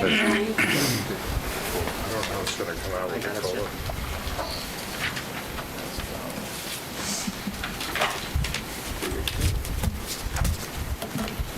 So we go facing? Is that how you want it facing? Thank you. Is that how you want it facing? It's not up there yet. We'll see what we can do.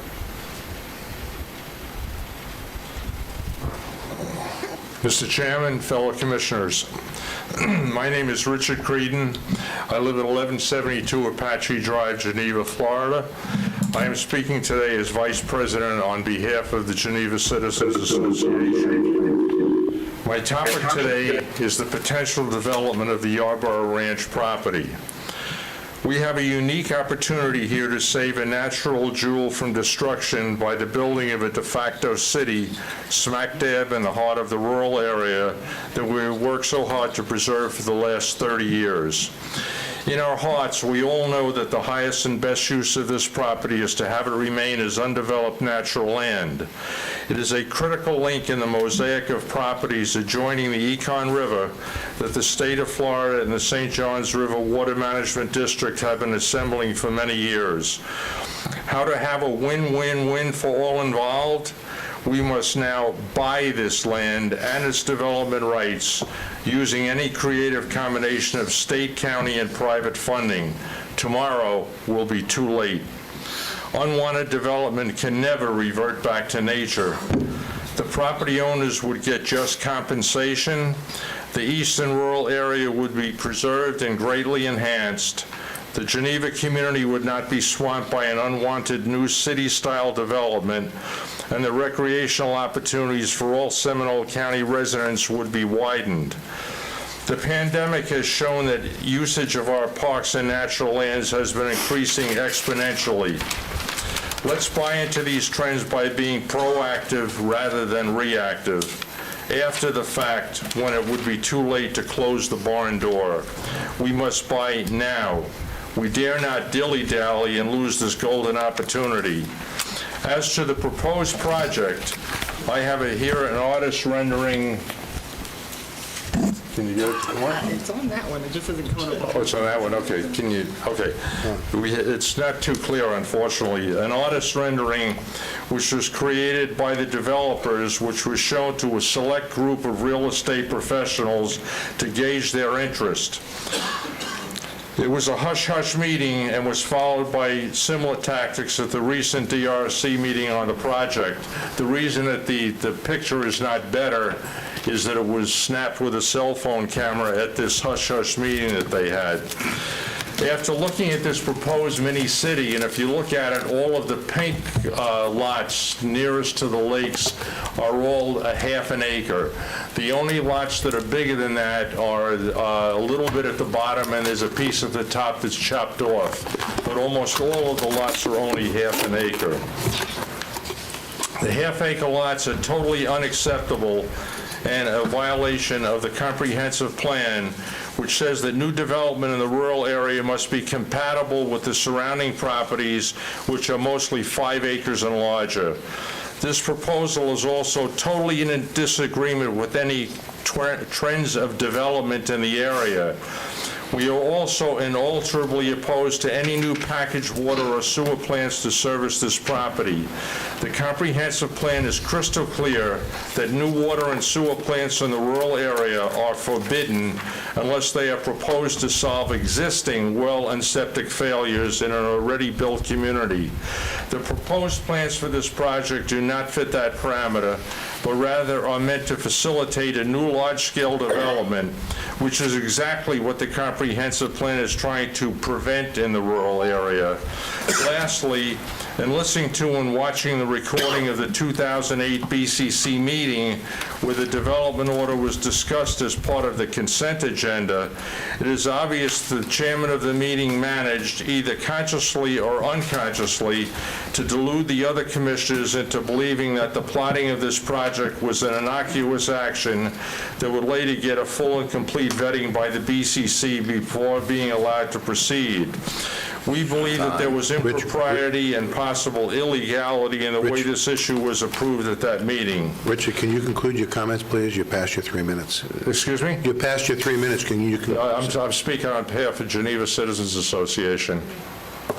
I need about another minute. All right. Okay. So to be proactive and to avoid a bruising fight that will leave none of us unscathed, we urge you to start dialogue with the owners and to seek funding sources to prevent this disaster from unfolding.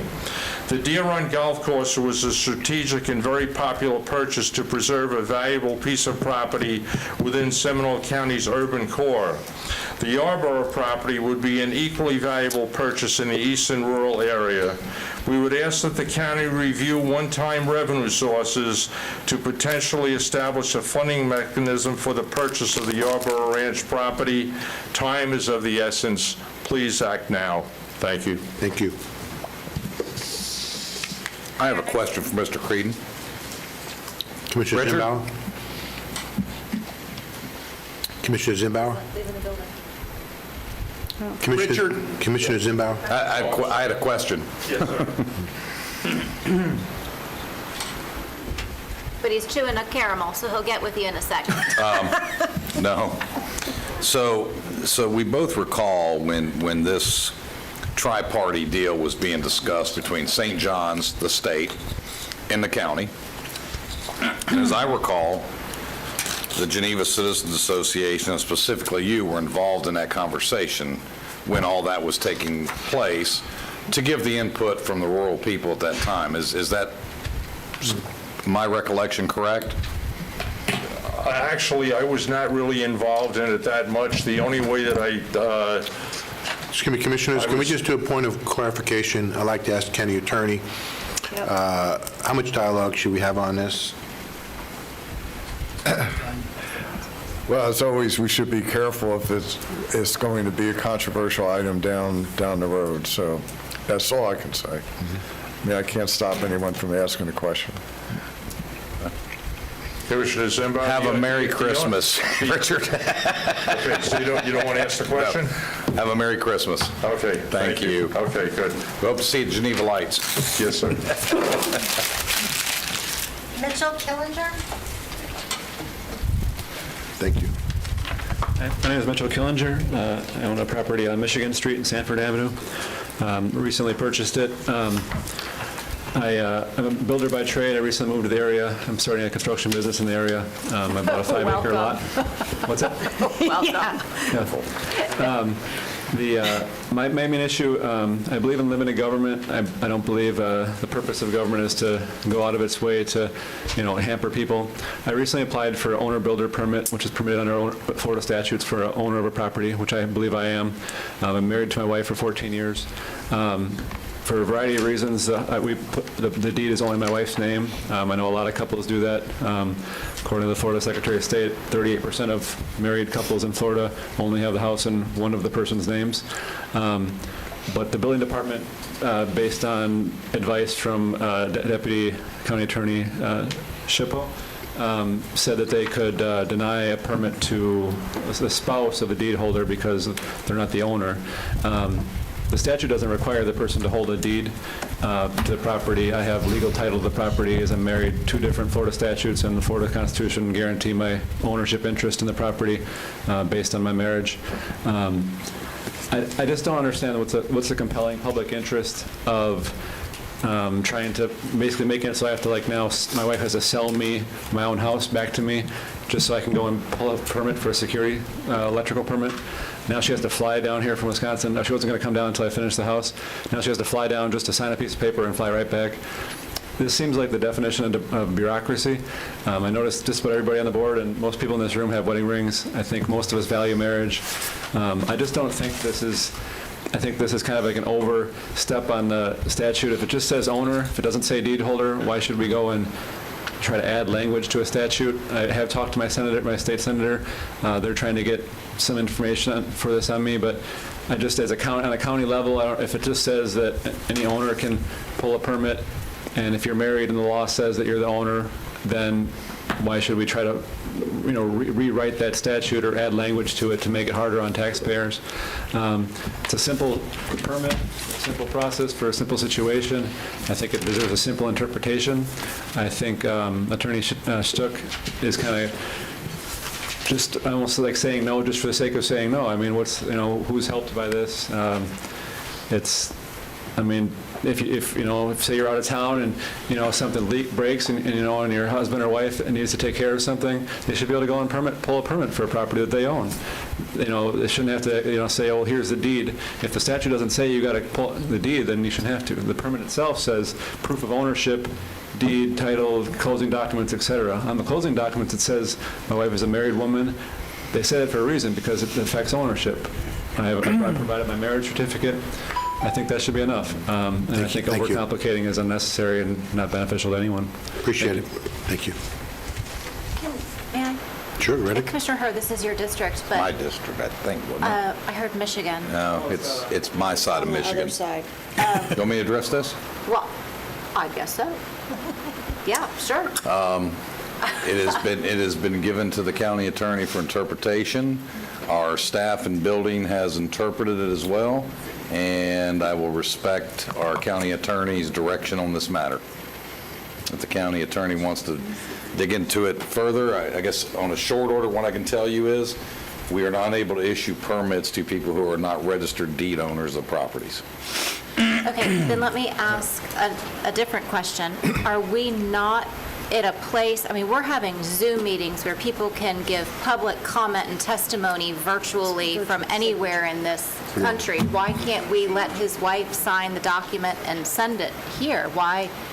I'm so perplexed. So I'm sure that maybe there's more to this story. I'm sorry, we can't interact really on this, but I appreciate this is Mr. Zenbauer's district, but if this were to be someone in my district, I would be asking the same question. And so I'm hoping there's a process that will help alleviate this. This came to my attention, I believe yesterday when the gentleman sent the email. Was it yesterday? Yeah.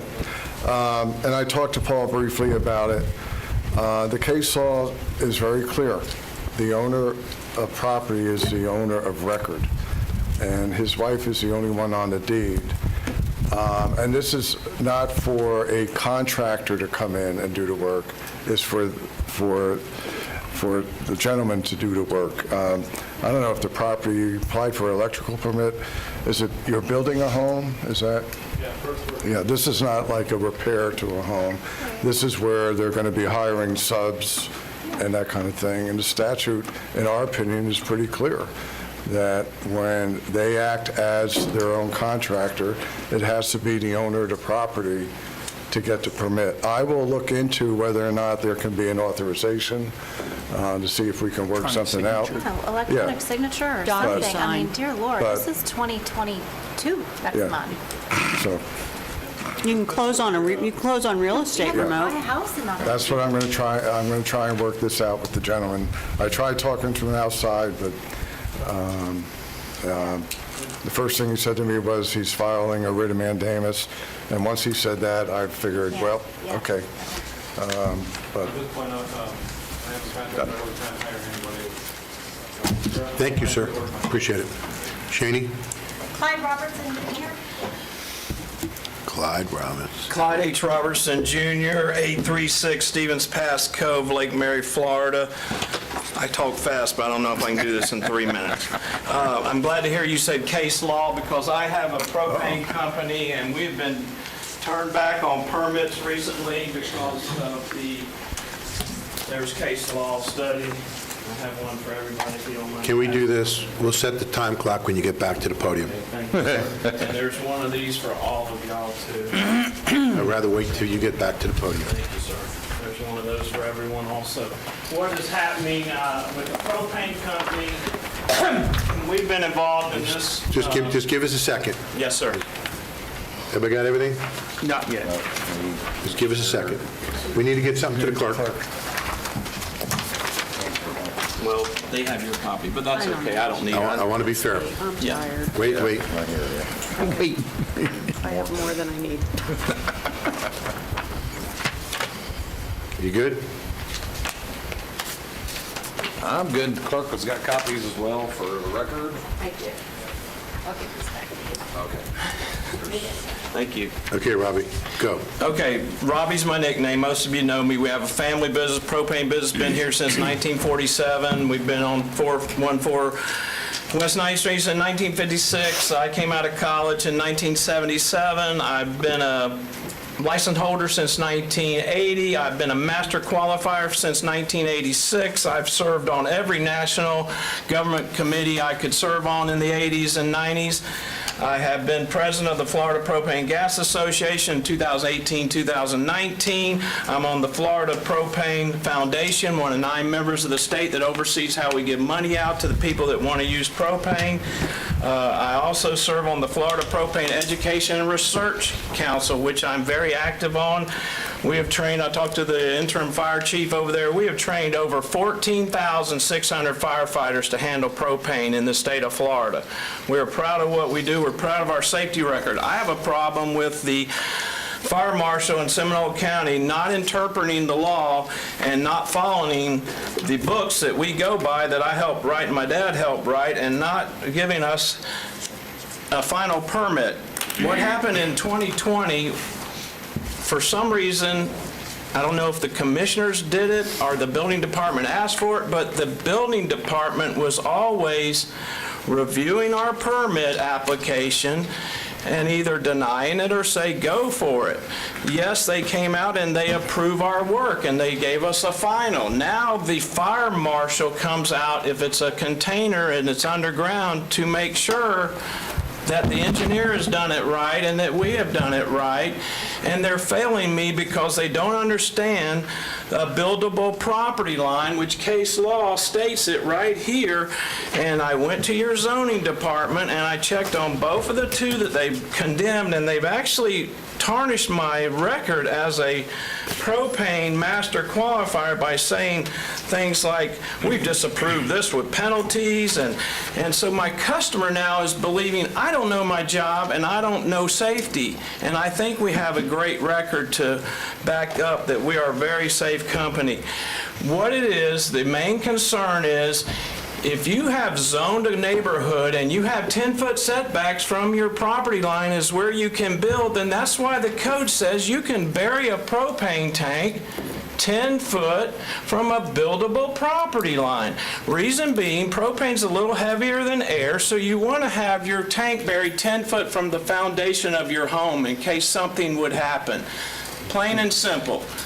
Buildable property line, zoning requires nothing to be built in that area, and that's why we went to, and I presented to you guys, case law that shows that. Now, Robbie, if you would allow us to ask our staff to look into this? Yes. Either the county manager or the county attorney? I'm not going to pretend to be an expert in this area, but I have been over this 42 hours I've spent on this, and I have been denied by, I think her name is Mrs. Diaz. We have a very good fire marshal. Can we ask the fire Could chief? be a great fire marshal, but if you aren't going to consider I understand that, but the book, we're getting into technical aspects of it that... Can we ask the fire chief to work with legal counsel and building and zoning to figure this all out? Thank you, Mr. Zimmer. Is that agreeable? Perfect, thank you. Sir, I'll be happy to talk to you tomorrow, and I can get somebody working on that. can I say one you. more thing? You're welcome. Merry Christmas. The next one who filled out a form is James Fian. James Fian. Headache.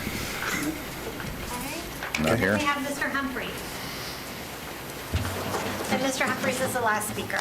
Now, Joe, we're going to hold you to 3 minutes, okay? Last and least. Did you hear me? Yes, sir. We're going to hold you to 3 minutes. Copy that. Yes. Copy that. I would have already been done by now. Okay. Anyway. Let's see. Joe Humphreys, 883 Cardinal Point Cove, Sanford, Florida. Just a couple of quick facts. From 2001 to 2021, Seminole County has seen an increase of 27,806 new single-family residential homes. And this is according to the property appraiser. In that same 2 decades, we've seen 54% increase in apartments and condominiums for another 26,000. So that ends up being 67,800. If you take the statistics from the census, there is, on average, 3 people per household in Seminole County, and not 2.8. That works out to be over 200,000 people. That's in the last 20 years. What we're going to have in the next 20 years is anybody's guess, but it's probably not going to be fewer. As we've talked about, as we heard Richard talking about land today, we've had other people talking about land, and not to make Mr. Durr's head explode, given his workload, I would request that we indeed establish a master plan for park acquisitions. I believe in clarity. We need clarity. That's one of the reasons why we have a lot of these long, drawn-out debates, because we don't have clarity. So I'm working to try to get us to some clarity. So, as we all said, as Mr. Zembauer said on more than one occasion, we're running out of land. So, and as George said before, the horse leaves the barn, while we still have some land, let's make a specific plan to come up with that. I would suggest maybe that we start with, don't hate me, Parks and Preservation Committee as a possible place to begin that process. I would also am looking into citizens advisory councils. They've been around since the 70s. I just spent time in Birmingham, Alabama, with family that are involved with them. Same way in Raleigh, North Carolina. It's a way to increase citizens' input into the development process. So those two line items I would like to see, and I'm more than happy to work with. I've had conversations with the county attorney about trying to come up with some plans to be able to do that. So I would ask, as we wrap out this year, let's come up with something that we can give the county another gift next year like we've done this year. Thank you. Thank you, Joe. Thank you, Joe. 20 seconds to spare. Love it. Shani? No more speakers, sir. James? No hands raised, Mr. Chairman. This will be probably the last time I ask you that. Sorry. Don't say that. Too bad for me, Mr. Chairman. We'll go to the District Commissioner's report, District 3. Mr. Chairman, before we go there, I just wanted to say to Mr. Robertson, this issue, his issue has been worked by my office and multiple people within this organization. So, Bryant, I'm forwarding the correspondence that we have with regard to this over to you. So you won't be starting from scratch with Mr. Applegate. Thank you. District. I don't know if I'm allowed to say anything, but your lady helped me. Oh, yes, keep talking. Everybody, I called everybody's aides helped me. Everyone listened. The only person that didn't listen, unfortunately, was the person that can make her. Okay. District 3. Thank you very much, Mr. Chairman. First, happy holidays, Merry Christmas to everybody. Just a couple of things. On November 12th, the Wekiva River Basin Commission met. A lot of you have heard about things about underpasses and everything. Mr. Humphreys has been very much involved in that. But we had a presentation from DOT, and they're working on that, underpasses for the wildlife. And they gave us a number of different opportunities or different versions. And I feel confident that that will have come to a good conclusion.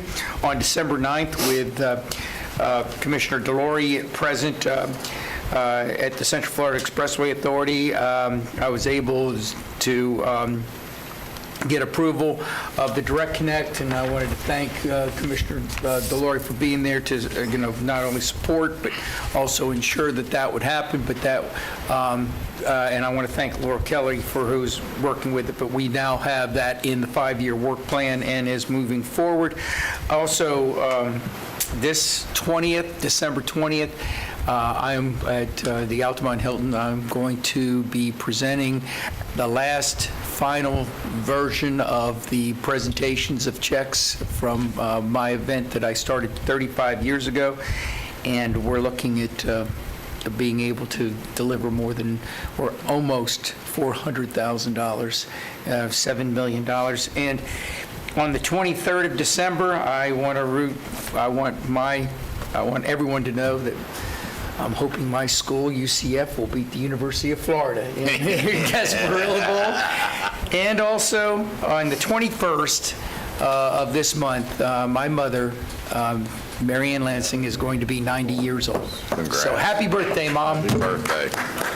And she's excited as anybody to get the Charity Challenge finished after all these years. I also wanted to make some appointments, all reappointments to the Animal Control Board, reappoint Mary Ann King. To the Contractors Board, reappoint James DePoy as the contractor owner, reappoint Daniel Priest as the consumer advocate, and reappoint Andrea Fleming in the Parks and Preservations position, and that's a motion. Second.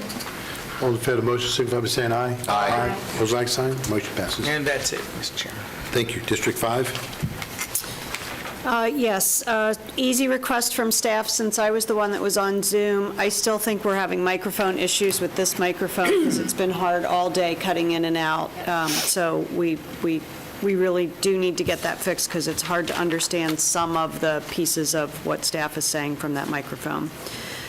I would like to move to reappoint Gail Hare to the Animal Control Board for a 1-year term, Ashley Woodard to Parks and Recreation for a 3-year term ending 2024, and Bobby Van Herbulis to the Contract Examiner Board for a one-year term. The motion is second. All in favor of the motion, signify by saying aye. Aye. Opposed, like sign. Motion passes. As far as liaison boards, Rescue Outreach Mission, I would like to give a huge thank you to Mayor Megan Sladek, who made a fairly large personal donation to the organization. So all of those of you that may run for office and have remaining campaign funds and want to add to it to make a good donation, Rescue Outreach Mission is certainly a worthy recipient. We did have the new executive director run her first meeting this week and provide an executive director report, and she did a phenomenal job. So that was good to report. And then I'm going to put the period at the end of a sentence of a one-year project, and this took way too long, and I cannot believe Ms. Shaddix is not in the room for this, but we are now tuned up to send out a Bear Aware postcard. And I had copies to share with you, but I carried my binder up earlier today, so Diana didn't have to carry it later tonight, and they're in the front of it. Adorable card created by our staff. It's actually bear footprints that are on it, not puppy footprints, because the initial creative came back and our astute staff figured out they were puppy footprints. I honestly wouldn't have known. The property appraiser's office is going to run a report of home sales with GIS overlay. Thank you to Melvin and Sherelle. They're going to run the mapping monthly, first week of the month, identify which are both in the UBMA and the city of Oviedo. And the cards will go out. The annual anticipated cost is about $1,200, but it hasn't been put off to the realtors. It is a government responsibility to provide education. Minimal staff time because of the team work together to get it done. Huge shout out to Melanie Lung and everyone else that made this happen. So hopefully we won't have a bear in a trash can or won't have a dog getting mauled and won't have a neighbor get surprised like I did all those years ago. And that's it. Thank you. District 2? I'll start with my board appointments, reappointments. Reed Hilliard to Parks and Preservation for a 3-year term, starting 12/31/21. Brian Wilson to Animal Control Board for a term of 1 year, starting January 1, 2022. Dr. Viscarando to Animal Control Board for a term of 1 year, starting January 1, 2022. Jim Hadaway to the Board of Adjustment for a term of 4 years, starting 12/31/21. Ms. Catherine Townsend to the Historical Commission for a term of 2 years, starting 12/31/21. Ms. Janine Ellison to the Library Advisory Board for a term of 2 years, starting 12/31/21. Lamar Stokes to the Contractor Examiner Board for a term of 1 year, starting 1/1/2022. Michael Frederick to the Contractor Examiner Board for a term of 1 year, starting 1/1/2022. Susan Sherman to the Seminole County Port Authority for a term of 4 years, starting 12/31/2021. That's a motion. Is there a second? Second. All in favor for the motion, signify by Why saying does aye. he have so many? We were just. I was just saying, I have 4, he has 20. I got a bunch here, too. Something's going wrong here, something's wrong. Something ain't right. All in favor of the motion, signify by saying aye. Aye, unless we find out later on that it's That they wrong. aren't his appointments. Yeah, right. Hey, y'all can have them. You want to divvy them up? I will have Mr. Mike Bass is resigning from Code Enforcement Board. I'll be sending a letter of appreciation and resolution of appreciation to Mike for his 18-plus years on Seminole County boards. That's a long time, so we sincerely appreciate that. I am making a motion to replace him with Mr. Robert Young for a 3-year term starting 12/31/2021. That's a motion. Motion is second. All in favor of the motion, signify by saying aye. Aye. Opposed, like sign. Motion passes. Thank you. Okay, big event in the rural area, December 19th, Light Up Geneva, which is a driving tour for the lighting of all the Christmas lights through the Geneva area. Big deal out that way. Also, just a reminder about the Lake Jessup Innovation Algae event. I'll be attending that next week and taking a tour, going out on the barge and watching the algae being farmed from the lake, which will be interesting. But Friday, they're going to have the public at 10 o'clock. Right, exactly. The pilot project is a $1.65 million harmful algal bloom innovative technology project grant through FDEP. You'll enjoy that. Yeah. It was good. Yeah, pretty cool, right? So, updates on reports, zoo board report. So we have some issues going on at the zoo. I'm working with the county attorney on some issues related to our contractual agreement with the lease as it pertains to the insurance. There are some unknowns that are going on with our ARPA money. So we may be endeavoring upon a audit of those ARPA monies to ensure that they have been properly allocated. My initial impression is it's perhaps just some misunderstandings of really understanding what needs to happen. So I'm working with the county attorney's office on that, and as we work our way down through that, more information will come back to the board. The existing board of directors has opened their own internal investigation.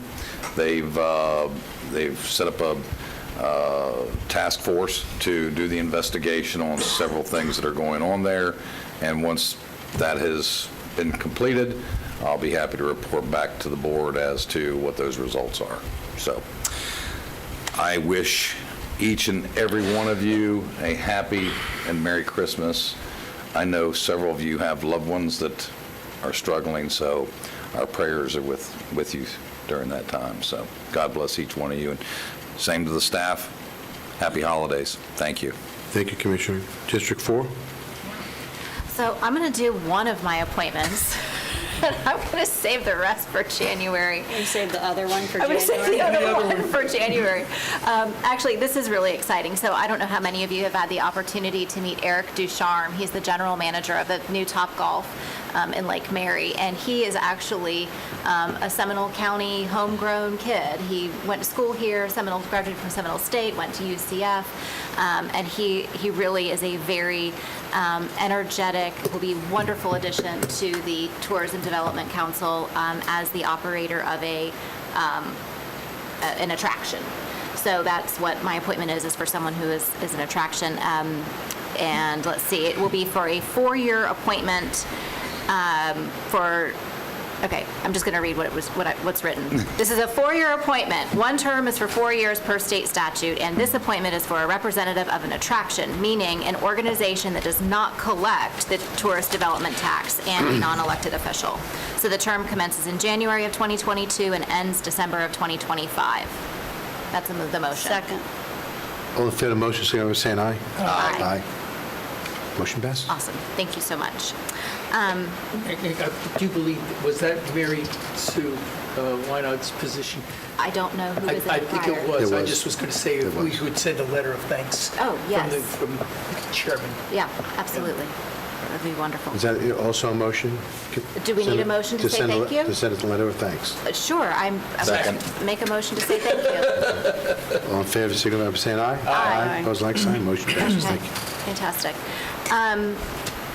I did talk a little bit this morning about the joint work session with Seminole State and Seminole County Public Schools, and the only reason I bring it to your attention is because it really is an amazing function that we have here in this community to have those two organizations meeting annually, regularly, and while we have often a work session with the school board, I think it would be really interesting for us to consider having some type of more intentional dialogue with Seminole State College. I think we do so many things with them, whether it's the Small Business Development Center, incubators. We've got so much going on, and so I just would throw that out there as an opportunity to consider as we plan the calendar, having a joint work session with Seminole State, maybe even combining, doing all three at one time and kill several birds with one stone. Just kind of think about that possibility. Sound like Rick Scott. Think about that for a minute. Triangle. Not the Bermuda Triangle, but triangle. Last night, we had the Rosenwald Community Meeting in East Altamont that this board directed David from Renaissance Planning to have. And I want to thank all of our staff that was there last night, quite late. But there was a lot of good dialogue, and I don't see any of them here, and Rebecca's here. Rebecca, please thank your team for being there. They had a lot of great dialogue. Commissioner Delary, thank you for coming. My pleasure. And saying hello to everyone. I will tell you, I know David's going to come back and do a full presentation to us on the results, but there were actually three exercises that were done. One was a survey on the community's opinions about the walkability of the neighborhood and how they could actually navigate to the Rosenwald without having to get in a car and drive. The other was an exercise where each person got 3 red dots, and among all of the things that they said were interesting to them that they might consider wanting to have, there was that Christmas list of the wish list of all the things. And so he asked them to please take your 3 red dots and put it on the 3 things that you find most important and that they should happen in the first phase or sooner rather than later. And there was an interesting consensus, and I think I was shocked. I think Rebecca was shocked. Many of the things that we thought they were going to think were really important weren't. So we're going to have to dig into that and figure out if that was a function of who actually was attending the meeting, and maybe try to do some other work to glean different age groups, different members of the community that perhaps weren't able to be there last night. But I did have several people say, oh my gosh, you all did an amazing job trying to communicate and making sure that the community knew this was here. We had variable message signs, we sent postcards, it was on social media, every way that was absolutely possible. One person said the only other thing you could have done was rent a Skywriter. So, so they said if someone is complaining that they didn't know, shame on them, because y'all did absolutely everything you could. The one thing that is not related to the Rosenwald project itself, but is more of a general concern of the community, and I'm going to ask the county manager and the county attorney to kind of give us direction on how to address this, because I promised them that we would in some fashion. There is somewhat disagreement among the community members of how we are referring to the community itself. Some want to be referred as East Altamont. Some want to be referred as parts of it as Wynwood. And when a piece of paper was distributed to the community that had the name Wynwood on it, it created a little bit of a tangent in the meeting because that became the topic of discussion for a bit. So the East Altamont area is comprised of many small subdivisions that were platted over time, and Wynwood is the one that has the park and is the one where the Boys and Girls Club is located. So we call it Wynwood Park. But Granada South and Orange Estates and, I name them all, they don't want to be called Wynwood because they're not Wynwood. They're East Altamont. But the Wynwood, some of the folks in Wynwood don't want to be called East Altamont because of some very old historic bad blood with Altamont. So someone even said, well, we want to be east of Altamont. And so my response to them, and Commissioner Delary saw this, and I was there. Yeah, was, I'll tell you what, we'll agree when you all agree. Right? Yeah, that's a good point. And that being said, I promised that I would bring to the board and to the county manager this concern, and they want to know how we're going to handle Oh, boy. addressing them, this neighborhood, this community in the future. Yikes. And so, since you've already given your resignation, which I'm still not sure I'm happy about or going to accept, but I need to somehow respond with what a process might be to officially. To be fair to the county manager and the county attorney, I was there and I left because I want to make sure we weren't going to violate anything. Agreed. So I left. I don't think it's anything we're going to vote on. I know that, but you don't know. You don't know. So I'd like to have the county manager and the county attorney think about it and report back to us at the beginning of next year. or maybe send out a memo. I'm not sure I'm really following. Oh, they want branding. They want branding of their It community. sounds like they want branding, but, I mean, I could say the same thing between Slavia, Oviedo, Chuliota, I and understand that. Geneva. Yeah, We call it the rural area. Gotha and Bithlo. Say the same thing in Hazel Woods. And Unless you want to incorporate a city or something, I don't Just I don't give it some understand. I thought, don't. report back to How us. we get Yeah, there. Mr. Chairman. Okay. I promised I would bring it up, did. and I did. Just got And it. so, thank you. And, yeah. So it's y'all's fault now, that's what that means. A couple of the things that did come up at that meeting, though, that I would love for us to look at, and I drove home up 427, and I did see a considerable difference from our new fire station essentially to Lyman High School. The lighting on 427 is very dark, and there's some safety concerns, and we talked to the sheriff's office, and that's an area where I don't know if we can look at that and see if it's somehow different than other areas of the stretch of road, but they're having some concerns about that, and I also told them I would bring that to your attention. And the other things I'll handle one-on-one with staff, but a lot of good input, a lot of great participation. Talking about Zoom meetings, and since we're canceling this meeting as being a part of Zoom, the DRC still has a notification that says that they are meeting via Zoom due to social distancing requirements. And I don't know if that's really because we just want to be helpful to people and allow them to participate by Zoom, but we might want to have staff look at that as well if we're talking about Zooming and social distancing and what have you, just to be consistent. Commissioner Herr already talked about the microphone.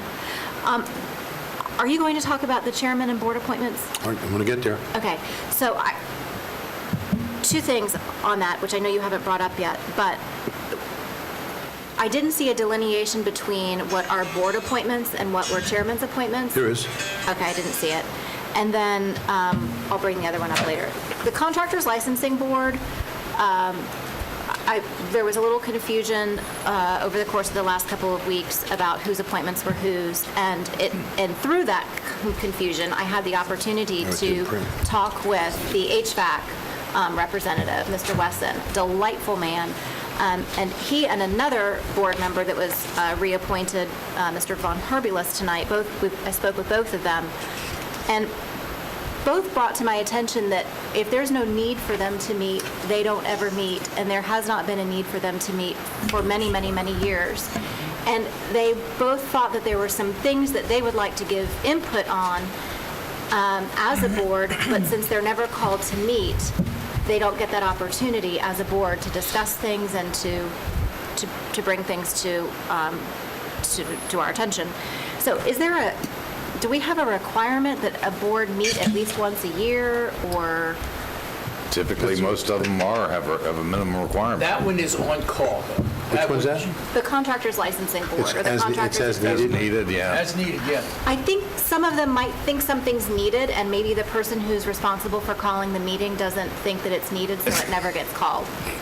Well, let's reach out, I can reach out to my appointee and say, hey, let's see if we can't get a meeting together. Well, it depends on whether what they want to meet about That's is correct. under the purview of that board. One of them was actually asking to have himself brought before the board, because he. Why don't we have the county manager talk to the staff person that's related to that board and report back to us?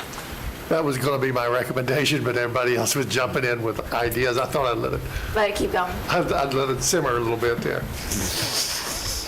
If you just let us know what the thought process is there. Yes, and I actually met with Bobby last week, and I've got another meeting set up with some other folks, I believe next week, to kind of have some of these conversations. But that, I can certainly circle back around with staff and see what the responsibility is of that board. And I have heard that from other boards as well.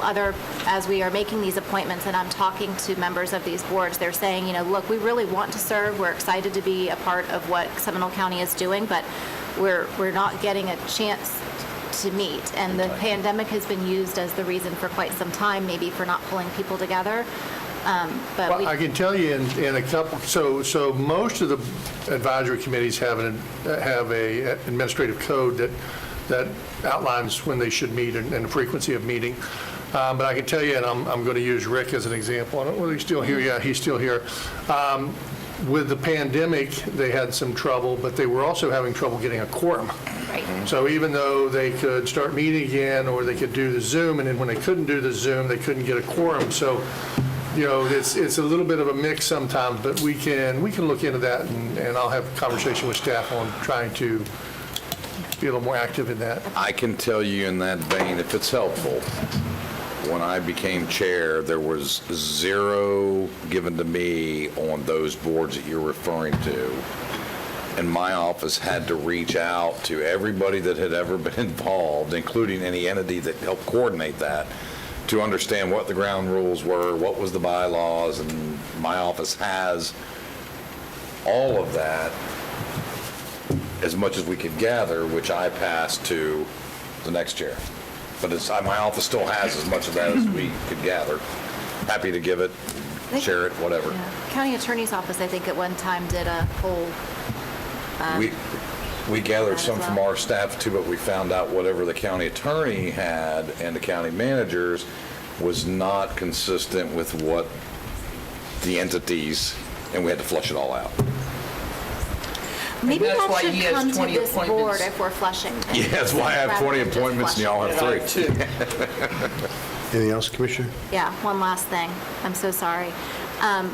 I do love having someone here to help navigate this meeting, but I feel really bad that her back is to the room and she doesn't have a microphone on. If there's some way that we can kind of navigate the room so that she has a place where she can sit, so she can see people walking up to her to hand her a piece of paper, and then for her to be able to speak the name into the microphone would be awesome. We could actually look at maybe moving her to this table, because mostly staff is behind her, would be behind her on this side, and she'll be able to see the rest of the room. Okay. I noticed the same thing today. That microphone This microphone works just fine. She just wasn't using it. Yeah, just when she turns around, and she's not just like me right now. She said it wasn't working, so, okay, all right, fabulous. Great. Anything else? Nope, I'm going to save my other thing for your conversation. Okay.